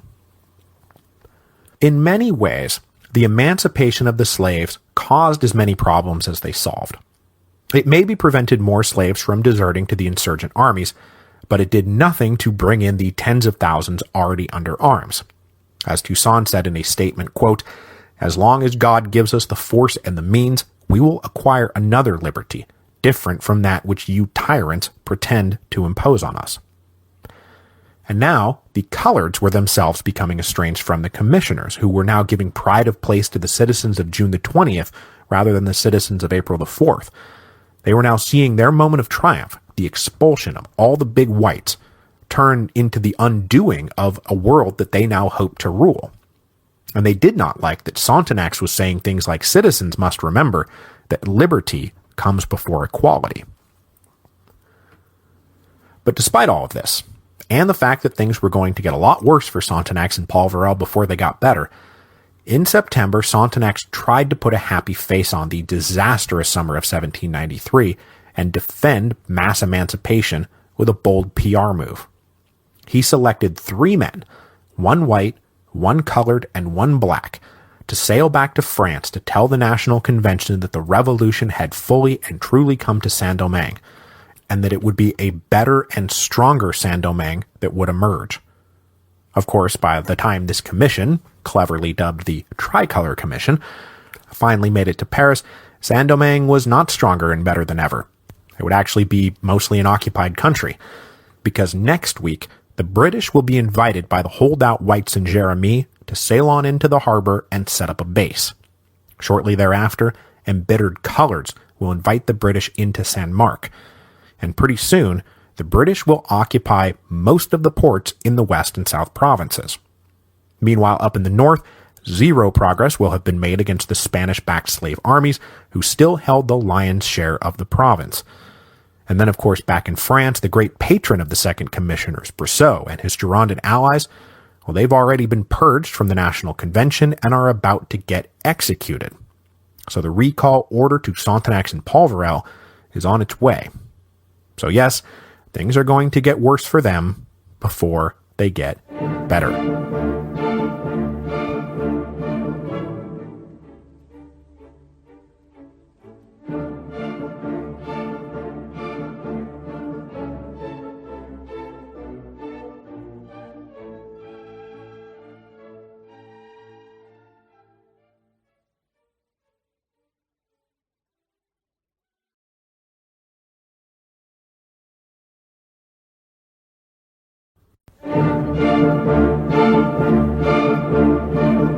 Hello, and welcome to Revolutions. Episode 4.8, The Tricolor Commission. As the Second Commission approached the first anniversary of their arrival in Saint-Domingue, it's fair to say that they had shepherded the colonial crisis from mere revolt to full-blown revolution. Remember, when they had shown up, the whites were still attempting to both deny colored equality and make no concessions whatsoever to the slaves. The Second Commission had not only imposed racial equality by force, they had now gone and freed all the slaves. Not that many whites were around anymore. The mass exodus from Le Cap in June was just the start of a larger exodus. The whole rest of the summer of 1793, whites just got on boats and sailed away. But the question now circulating through the entire Atlantic world was, hey, what the hell just happened in Saint-Domingue, and is any of it going to be permanent? Now, one of the major concerns Sonthonax and Polverel now had was how this was all going to play back in France. They were acutely aware that the men and women they had either actively deported or who had just fled the colony in terror were going to paint a very negative picture of their conduct. And then they became really super concerned when word finally trickled back to the colony about what had happened in Paris in June of 1793, which was, you guessed it, the purge of the Girondins. About 3 weeks before the destruction of Le Cap, the Sans-Culottes in Paris had demanded the expulsion of Brissot and all his friends from the National Convention, and Brissot was the political patron of Sonthonax and Polverel. Even if all they had done upon arrival in Saint-Domingue was plant a nice flower garden, their lives and fortunes might at this very moment be in jeopardy, and they had obviously done a hell of a lot more than plant a flower garden since their arrival. In mid-September, they got their first unofficial notice of their worst fear. On July the 16th, 1793, before news of the destruction of Le Cap had even gotten back home, the National Convention voted to recall Sonthonax and Polverel and make them stand before the Revolutionary Tribunal. The commissioners understandably decided to stay in Saint-Domingue until an official emissary brought them a written order to depart. They claimed this was to supervise the continued defense of the colony from the Spanish and British until replacement leaders arrived, but when the Revolutionary Tribunal calls, a little foot-dragging is not exactly irrational, especially because by now they knew that ex-Governor Blanchland had been executed for far less than anything they had done, so they elected to wait for an actual order. And they weren't just blowing smoke when they said they couldn't leave without replacement leaders being in place, because with all the chaos and resentment inside Saint-Domingue, the British finally decided to make their play for the colony. In mid-September, word came round that the Whites in Jérémie had invited a British naval squadron into their harbor, and 600 British soldiers had disembarked. At almost that same moment, regular army forces stationed at a naval base at Mole-Saint-Nicolas on the northwest tip of the North Province surrendered to the British without firing a shot. The British invasion of Saint-Domingue had begun. Now, just as the British were invading, Sonthonax and what was left of his little interim commission selected 6 men to go back to France and defend everything that had happened over the last year. And the very character of the commission would speak volumes. There would be 2 whites, 2 coloreds, and 2 blacks. Living proof of liberty, equality, and fraternity. Now, only 3 of these guys are actually going to make it Paris, so they're the ones I'm going to focus on. The white delegate was named Louis de Fay. He was a lapsed aristocrat who had been an early white supporter of the commissioners in Le Cap. He had been one of the guys, for example, writing frantic letters back to them right after Governor Galbaud arrived. The colored delegate was named Jean-Baptiste Milles, about whom I can find almost no information, except that he was the colored representative in the Tricolored Commission, but presumably he was a landowner and probably an officer in the Free Colored Militia. The black representative we met last week, Jean-Baptiste Belly, the guy who had led the defense of the commissioners at the government house during the Battle of Le Cap. Born in Africa, brought to Saint-Domingue as a slave and then later emancipated, Belly's role in all of this is going to be particularly groundbreaking, as he's about to be the first black ex-slave to do, well, everything he's about to do. After the Tricolor Commission set sail, they did not head straight for France. Instead, they headed up to the United States, which meant that the first thing the Tricolor Commission got to do was run into all the refugees who had fled Le Cap back in June, and those people, oh my god, they were so mad. It's estimated that about 3,000 to 5,000 residents of Saint-Domingue fled in the June exodus. Since none of the ships in Le Cap had been prepared to suddenly be ferrying all of these civilian refugees, I mean, it's not like they had provisions or accommodations for all these people, they decided to sail them all up to the United States, the only country France wasn't at war with, and just deposit them there. So that's what happened to all the refugees. Major disembarkings occurred in Charleston and Norfolk, Baltimore, and Philadelphia. Now, the response from the Americans was welcoming and generous, and benevolent societies were established to help the utterly destitute French refugees land on their feet. As I said, the Americans had been following events in Saint-Domingue in the papers, and were understandably sympathetic to the plight of the refugees. Well, most of them, because while 2/3 of the refugees were white, the other third were either black or colored, both free or slave. Now, almost all of the blacks and coloreds were women, and they came in 2 principal types. They were either wives of white refugees, or they were slaves who acted as nannies and caregivers for the various white children. But there were also a few men, both slave and free in the bunch, and so along with the general fraternal embrace of the refugees, there was quite a lot of hand-wringing that some of these blacks and coloreds might have boarded the boats in Le Cap intending to spread the gospel of slave revolt in the United States. But proposals to try to limit disembarkings to only whites got nowhere, as angry French refugees barked in French that either "this is my wife" or "this is the woman who is raising my children." So the blacks and coloreds got off the boat with the whites, and rumors of a planned uprising, particularly around Richmond, Virginia, were thick in the air. Without really having much experience with free coloreds, for example, the Americans couldn't quite believe that these colored refugees were enemies of the slave insurgents, not their allies. But when nothing actually ever happened, the Americans tried to figure out what to do with the refugees. Working through all of this with the American government and various local authorities was the French ambassador to the United States, our old friend, Citizen Genet. When he wasn't driving George Washington up the wall, Genet worked on the refugee problem, and it soon became clear that they fell into three types: those who planned to go back to Saint-Domingue, those who wanted to go back to France, and those who were prepared to try to start a new life in the United States. And what with the whole world being an exploded mess of war, revolt, and destruction, for the most part, they all just had to sit tight and live on American charity for a while. It's also worth mentioning that in the late summer of 1793, Philadelphia was stricken by a pretty catastrophic epidemic of yellow fever. And while you can never be 100% sure of these things, the most likely explanation is that the epidemic came along with the refugees. So that also happened. Citizen Genet was a side character in the story of the French Revolution, but he winds up playing a critical supporting role in the story of the Haitian Revolution. Because if you remember, Genet was, that's right, in the Brissot-Girondin faction. That's why he had been appointed ambassador to the United States in the first place. So though he did not know Sonthonax and Polverel personally, they had been in regular correspondence with each other all through 1793, and pretty much saw eye to eye on politics. So when the warship bearing the deposed Governor Galbaud arrived in Philadelphia, the deposed governor, like every other refugee, spun a tale of horror about the conduct of the second commissioners and how they had destroyed Le Cap, and Genet said, "Yeah, I don't buy it. I'm pretty sure this is all your fault."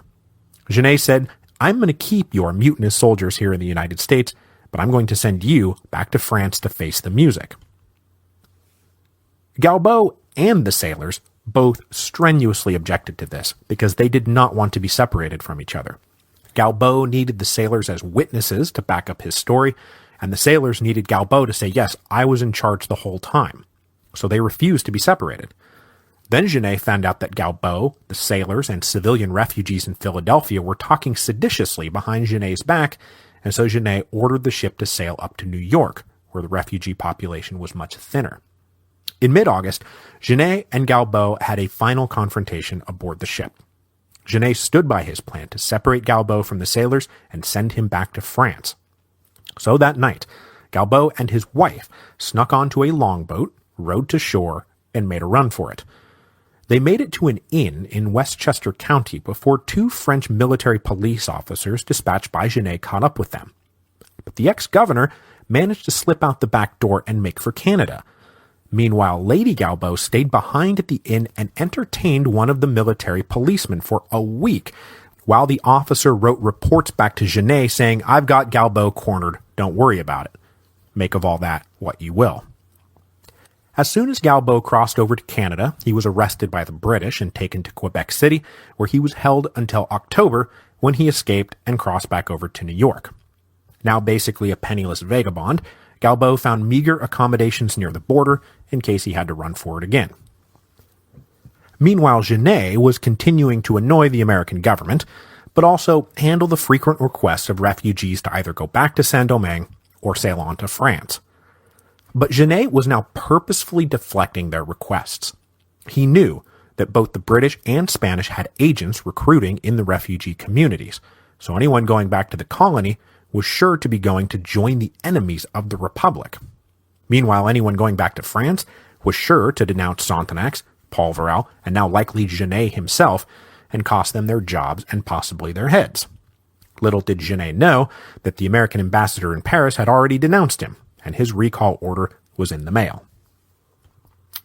Into this angry, resentful, and combative environment, the Tricolor Commission arrived in the United States in early November. On November the 8th, they landed in Philadelphia, and when the French sailors and refugees found out who was on board, they were furious. Meals and Belly elected to remain on their ship and not risk walking the streets publicly.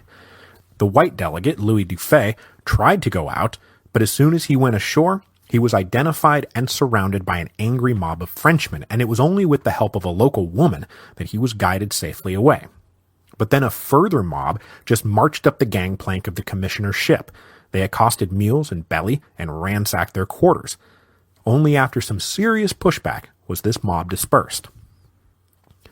So the captain of the ship then prudently sailed on up to New York, which, like I said, did not really have a significant refugee population to accost the commissioners. When they arrived on November the 10th, Genet welcomed them with a public reception that acknowledged the commission as an official government delegation. And this is when Belly gets to do one of his firsts, as he is the first black to be recognized as an official government representative of anything in the United States or in France. The Tricolor Commission remained in New York for the next month under Genet's auspices, but the refugee French and French sailors both continued to make ominous noises about attacking and possibly even assassinating the lot of them. So the 6 commissioners agreed to split up into 2 groups, and on December the 10th, Genet put Dufay, Mills, and Belly on one of the French government's fast messenger boats and ordered the captain to sail them to France as fast as possible. There are rumors that the angry French refugees actually tried to hire some of the sailors to murder the commissioners en route, but to no avail. So just to wrap up our loose ends here, not long after the commission sailed, a penniless Governor Galbaud re-emerged in New York City, looking for passage back to France. Genet tried to get the American government to block this, but by now Genet himself was persona non grata with the American government. So Genet said, fine, if you can pay for your passage, you can leave, and eventually Galbaud will sail back to France. Genet also stopped trying to block the further passage of the other refugees. So by early 1794, they were either headed back to France, which, for the record, yes, seems like a pretty crazy time to be wanting to go back to France, but even crazier are the ones headed back to Saint-Domingue. Now, some had decided to reconcile with the new order and reclaim their property, but, as Genet suspected, a bunch of the others joined the Spanish and British as auxiliary forces to go retake what was theirs by force. Other refugees chose to permanently settle in America, where they were soon joined by émigrés fleeing the Reign of Terror. Like, for example, Moreau de Saint-Méry, the great colonial expert and one-time big white delegate to the National Assembly. Well, by now, he's a counter-revolutionary swine, and in October 1793, he ducked out of France one step ahead of an arrest warrant. After landing in Philadelphia, Saint-Méry would remain there for years. He opened up a bookshop that soon became a hub of the best bred and best educated of the French émigrés, including, eventually, Talleyrand. When Talleyrand arrived in Philadelphia, he spent practically every night hanging out in the rooms above Saint-Méry's bookshop, chatting, playing cards, and waiting for his chance to get the hell out of this backwater and back to the real action. Back in the real action, the Tricolor Commission finally made it to Paris at the end of January 1794, and boy, did they walk into a crazy mess. We are now at episode 3.36, The Liquidation Process, when the revolution is now truly devouring all her children. There was a paranoid factional struggle between the Committee of Public Safety and the Committee of General Security, and the Ultras and the Indulgents, and then Robespierre's little death cult in the middle. The Tricolor Commission is about to become a pawn in this deadly game, and to explain how and why, we need to back up a little bit. So, when last we left Paris, King Louis had just signed the law of April the 4th, and then in July 1792, Sontenax, Polverel, and the other guy had sailed away. Now, the law of April 4th was a major setback for the big white colonial interests, but it was nothing compared to what came next. The insurrection of August the 10th. The Club Messiac was full of liberal nobles and enlightened bourgeoisie like Moreau de Saint-Méry, who were now all suspected of counter-revolutionary leanings. The Club Messiac pretty much ceased functioning after August 10th. But the colonial interests were not done yet. Just before the Second Commission arrived in Le Cap, the Colonial Assembly had selected a few delegates to go back to Paris to make sure that the law of April the 4th was not followed with anything crazy like the emancipation of all the slaves. When these guys arrived in Paris, they discovered, holy crap, the king has been overthrown, and France is now a republic. Thinking fast, these colonial representatives denounced the Club Messiac types as being in league with the counter-revolutionary aristocrats, and they pitched slavery as necessary for the survival of the republic because obviously we're all patriotic republicans now. But they still faced two major hurdles. First, Brissot remained a major power in the new National Convention, especially on colonial matters. He and his ally Julien Raymond were not about to let their work be undone. And second, Paris frankly had bigger fish to fry. When the National Convention convened, the Mountain and Girondins descended into their blood feud, they put Louis on trial, and then when they chopped his head off, they had to deal with the mass eruption of war and rebellion. Colonial affairs were totally deprioritized. But the white colonial interest did get a few boosts along the way. In January 1793, just as Louis was facing Madame la Guillotine, the first wave of men deported by the Second Commission arrived in Paris, ready to denounce Sonthonax and Polverel. But the real boost came in June 1793, when the Girondins were purged from the convention. Because the Second Commissioners were identifiably Brissot's boys, the white colonial lobbyists were now able to paint their work as a counter-revolutionary Girondin plot to destroy the colony, a story the now purged convention was ready to gobble up. So as I said at the beginning of the show, on July the 16th, the convention ordered the recall of Sonthonax and Polverel to return home and face the Revolutionary Tribunal. Then, at the end of August, word of the destruction of Le Cap and the mass exodus of the whites arrived, and everyone in Paris now solidly believed that the Second Commission was to blame for everything, and further, that they were an actively sinister force that had to be stopped. But the official agents sent to convey the recall order and bring the commissioners home to stand trial got trapped in Brest, thanks to British naval patrols, and spent the next few months just never setting sail.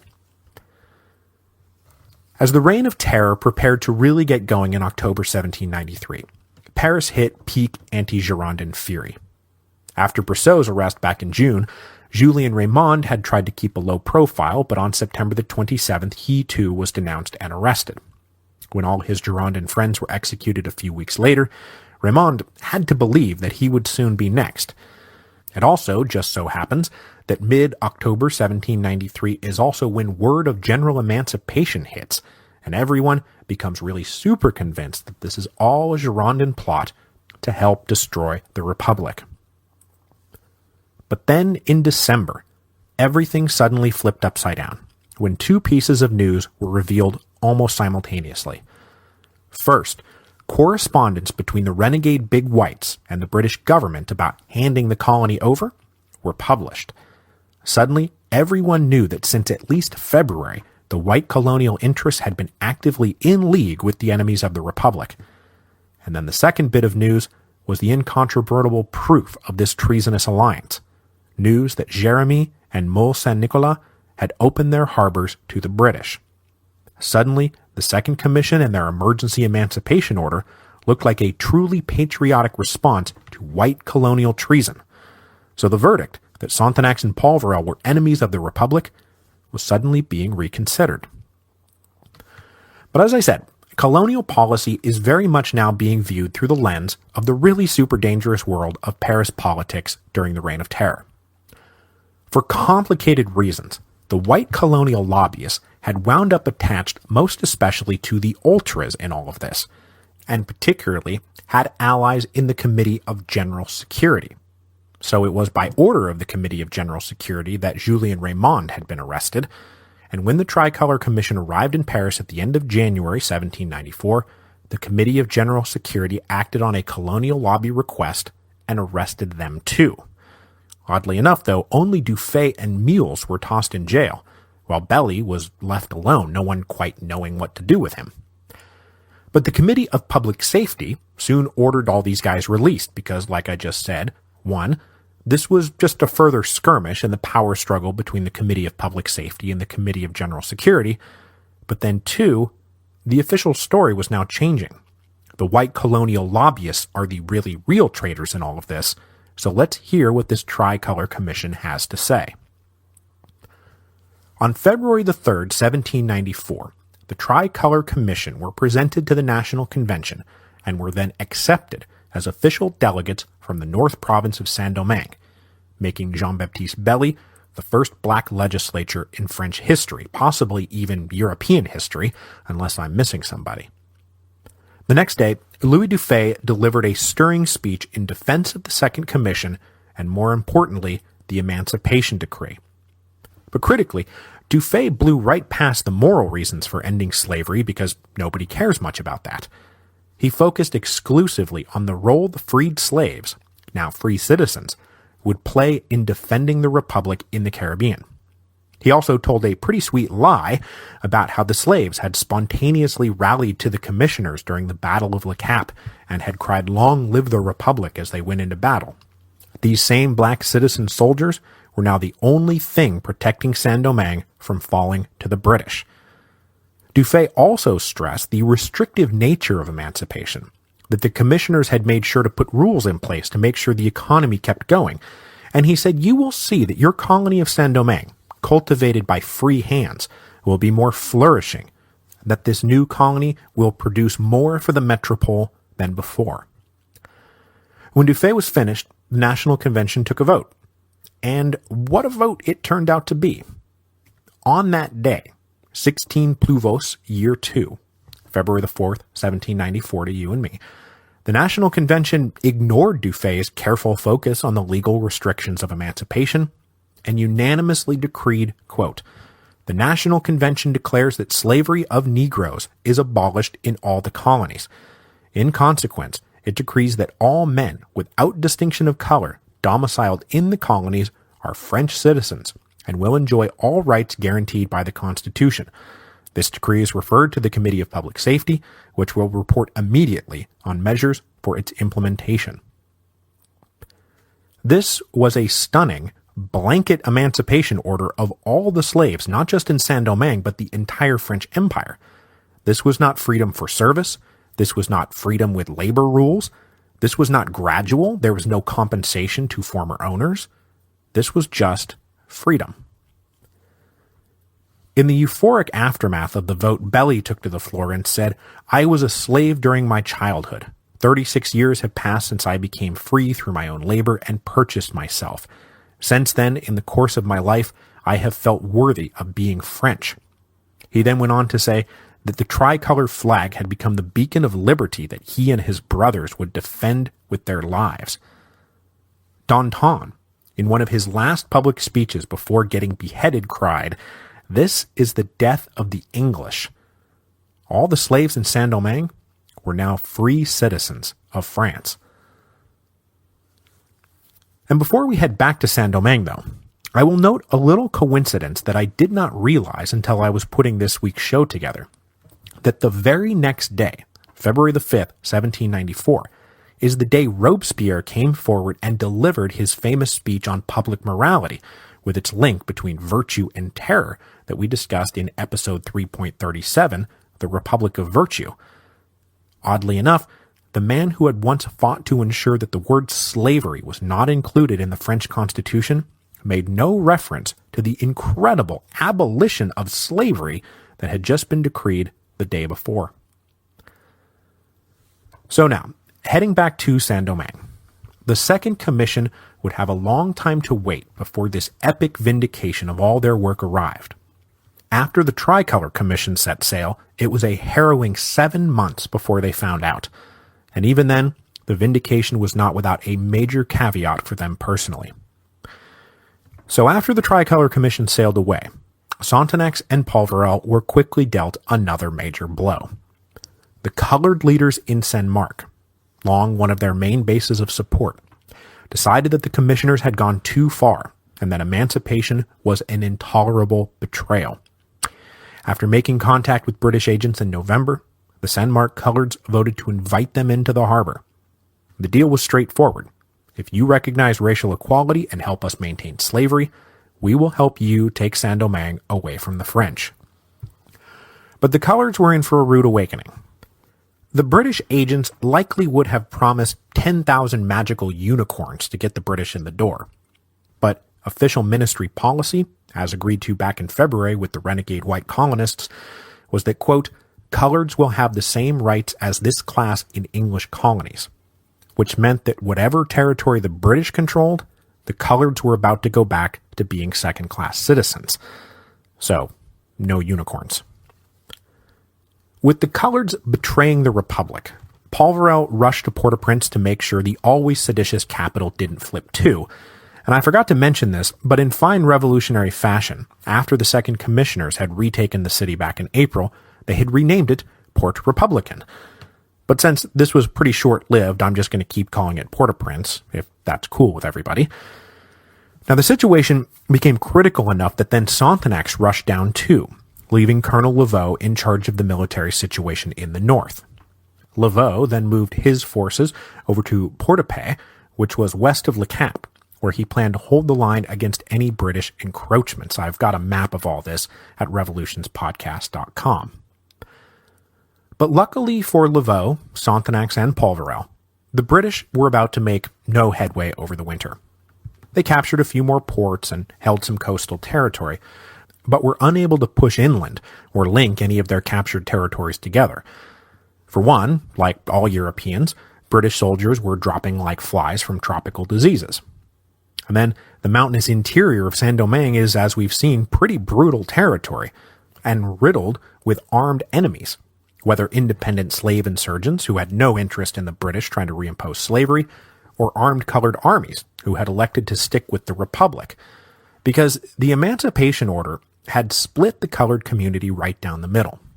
So some of the Second Commissioner's allies defected to the British, but others, like André Rigaud in the South, denounced the perfidy of his brothers and stayed true to the Republic.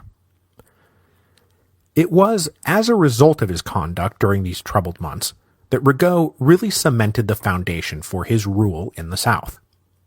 With the Emancipation Decree in hand, he was, for example, able to talk most of the leaders of the Kingdom of Platon into joining what Rigaud was now calling the Legion of Equality, a mixed colored and black army that would uphold racial equality and slave emancipation by force against all comers. Most of the leaders accepted the deal and were enrolled as captains in the Legion, and they brought with them about 1,200 men. And I can't nail this down, but I'm also pretty sure this is the moment when the Kingdom of Platon gets redubbed the Republic of Platon, which is what it's called in many history books on the subject. But Rigaud's vision of emancipation was enforcing the rules of labor imposed by the Second Commissioners, and in the territory Rigaud controlled, those blacks not fighting were expected to return to their plantations and work, and he expected the black leaders to help keep them there. But while the staunch support of Rigaud and his forces will be critical to the survival of the mission of the Second Commissioners, there was nothing quite like the almost miraculous news they received in May 1794. Toussaint Louverture was prepared to switch his allegiance from Spain to France. Now it is likely that Toussaint had been considering this option even as he was denouncing Sonthonax's Emancipation Decree back in August. With the Republican cause both in Europe and the Caribbean seemingly on the brink of collapse, the principal slave generals were already positioning themselves for the new order to come. Jean-François and Bissou's partnership was now more tenuous than ever, as each prepared to rush into the post-French vacuum and become the supreme leader of the colony.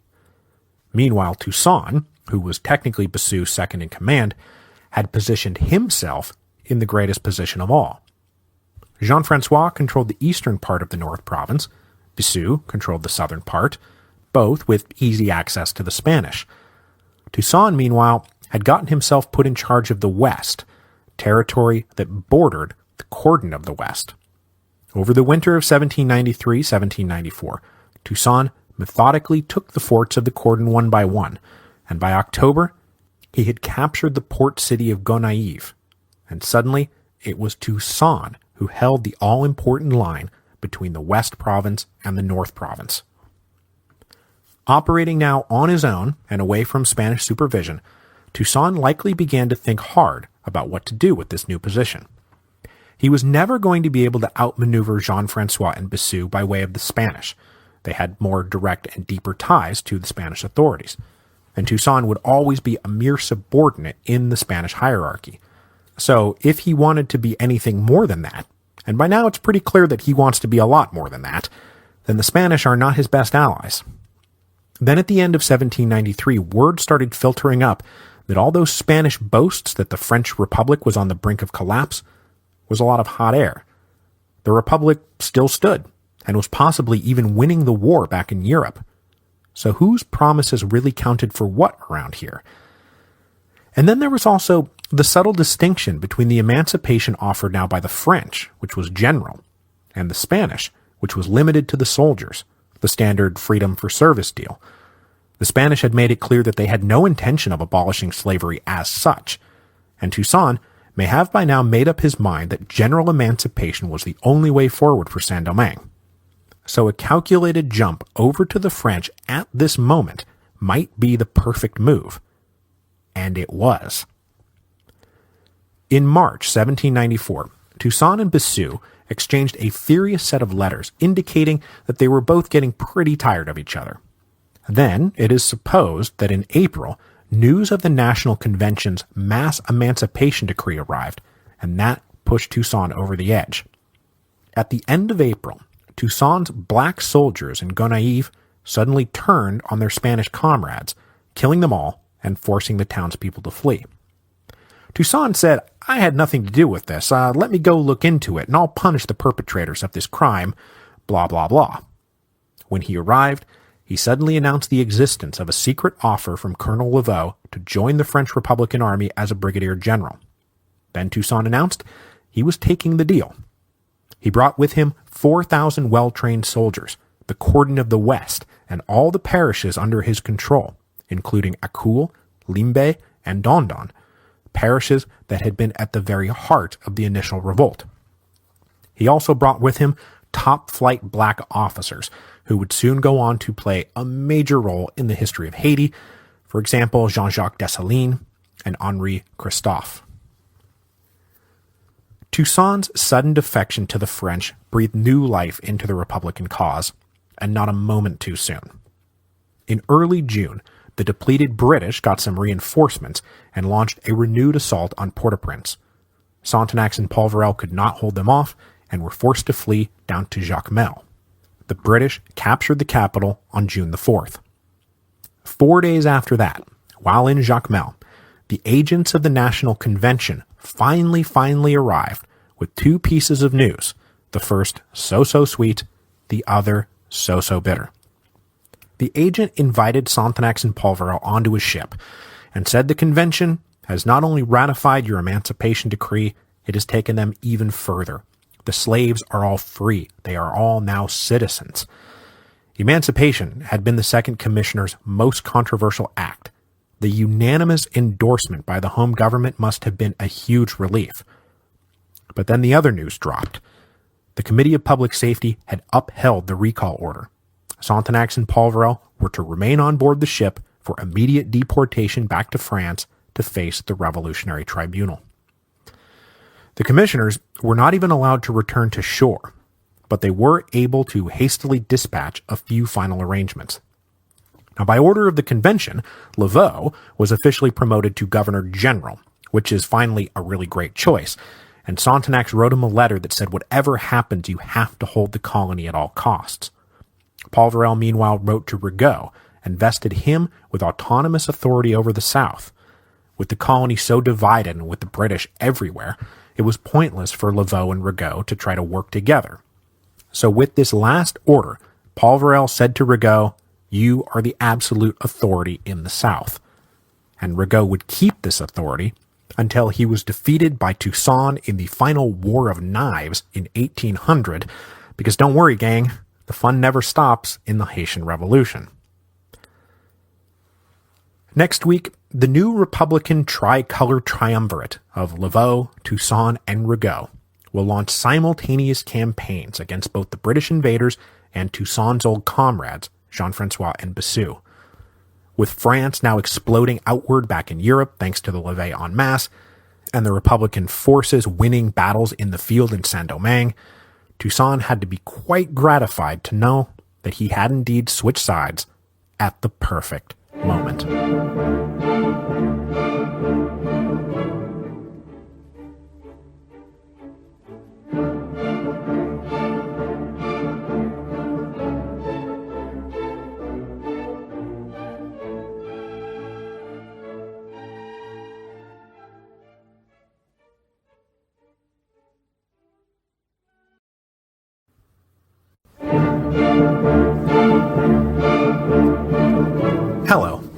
and welcome to Revolutions. Episode 4.9, What the Future Will Bring.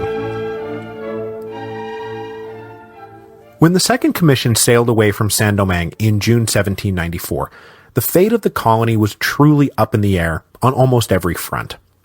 On the one hand, the British had invaded and now occupied a series of ports in the West and South provinces. The main slave armies of the North, meanwhile, had resisted all French Republican overtures and reaffirmed their allegiance to the Spanish.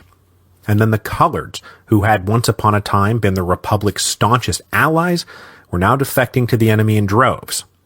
None of this was good news. But, on the other hand, the National Convention had accepted the Tricolor Commission as official delegates from the colony, ratified the Emancipation Decrees in a sweeping declaration of liberty and equality, and perhaps most importantly, the French Republic still stood. Contrary to all expectations, the French Republic had not collapsed in 1793. And then the last bit of good news for the Second Commissioners as they sailed away is that they were leaving the defense of Saint-Domingue in pretty capable hands. André Rigaud in the south, now Governor-General Laveaux in the north, and then Toussaint Louverture holding the mountains in between. So, the good news and bad news was a pretty even ratio in the summer of 1794, and the future of the colony was a blank canvas to be painted by whoever emerged victorious in the struggles yet to come. Now, the lives of the inhabitants of Saint-Domingue in the summer of 1794 offers a glimpse at what the possible future might be, depending on who emerged victorious from the struggles yet to come. Now, the very worst outcome, I think it's fair to say, would be if the British managed to complete the conquest of the colony. Depending on how you did the math, a good 60 to 80,000 people now lived in British-occupied areas, and wherever the British went, they turned back the clock to 1788. The Emancipation Decrees of the Second Commission were obviously nullified, and black slaves were returned to work as slaves. But that was not all. The British also ignored any promises made to the Coloreds to maintain racial equality. Wherever the British were, whites were elevated to command positions, while Coloreds were pushed aside. Even colored leaders who had invited the British in the first place. So that was one possible future for the colony. The British conquest, spelling the end of liberty and equality, and the return of big white supremacy. A second option was found in the territories in the South Province now controlled by André Rigaud. Rigaud is obviously an uncompromising defender of racial equality, but as a staunch ally of the Second Commission and the French Republic, Rigaud was ready to accept the reality of slave emancipation. But as we touched on at the end of last week's episode, that emancipation would come with restrictions. Liberty did not just mean everybody doing whatever they wanted, the National Convention's decree notwithstanding. Now, with all the upheavals that had gone on since 1791, the plantations of the South Province had been amongst the least disrupted in the colony. Most of them still stood and still functioned. And Rigaud made sure that the former slaves kept working those plantations, though they were now cultivators who enjoyed some rights and a small cut of the profits. And there were actually profits to be made down here. One huge thing Rigaud had going for him was that he had kept Lacaille out of British hands, and the port continued to be more or less functional. It was in fact the only major port still fully functional in the French Republican orbit. So Rigaud's people were able to cart their stuff down to Lacaille and successfully export it, usually through merchants from the United States. But while the black cultivators now got a small cut of the profits, they found themselves forced to do the same work the day after emancipation that they had been doing the day before emancipation. So, on a day-to-day level, not much has really changed for them. Now, the people who did enjoy a major change for the better under Rigaud's regime were his colored brethren. In the same way that Rigaud was implementing a very particular kind of slave emancipation, he was also implementing a very particular brand of racial equality. Rigaud, understandably, had no love for the whites. Now, he had some white allies, of course, but as a class, Rigaud had no interest in protecting white interests whatsoever. When the white exodus got going in earnest in 1793, Rigaud's territory became littered with abandoned plantations. The buildings and equipment were all intact, but the white owners and managers had just fled. Now, Polverel's policy towards these types of abandoned properties had been for the government to step in and run them directly. But Rigaud had a better idea. He started leasing them to private individuals to run in exchange for a cut of the profits. And who were the private individuals who had the capital and the access to take advantage of this deal? Well, all of Rigaud's colored friends and allies, of course. The whites were all gone, and the blacks had no money. So the coloreds wound up running everything. So that was the second possible future for Saint-Domingue. The whites gone, the blacks either workers or mere common soldiers, and the coloreds holding all the political, economic, and military authority. Now, the third major option was in the territory in the borderlands between the North and West provinces under Toussaint Louverture's control. Unlike Rigaud's system of colored supremacy, Toussaint envisioned a new Saint-Domingue shared by whites, coloreds, and blacks together. Now, at this moment, this is obviously the most Looney Tunes vision of them all. Whites, coloreds, and blacks living together in peace, harmony, and prosperity. I mean, good luck with that, Toussaint. But remember who Toussaint was on the eve of the revolution. He was a free black plantation manager who had spent his life intersecting with all three groups, and he was liked and respected by all of them. And he, in turn, often saw the best each group had to offer rather than just the worst. And he really did think he could make tricolor harmony work. After he jumped over to the French, he started trying to make it work. But Toussaint was no starry-eyed dreamer. His intellect was coldly rational, so coexistence between the three groups was premised as much on what you were not going to get as it was on what you were going to get. So, towards the now free blacks, Toussaint embraced a vision of limited slave emancipation just like Rigaud, and he enforced labor rules and demanded obedience to authority. You are not slaves, and you will never be slaves again. You are forever free citizens, but you must work. And not just anywhere, you must work the plantations. Because while Toussaint could envision a Saint-Domingue inhabited by all three races, he could not, and never would be able to, envision a Saint-Domingue that survived without its lucrative sugar and coffee exports. Meanwhile, to the free coloreds, he guaranteed racial equality. I mean, white supremacy had gotten its head chopped off and posted on a spike as far as Toussaint Louverture was concerned, but he would promise the coloreds no more than equality. He was not going to elevate them over the whites, and he soon demonstrated this in no uncertain terms. Now, as I said last week, there were whites now ready to reconcile themselves to the new regime. Some had been laying low in Saint-Domingue, others were now returning to the colony after having taken flight. But when they came back, they found Toussaint surprisingly welcoming and quite generous. He honored old land and property titles, unlike André Rigaud, and, channeling Julius Caesar a bit, was magnanimous and forgiving towards men that Toussaint had literally been fighting just a few months before. If the whites respected that their workers were now workers and not slaves, and if the whites accepted that a black ex-slave was the supreme authority in town, they could come back. And not just come back, but enjoy the protection of his regime and maybe even thrive. Toussaint made a big deal about respecting their private property, and he diligently punished thieves and vandals whenever they were caught. Now, one thing that Toussaint had to deal with that Rigaud did not was that the plantations of the northern plains had almost all been leveled by fire. But Toussaint had an answer to that too, and he helped organize the rebuilding of the physical infrastructure. Both white and colored owners could expect nothing but help and encouragement from Toussaint, and pretty soon, crazy option number 3 was making some headway. Whites, coloreds, and blacks lived and worked side by side under the auspices of a benevolent black ex-slave who just wanted them all to thrive. Now, the fourth option for the future was a total wild card that we only have to talk about briefly because by the end of today's episode, it will be moot. That is, what happens if the Spanish-backed slave armies led by Jean-Francois and Bissou push their way down and seize control of Saint-Domingue. Now, it's hard to know exactly what they would have done, or what kind of political arrangement they would have made with the Spanish, who, as I mentioned, would have granted freedom to the black soldiers, but kept slavery intact. I can't imagine, however, that a Jean-Francois or Bissou-led future has any place for the whites or the coloreds. But while I'm here, though, I should answer a question that I've gotten a few times about the Spanish.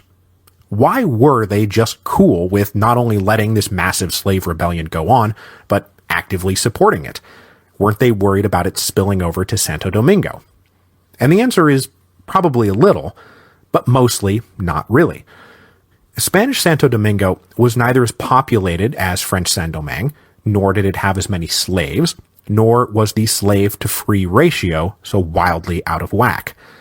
Santo Domingo was just not the same type of mass slave economy that their French neighbors were. So the Spanish weren't super worried about the gospel of slave revolution spreading because there were actually more free Spaniards in Santo Domingo than slaves. So keeping their slaves in line seemed pretty doable. And then there was also a geographic reason. The interior of Hispaniola was not very densely populated. Most of the Spanish lived on the southeast coast. So a marauding French slave army would have a lot of ground to cover before they made it. And then, of course, there's the very fact of their support for the slave armies. From day one, the Spanish bought the loyalty of Jean-Francois and Bissou to make sure exactly that sort of invasion never happened. Okay, so hopefully that answers that question. And the fourth possible future for Saint-Domingue, the Spanish-backed slave armies overrunning the colony, is never going to happen, so we can move on. Now finally, there was a fifth major option that existed everywhere and outside the jurisdiction of any of the little regimes that I've just mentioned. And that fifth option is black liberty. No restrictions. Liberty enjoyed after being purchased with sweat and blood. Break up the hated plantations, parcel out the land, and live and work as truly free men and women. Throughout Saint-Domingue, but most especially in the west and south, there were independent, unaligned, insurgent black communities, basically like the old Maroon communities, but more numerous and better armed. These groups inhabited their own camps and bases in the mountains, and they would be damned if they were going to get sent back to the plantations. And then even those blacks who continued to live on the plantations and who were allegedly subject to all these new labor rules, I mean, it's not like they didn't resist. The sheer scope and constant revisions of the cultivator labor codes are pretty clear proof that a lot of freed slaves had no interest in actually following all these crazy rules. They shirked their official duties to expand and cultivate their own plots of land. And these plots of land would not only give them an independent food supply, but the produce of that land could still be sold for a profit in the massively disrupted colonial economy. So as it turned out, it was super hard to keep freed slaves doing the same work they had done when they were slaves. And so they represented a fifth option. No more plantations, no more masters, no more rules, just free men and women working and living for themselves. So those were the five major options on the table for Saint-Domingue in the summer of 1794. And just to recap, they are first, the British military returning the colony to the old big whites who would restore white supremacy and slavery. Second, Rigaud's system of colored supremacy with emancipation and labor rules. Third, Toussaint's system of whites, coloreds, and blacks working together to rebuild a plantation economy that would benefit them all. Fourth, whatever Jean-Francois and Bissou's ultimate plans were, which we don't really know. And then fifth, a totally decentralized system of freedom and small-scale land ownership. So, let's see what happens next. What happened first is that the new military alliance that had been forged between now Governor-General Laveaux and Toussaint Louverture went on the offensive. In July 1794, Toussaint launched an attack on Jean-Francois's positions in the eastern part of the North Province and drove the Grand Admiral's forces back in disarray. Jean-Francois himself was forced to take a hasty flight, much to Toussaint's evident delight. Meanwhile, Governor Laveaux attacked bases that had been established by the Spanish and then garrisoned by actual Spanish soldiers, rather than just their slave auxiliaries, on the border between Saint-Domingue and Santo Domingo. The surprise rejuvenation of the French Republicans in the north caught the Spanish line by surprise and brought ominous tidings of things to come. Now, in apparent retaliation for this sudden attack, and possibly showing what a Jean-Francois-led Saint-Domingue might have looked like, Jean-Francois proceeded to commit one of the most infamous crimes in the course of the Revolution. The fortress town of Fort Dauphin, located on the north coast of the colony near the Spanish border, had been captured by the slave armies and was now being garrisoned by a mixed force of Jean-Francois's black soldiers, Spanish soldiers, and then 700 white French auxiliaries, some of them now ex-refugees from the Le Cap exodus. For reasons that are far from clear, just after the attack by Toussaint, Jean-Francois ordered his soldiers to surround and massacre the 700 French auxiliaries, and the Spanish soldiers just looked on. Now, I'm not even sure what the point of it was, but he did it, and it sure did not help Spanish efforts to recruit more white Frenchmen to their side. While Laveaux and Toussaint launched these military attacks, they also sent out political feelers, trying to undermine the Spanish and British by breaking their local alliances. Toussaint had enough legitimacy with the slave insurgents that he could appeal to the black soldiers and officers and say, look, the French have granted full emancipation, and they are going to win the war. The Spanish are the past, and when the chips are down, your generals will sell you out. So, defect now, and we'll welcome you with open arms. Now, for the moment, this argument did not carry a ton of weight, because the French Republic still seemed precariously perched atop a towering inferno. So, Toussaint and Laveaux then turned to the coloreds, who had defected to the British. They smuggled in messages to the leaders in Saint Marc, for example, and asked, how are those British promises of racial equality treating you? Well, look, we understand that you've made a mistake, so come back over to the Republic and we'll all join forces and kick the British out together. And oh, by the way, if you don't come over voluntarily, Toussaint's army is going to attack Saint Marc, sack it, and probably execute the whole lot of you for treason. But still, most of the colored leaders in Saint Marc hesitated, and so Toussaint started marching south from his base in Gonaïves in August to make good on the threat. But lacking the forces necessary to just take the city in a direct assault, Toussaint employed a clever gambit. He sent down two of his most trusted officers to tell the British that Toussaint's recent defection to the French was a ruse to solidify his position, and now that his position had been solidified, he was ready to really defect, this time to the British. Now, the British were receptive to this, and it's not like it wasn't a believable story. Toussaint had been one of the leading anti-French voices for the last 3 years. Discovering that his defection to the French was a ruse actually explained a somewhat inexplicable event. But the real ruse was the story about the ruse. When Toussaint's officers got into Saint Marc, they made contacts with disaffected coloreds, and there were quite a few of them, and planned an internal uprising to go with the external attack from Toussaint's approaching army. All of this went according to plan, and in mid-August, Toussaint attacked, and then a bunch of armed coloreds suddenly rose up in Saint Marc at the same time, but there were not enough of them. Many of the coloreds and the leaders still clung to the British promise that slavery would be maintained and equality maybe eventually implemented. With the internal uprising sputtering, Toussaint's external attack ultimately failed, repelled by superior British firepower working from a strong defensive position. Now, into the fall and winter of 1794, though, open war between all sides in this very complicated little conflict proceeded. In the north, Governor Laveaux kept the British contained on their base in Mont-Saint-Nicolas, while Toussaint returned to fighting Jean-Francois in Bissau, and he made further thrusts into the interior. In October, he went on a quick campaign, capturing various towns and looting and killing wherever he went, but he did not have sufficient forces to keep what he had conquered, so he always wound up falling back to his main bases along the cordon of the West. But still, Toussaint was clearly showing in the campaigns of 1794 that while he had very little practical military experience, he was turning out to be one of the best generals of the war. And he showed a true professional's obsession with logistics and supplies and training, and he constantly begged Laveaux for more guns and more bullets, more shoes and more medicine, and he forced captured British or Spanish officers to train his men in proper technique and discipline. In December, he launched a very well-executed multi-column offensive that captured, and this time held, an important river that lay south of Le Cap.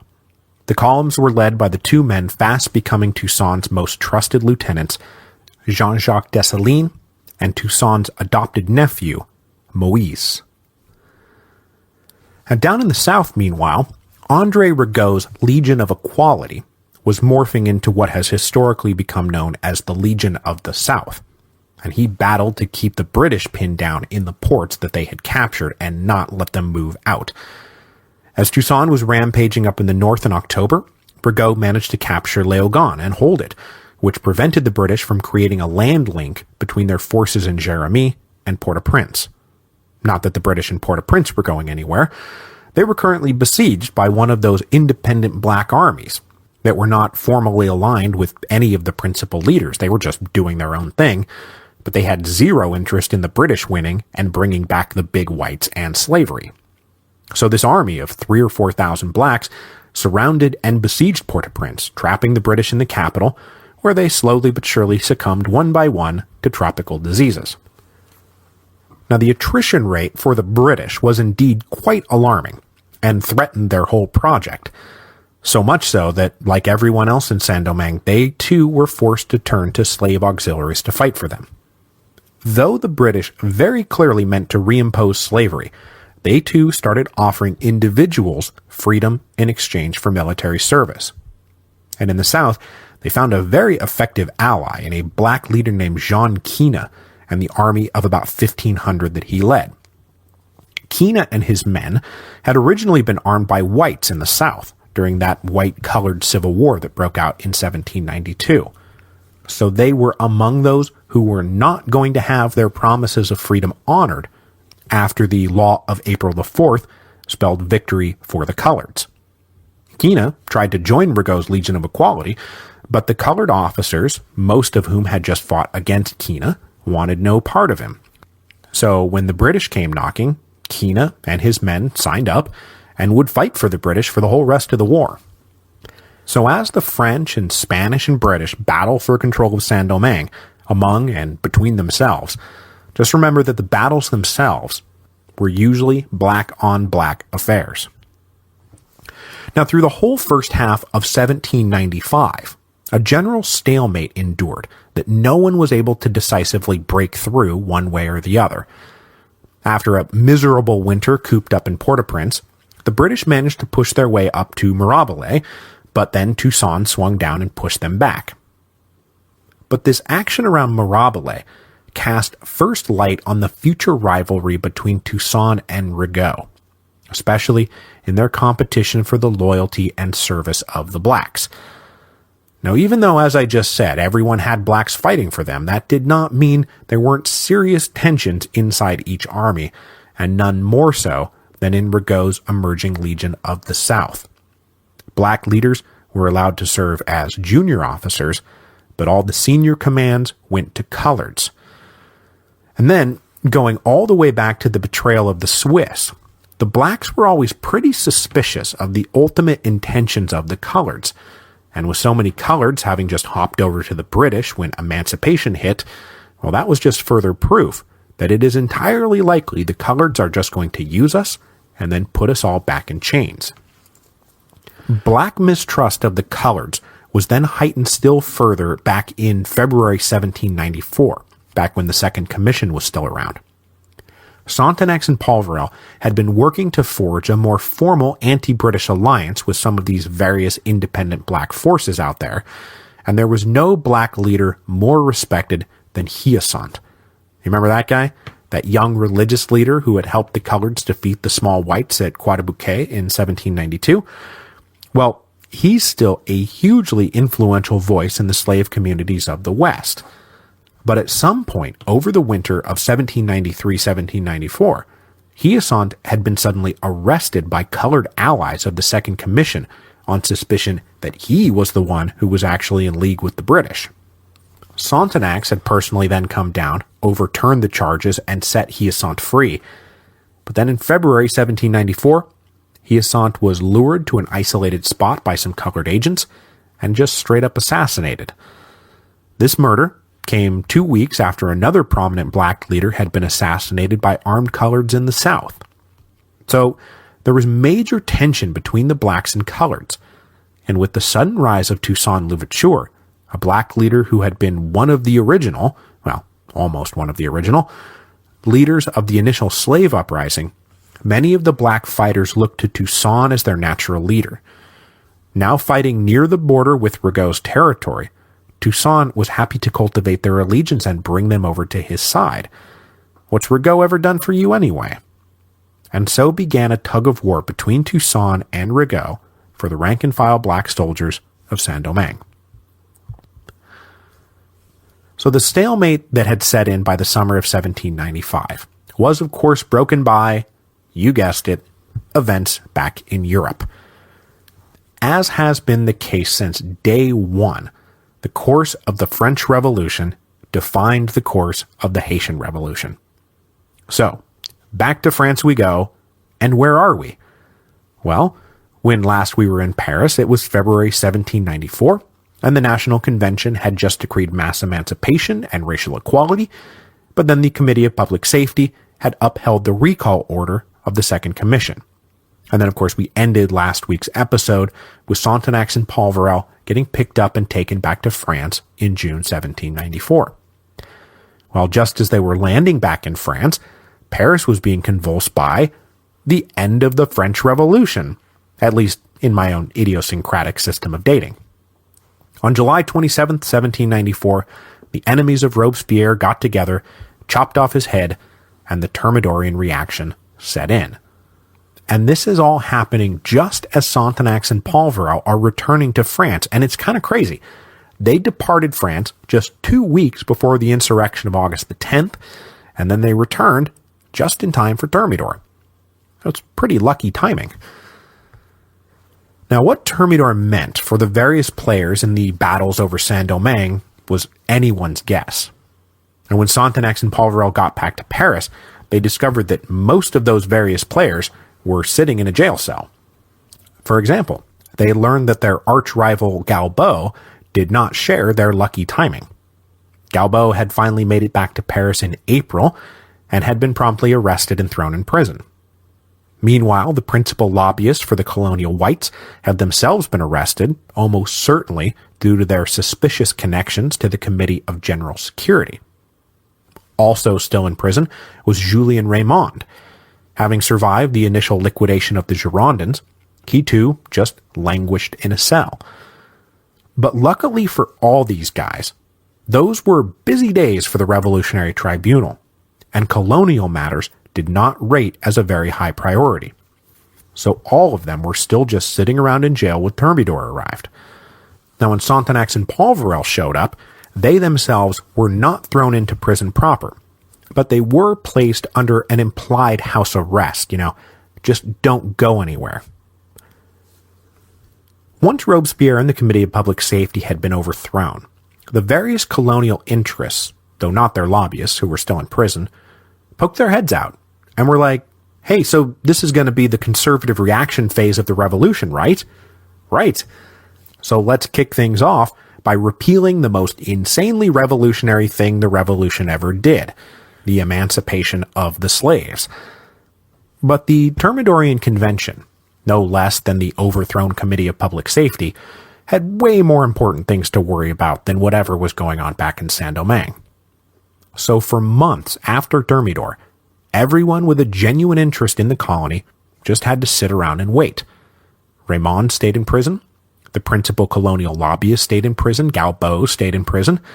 Sonthonax and Polverel just waited around patiently to be put on trial. It wasn't until November 1794 that the Thermidorian Convention finally got around to the question of Saint-Domingue and the actions of the Second Commission. The white lobbyists, Raymond and Galbaud, were all released on parole, and a committee was set up to investigate and render a verdict on the conduct of the Second Commission. Now, fortunately for Sonthonax and Polverel, this was not the Revolutionary Tribunal with its swift and summary justice. But unfortunately, it was kind of the other thing. A long bureaucratic slog through all the evidence and witness testimony. But in a curious decision that I have not ever seen adequately explained, it's just this fact that is hanging out there, Galbaud was never allowed to testify at the trial. He wanted to, they just wouldn't let him. I have no idea why. So the trial dragged on for months and months, and the non-stop stress of everything that had happened to him since arriving in Saint-Domingue in September 1792 was finally too much for Etienne Polverel. He died in April 1795 at the age of 55. When the story of the Haitian Revolution is told, pride of place is always given to Sonthonax, because he's the one who issued the decree of August the 29th. But hopefully I've shown that Polverel was right there in the middle of it with him. Both had started as totally obscure revolutionary backbenchers, who went on to be the principal actors in the emancipation of all the French slaves. And sadly, he did not live long enough to see his work fully vindicated. As the trial dragged on, though, the ultimate verdict was becoming clear, much to the delight of Sonthonax and the dismay of the colonial lobby. Because in one of the more surprising decisions made by the Thermidorians, as they prepared the Constitution of Year 3 that established the Directory, they decided that racial equality and slave emancipation would be upheld in the Republic of France. Now, partly this was a recognition of what's done is done, but it was also a part of a shift in attitude towards the colonies. Remember, in the early days of the Revolution, enlightened opinion was that this was all leading towards greater independence and home rule for the colonies. Well, as the new concept of an indivisible French nation began to take hold, especially during the war, leading revolutionaries began to advocate a reverse conception, that wherever the tricolor flag flew was a part of the French nation, one and indivisible. So the Constitution of Year 3 reflected this. It said there would no longer be a distinction between the metropole and the colonies. All were equal to each other. Saint-Domingue and Martinique and Guadeloupe and the rest were basically now just departments of Greater France, and all French laws would be uniformly enforced everywhere. And since there were no slaves and no racial inequality in France, there could be none in the colonies. So yes, as the conservative Directory settled into power, it explicitly upheld one of the most revolutionary things the radical revolutionaries had ever done. Then, just as the convention was wrapping up loose ends in September 1795, the trial of the Second Commission wrapped up. Sonthonax and the late Polverel were cleared of all charges. They had done a good job, and they had the thanks of the Republic. Now, as we will see next week, Sonthonax, and also Julien Raymond, are not done in Saint-Domingue, since they're about to be two of the key members of the Third Commission. So we'll leave them aside for now, but I do want to wrap things up with the depressing conclusion to the life and career of Governor Galbaud. After being arrested in April 1794, Galbaud had spent 8 months in prison, but when he was finally released, he discovered that his arrest record now precluded him from returning to the military, the only job he had ever known. In mid-1795, he managed to land a minor bureaucratic position in the Thermidorian government. He was then officially amnestied in the general political amnesty that was issued when the Directory took over, but his application to rejoin the army was still rejected. And it continued to be rejected for the duration of the Directory, and Galbaud was not allowed back into the army until after Bonaparte's coup of 18 Fructidor. But when he was finally let back in, he got what I think might have been the most rotten assignment in the history of the universe. He was posted to Egypt. That's right. 2 years after Bonaparte abandoned the expedition as a hopeless lost cause, and with the French forces in Egypt little more than a sad, forgotten, demoralized, and plague-ridden garrison that was about to surrender to the British, Galbaud received orders to take up a post in Cairo. So, he and his wife packed their bags once again and headed off to the worst assignment imaginable.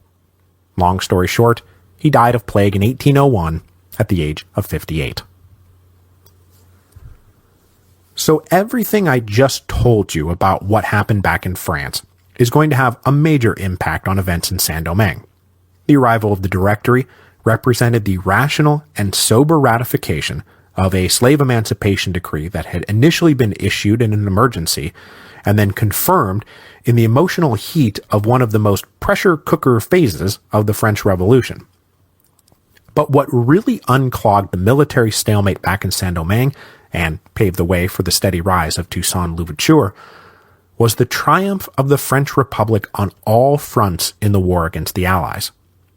Remember, mid-1795 is when the Dutch join the French as the Batavian Republic, when the Prussians pull out of the war completely, but most importantly for our purposes, this is when the Spanish pull out of the war. Admitting defeat to the French Republic was a bitter pill for the Spanish to swallow, but they were really no match for the might of the fully mobilized French nation, and so they signed a peace treaty of their own in July 1795. This treaty not only stipulated an immediate end of hostilities on all fronts, including all colonial fronts, but get this, the handover of Santo Domingo to the French. The Spanish agreed to hand the entire island of Hispaniola over to the French, and it was that, more than anything else, that completely rearranged the military and political situation in Saint-Domingue. So next week, we will return to Saint-Domingue to watch this bombshell news get dropped on everyone's head. The Spanish are out of the war. What did that mean for Jean-Francois and Bissou? For the last 4 years, since the original slave uprising in August 1791, they had been the two principal slave generals. They had full claim to the prestige of being leaders in the initial fight for freedom. I mean, what's going to happen if, for example, they suddenly decamp the island, now that their Spanish benefactors are saying we're done funding, arming, and supplying your armies? Who would that leave as the only black leader who truly had the respect of all the black soldiers? Well, I'll tell you. Toussaint Louverture.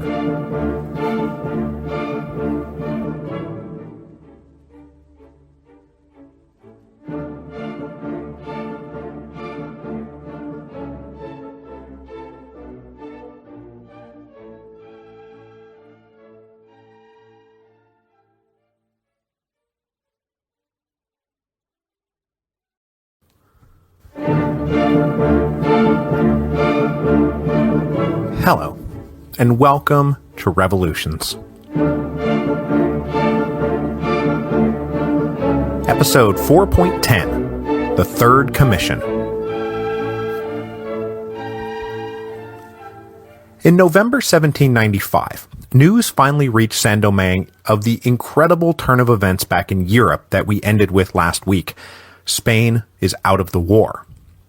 In the all-important North Province of Saint-Domingue, this news would change everything. Since August 1791, the slave armies of Jean-Francois and Bissou had occupied most of the province, and they had been able to maintain that occupation because of Spanish support. First, the clandestine support that had seen them transition successfully from passionate insurgents to a stable and pretty well-organized army, and then the official support that saw the Spanish bring that army under their banner. Now, Governor-General Laveaux had run some successful campaigns against these forces back when he was still Colonel Laveaux, and as we saw last week, Toussaint Louverture was making inroads of his own. But in the main, Jean-Francois and Bissou had never been seriously threatened, but it was all premised on Spanish support, and that support was now gone. So whatever fancy plans Jean-Francois and Bissou had dreamed up over the years, whatever that fourth option we talked about last week might have been, they would remain an eternal might have been. When the Spanish said, "We're cutting you off," British agents made contact and offered to replace the Spanish as patrons, but there were a number of problems with this. Logistically, British supplies could never be counted on the way that Spanish supplies could always be counted on, since they were just coming right over the border.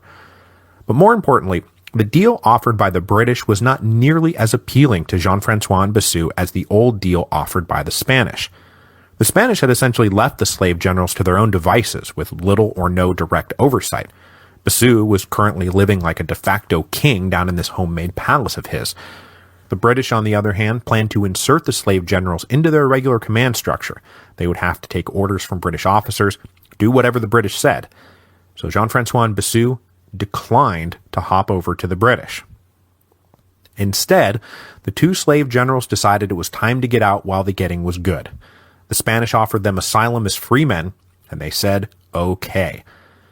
Each general took with him a cadre of senior officers, and they decamped the island. Forever. Jean-François and Bossu are never coming back. Bossu wound up resettling in Spanish Florida, where he was eventually given command of the black militia there, and there he died in 1801. Jean-François and his loyalists, meanwhile, went first to Havana, but the Spanish governor flipped out when this slave general and his entourage showed up, and he begged his superiors to deport them all before they started a slave revolt in Cuba.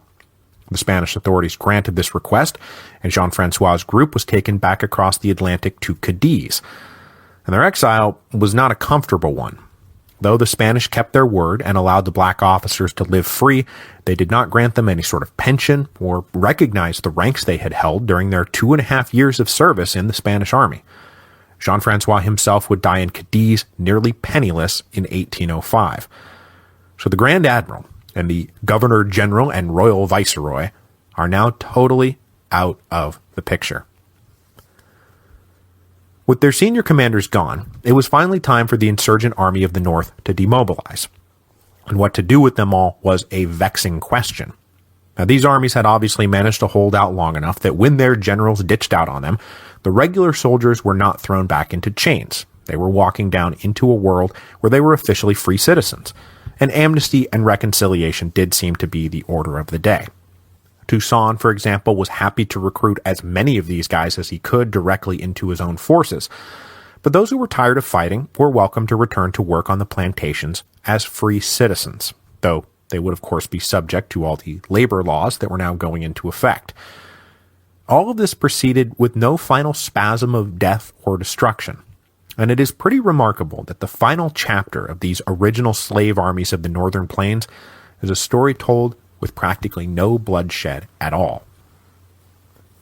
Now, as we have seen many times on the Revolutions podcast, the removal of a shared enemy often leads to a factional conflict on the winning side. So, with the threat of Jean-François and Bossu's army removed, tensions within the French Republican ranks quickly erupted into open, armed hostility. The tensions in particular were between two men who stood one rung below Governor General Laveaux in the command structure. Toussaint Louverture is obviously one of these two, and the other is a guy we haven't talked about yet, and his name is Jean-Louis Villatte. Now, we don't know a ton about Villatte, but he was a free-colored born in Saint-Domingue in 1751. He appears to have joined a regiment of dragoons as a teenager in 1768, and was then among those who volunteered to join the expedition to the United States in 1778, where he fought at the Siege of Savannah. After that, we lose track of him, but I feel pretty confident saying that he was not in on Vincent Augier's uprising, because most of the guys who escaped that little debacle wound up fighting with the slaves after August 1791. The next time we see Villatte pop up is when the Second Commission arrives and the battles over the law of April the 4th begin. When these battles led Sonthonax to create those free-colored militias who were answerable only to the Second Commission, Villatte wound up a colonel in that militia. Villatte was then one of the principal officers, along with Jean-Baptiste Belly, fighting for the Second Commission during the Battle of Le Cap. And then when the British invaded and Laveaux moved his headquarters over to Port-au-Pie to contain them, he left Villatte in charge of the defense of Le Cap. So until Toussaint came over to the French side in April 1794, Villatte was the principal Creole officer in the North Province. and he was among the very few on the Republican side not absolutely thrilled when Toussaint defected. Because right away, Laveaux started to show preferential treatment for Toussaint. And of course, he was a little miffed that Toussaint had been offered a generalship after fighting against the Republic for the last 3 years. In July 1795, the National Convention approved all the field promotions Laveaux had doled out to his principal Creole officers, and the convention officially made brigadier generals of, in the north, Toussaint and Villatte, and then in the south, André Rigaud, and another guy that I have not talked about yet, and that's Louis-Jacques Beauvais. Beauvais was another of these prototypical free-colored men who had struggled for dignity in the old apartheid system. Beauvais had been educated in Bordeaux, and then, along with Villatte, taken part in the Savannah expedition, and then returned to Saint-Domingue to be a school teacher. When the revolution broke out, he was one of the first to take up arms to defend the law of April 4th, and then he had stuck with the Republic after emancipation, and was now Rigaud's chief lieutenant in the South, and Beauvais, too, is now a full brigadier general. So of the 4 newly created Creole generals, it was 3 coloreds, all born free, and then Toussaint, the lone black, born a slave. And Villatte was super annoyed that Toussaint was now his equal, not only because he was a black ex-slave, but because Toussaint had spent the last 3 years fighting against the Republic that Villatte had put his own life on the line time and time again to defend. Villatte did not trust Toussaint even a little bit, but as long as Jean-François and Biassou were still out there, that conflict would simmer but never boil over. Now that Jean-François and Biassou are departing, it's time for Villatte to boil over. But his anger and frustration with Laveaux is really what got him going, especially after Laveaux moved his headquarters back to Le Cap after having spent the better part of a year in Port-au-Paix. Now, probably some of Villatte's anger comes from being the boss because the boss is out of the office, and now that the boss is back in the office, it being kind of annoying that you're not the boss anymore. But there was more to it than that. Like, the first thing Laveaux did upon his return was release a whole bunch of black prisoners that Villatte had been keeping locked up, which possibly implied a continuation of Laveau's growing preference for the blacks over the coloreds. After this initial slap in the face, Laveaux then proceeded to really offend Villatte and his allies. Over the past year, the coloreds in Le Cap, under Villatte's protection, had been busy rebuilding the city.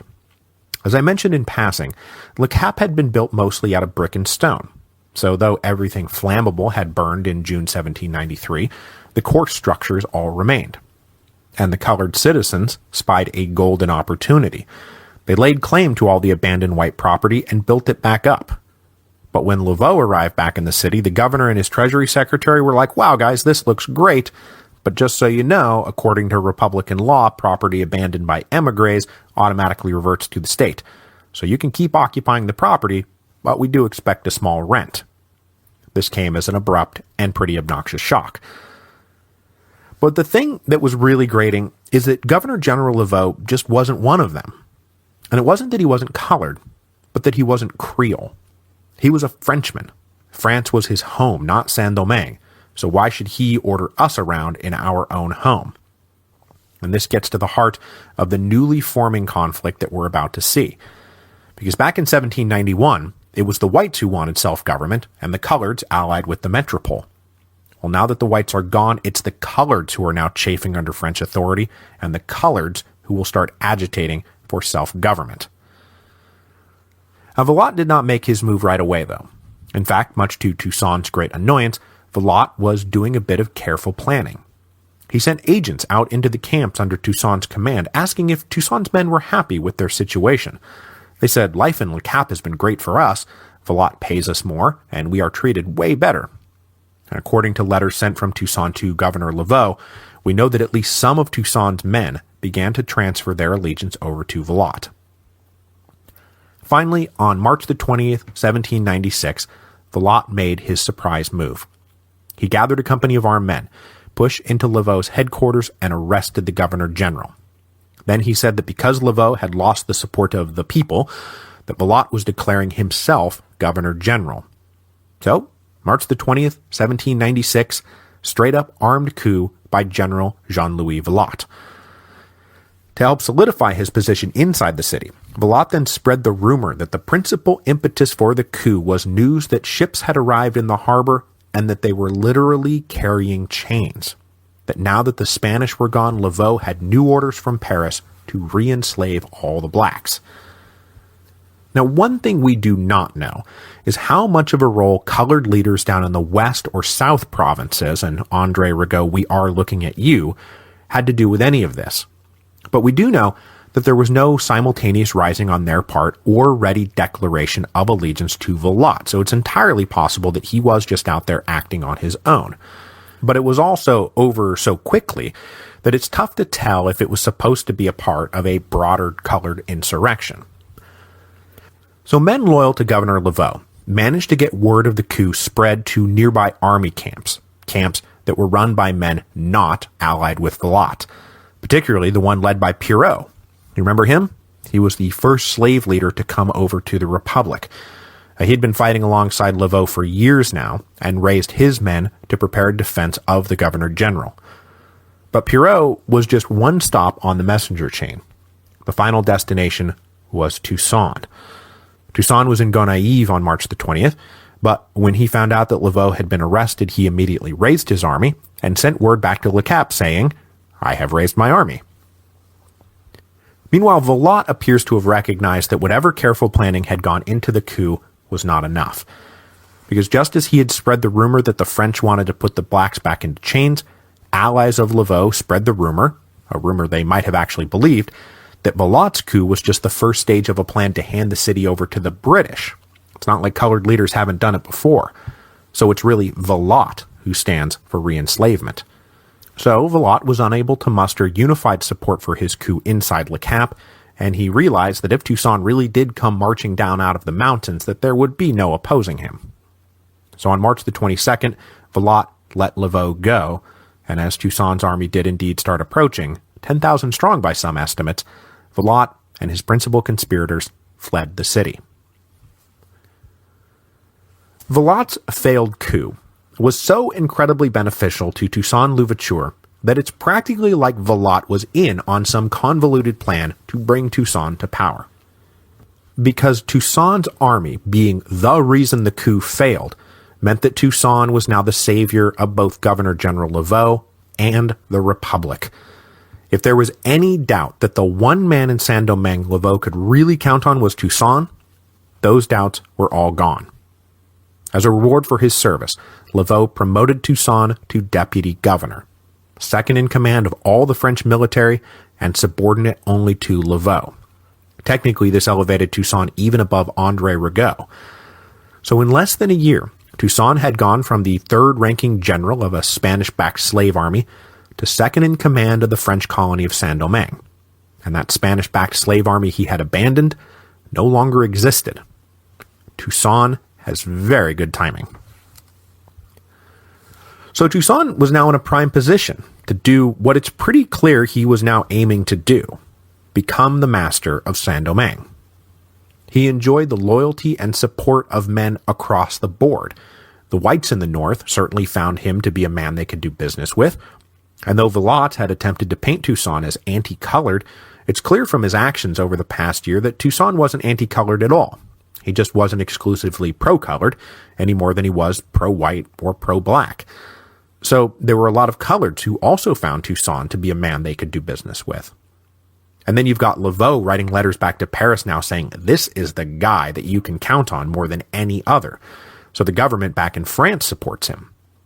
And then, of course, with Jean-François Bissou now out of the picture, there was no one who could challenge Toussaint's claim to be the natural leader of the black majority of the population. So in April 1796, there wasn't anybody in Saint-Domingue with more authority nor commanding more loyalty than Toussaint Louverture. Except, at that very moment, a man was stepping onto a ship back in France who could very much challenge all of that authority and loyalty, especially within the all-important black community, because Léger Félicité Sonthonax is coming back to Saint-Domingue. So as we discussed last week, when it came to colonial matters, the Directory had come to power with two key principles. First, liberty and equality would be upheld. No more slavery, no more racism.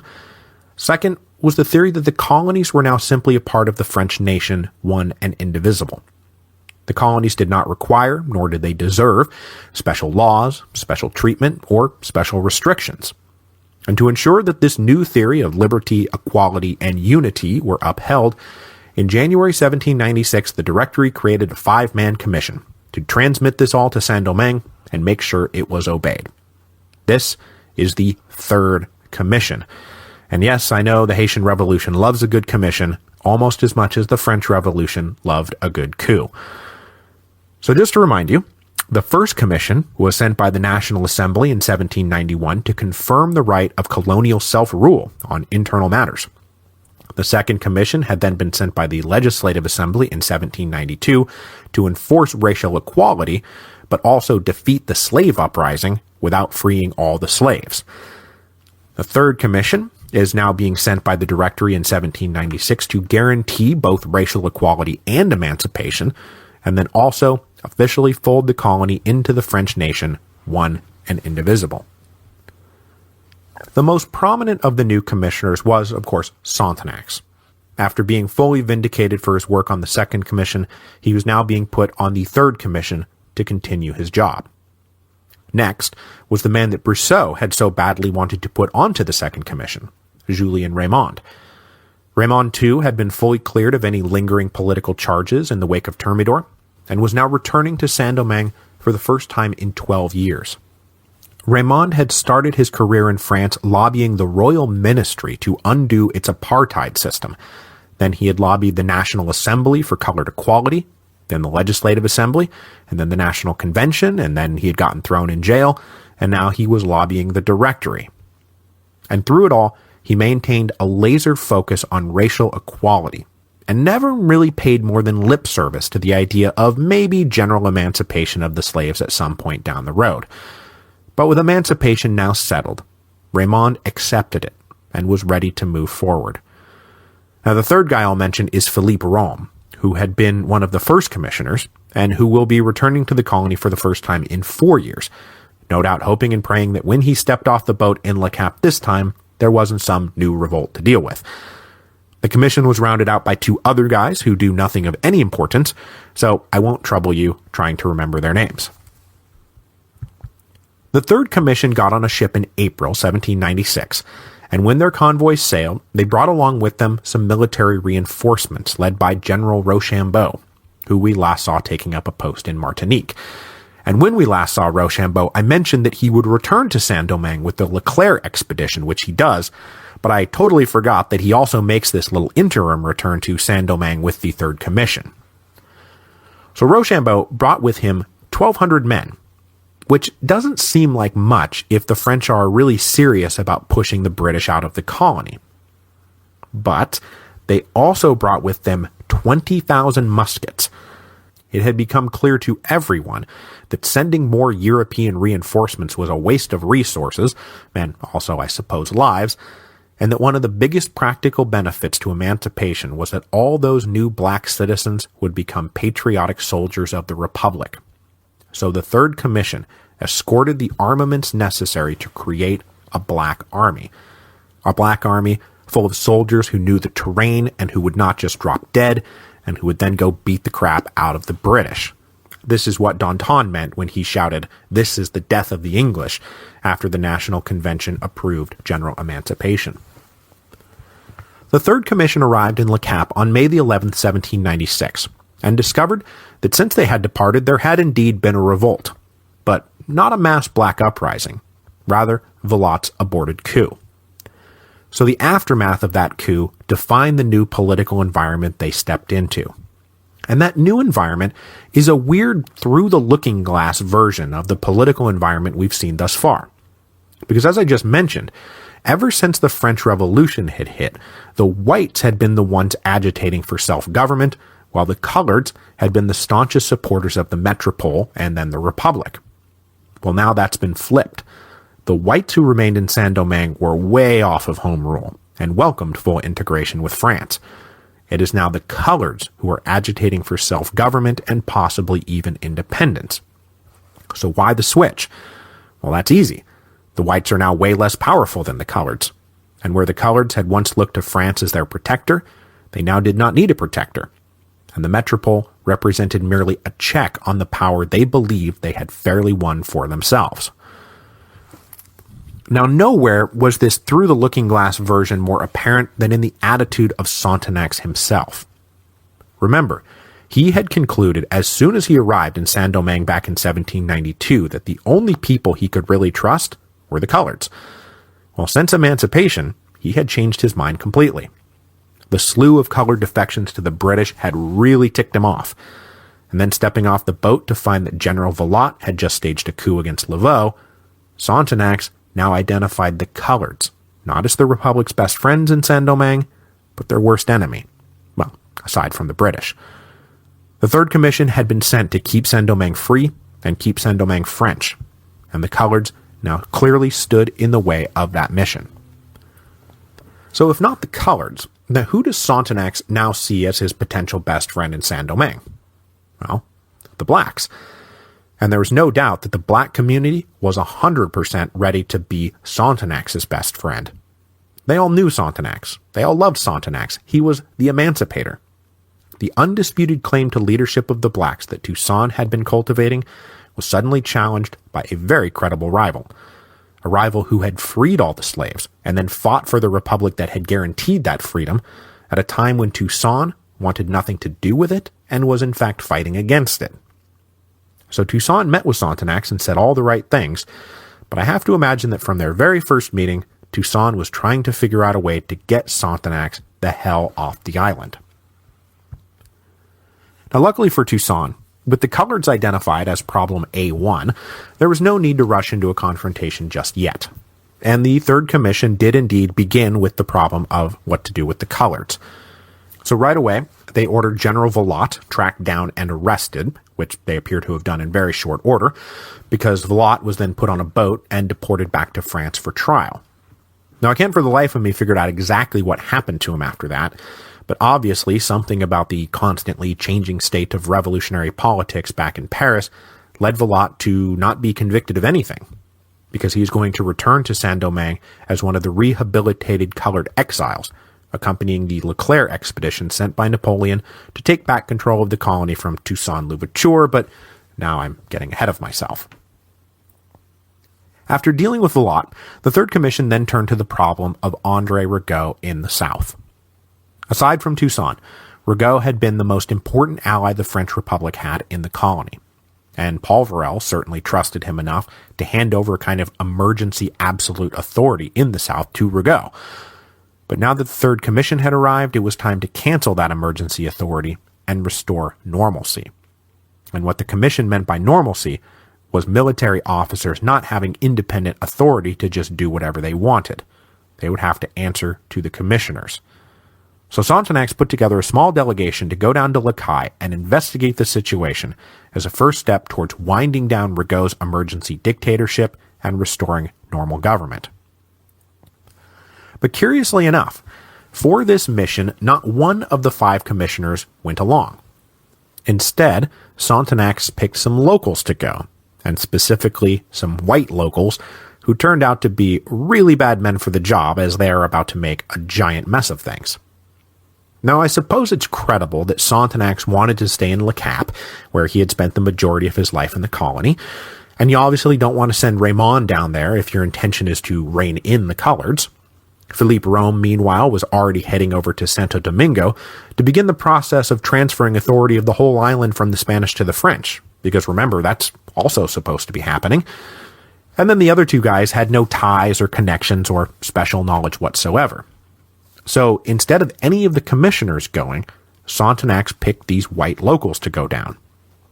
Now, I don't want to get too deep into these guys, because they're going to come and go very quickly, but one of them was a guy named André Ray, and in 1791, Ray had been one of the most vocal pro-white, anti-colored agitators in the whole colony. Rigaud actually suspected that when the white-colored Civil War broke out in 1792, that Ray had tried to assassinate him.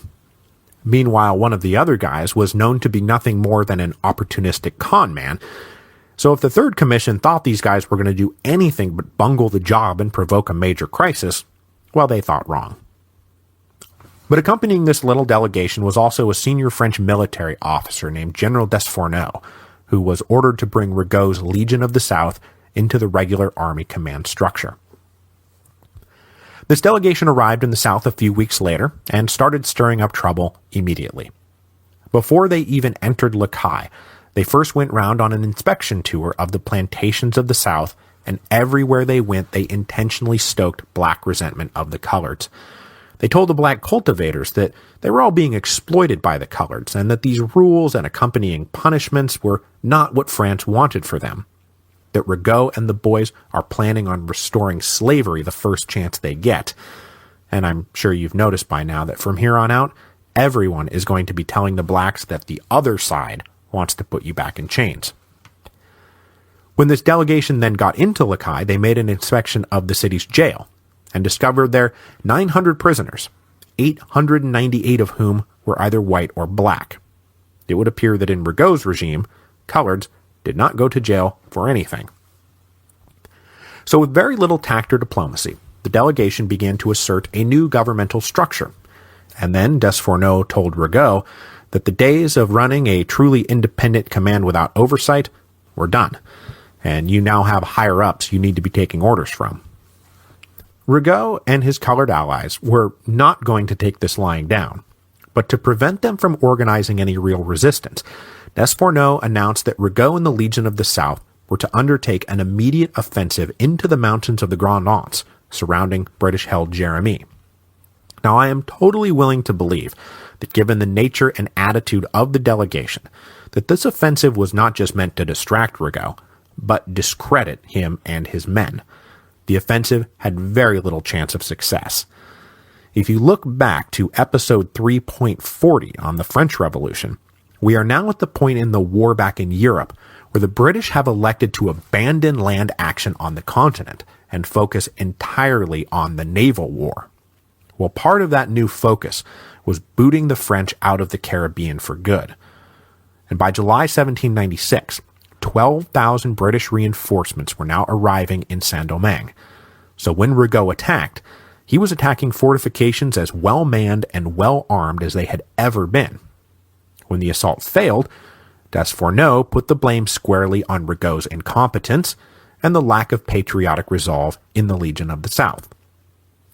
Desfourneaux then ordered the arrest of a few of the principal colored leaders in Le Caille to complete the hostile takeover by these agents of the Third Commission, and this was all finally too much for the coloreds. With Rigaud still on his way back from the failed campaign, coloreds in and around Le Caille, led by Rigaud's brother by the by, rose up in armed rebellion. And to build up their ranks, they marched around the plantation surrounding Le Caille and told all the black cultivators, you guessed it, the delegates have lied. France means to reimpose slavery, and these delegates are here to put you back in chains. Soon they had raised an army nearly 4,000 strong and marched into Le Caille. On August the 11th, 1796, they entered the city and let loose their fury on any white they saw, unleashing a full-blown massacre. André Rey and General Desfourneaux managed to get on a boat, and they sailed over to Santo Domingo, but the other delegates were not so lucky, though they were able to seek refuge with General Beauvais, who put them under his quote-unquote protection. Then Rigaud came marching back into Le Caille with 3,000 or 4,000 men of his own. He met with the delegates, and they begged him to stop the killing and restore order by any means necessary. Rigaud promptly stopped the killing, and when it was done, about 300 whites lay dead in the street. But Rigaud then expelled the delegates from the south and sent them back to Le Cap with a message that because things are still so unsettled, I'm just going to go ahead and maintain my emergency authority until further instructions come from France. When these guys made it back to Le Cap, Sontenax in particular was furious and denounced Rigaud's actions, but there was very little he could do beyond stomp his feet. The principal enemy in Saint-Domingue really was the British, and without Rigaud there would be no expelling the British, and it certainly would be insane to try to break Rigaud by force at this point. That would be a disaster for everyone. So, for the moment, Rigaud holds his little de facto dictatorship. While these events unfolded in the South, the Third Commission busied itself restoring normalcy in the North. The Third Commission, broadly speaking, adopted Toussaint's vision for the future of Saint-Domingue. The three races must all have a place, but the plantation economy must also be maintained, and the blacks must be the principal laborers. But they did adopt one of Rigaud's innovations, that truly abandoned plantations that had reverted to the state should be leased out to private individuals. It seemed to provide the best incentive to get them back up and running, and provide the government with a revenue stream. But unlike in the South, where connections to Rigaud were key, in the North, public auctions would be held. Now, obviously, this still means that men with money are going to dominate the auctions, but Sonthonax had hopes that in the end, Saint-Domingue might become a mixed blend of Toussaint's vision for the future and then that fifth option we talked about last time, blacks living and working for themselves. Sonthonax hoped that black cultivators and foremen might be able to pool their resources and put in collective leases on property. But when the bidding started, none of those collectives had the resources to compete with the real men of means. And who were the real men of means now in the North? Well, a new elite caste is forming that is about to become majorly, hugely important. Black Army officers. As I'm sure you've noticed by now, the difference between being a slave and being a cultivator isn't that huge, and the money you made was never going to be enough to really allow you any kind of upward mobility. If you were a cultivator, there was a 99% chance you were going to remain a cultivator until the day you died, and then your kids were going to become cultivators after you. The only institution in Saint-Domingue that offered a black man any chance of bettering his lot in life was the army. If you showed some talent, you could rise to be an officer, bigger share of the plunder, better opportunities for economic and social advancement. And it's right here, in mid-1796, that we really see the fruits of this begin to be harvested. Toussaint himself acquired the first of many plantations he would come to own in his life. Then his chief lieutenant, Jean-Jacques Dessalines, who I swear I'll introduce more fully when the time is really right, started buying and leasing property all over the colony. Their fellow officers then joined them in property acquisition, and by the end of the year you had your first batch of ex-slaves vaulting into the ranks of the planter class.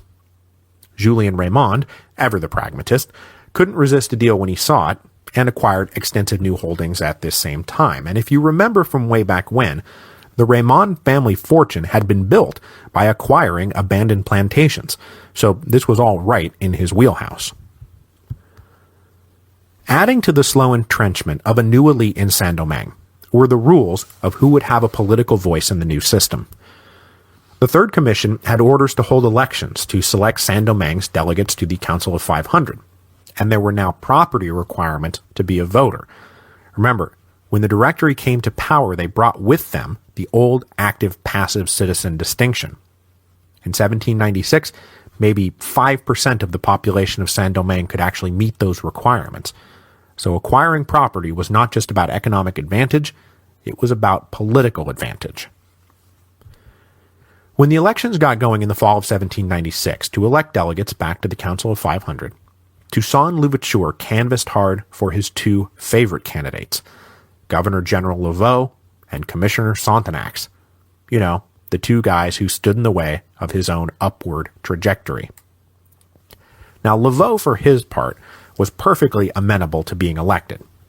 He was coming up on his 4th anniversary in command of Saint-Domingue, and not one single day of it had been easy.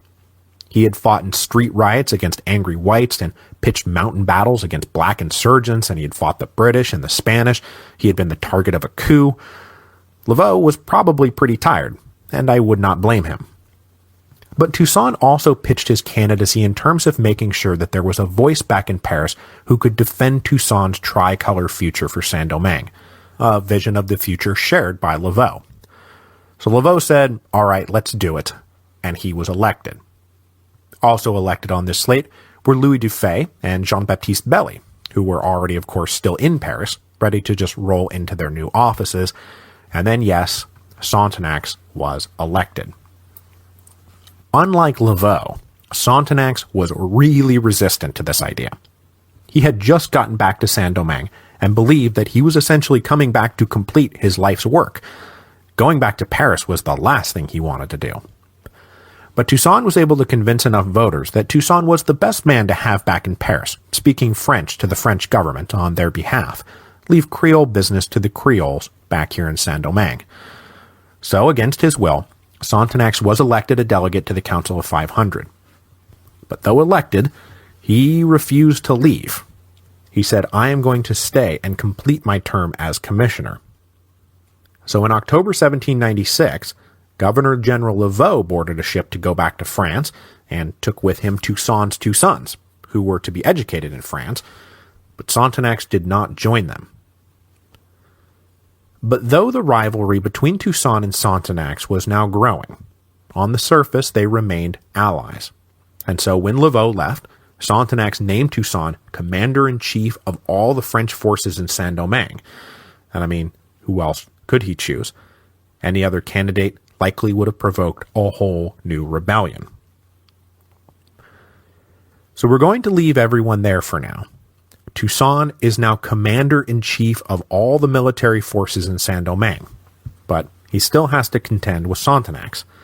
André Rigaud is still running the South as a personal dictatorship, and the reinforced British continued to occupy territory across the West and South provinces.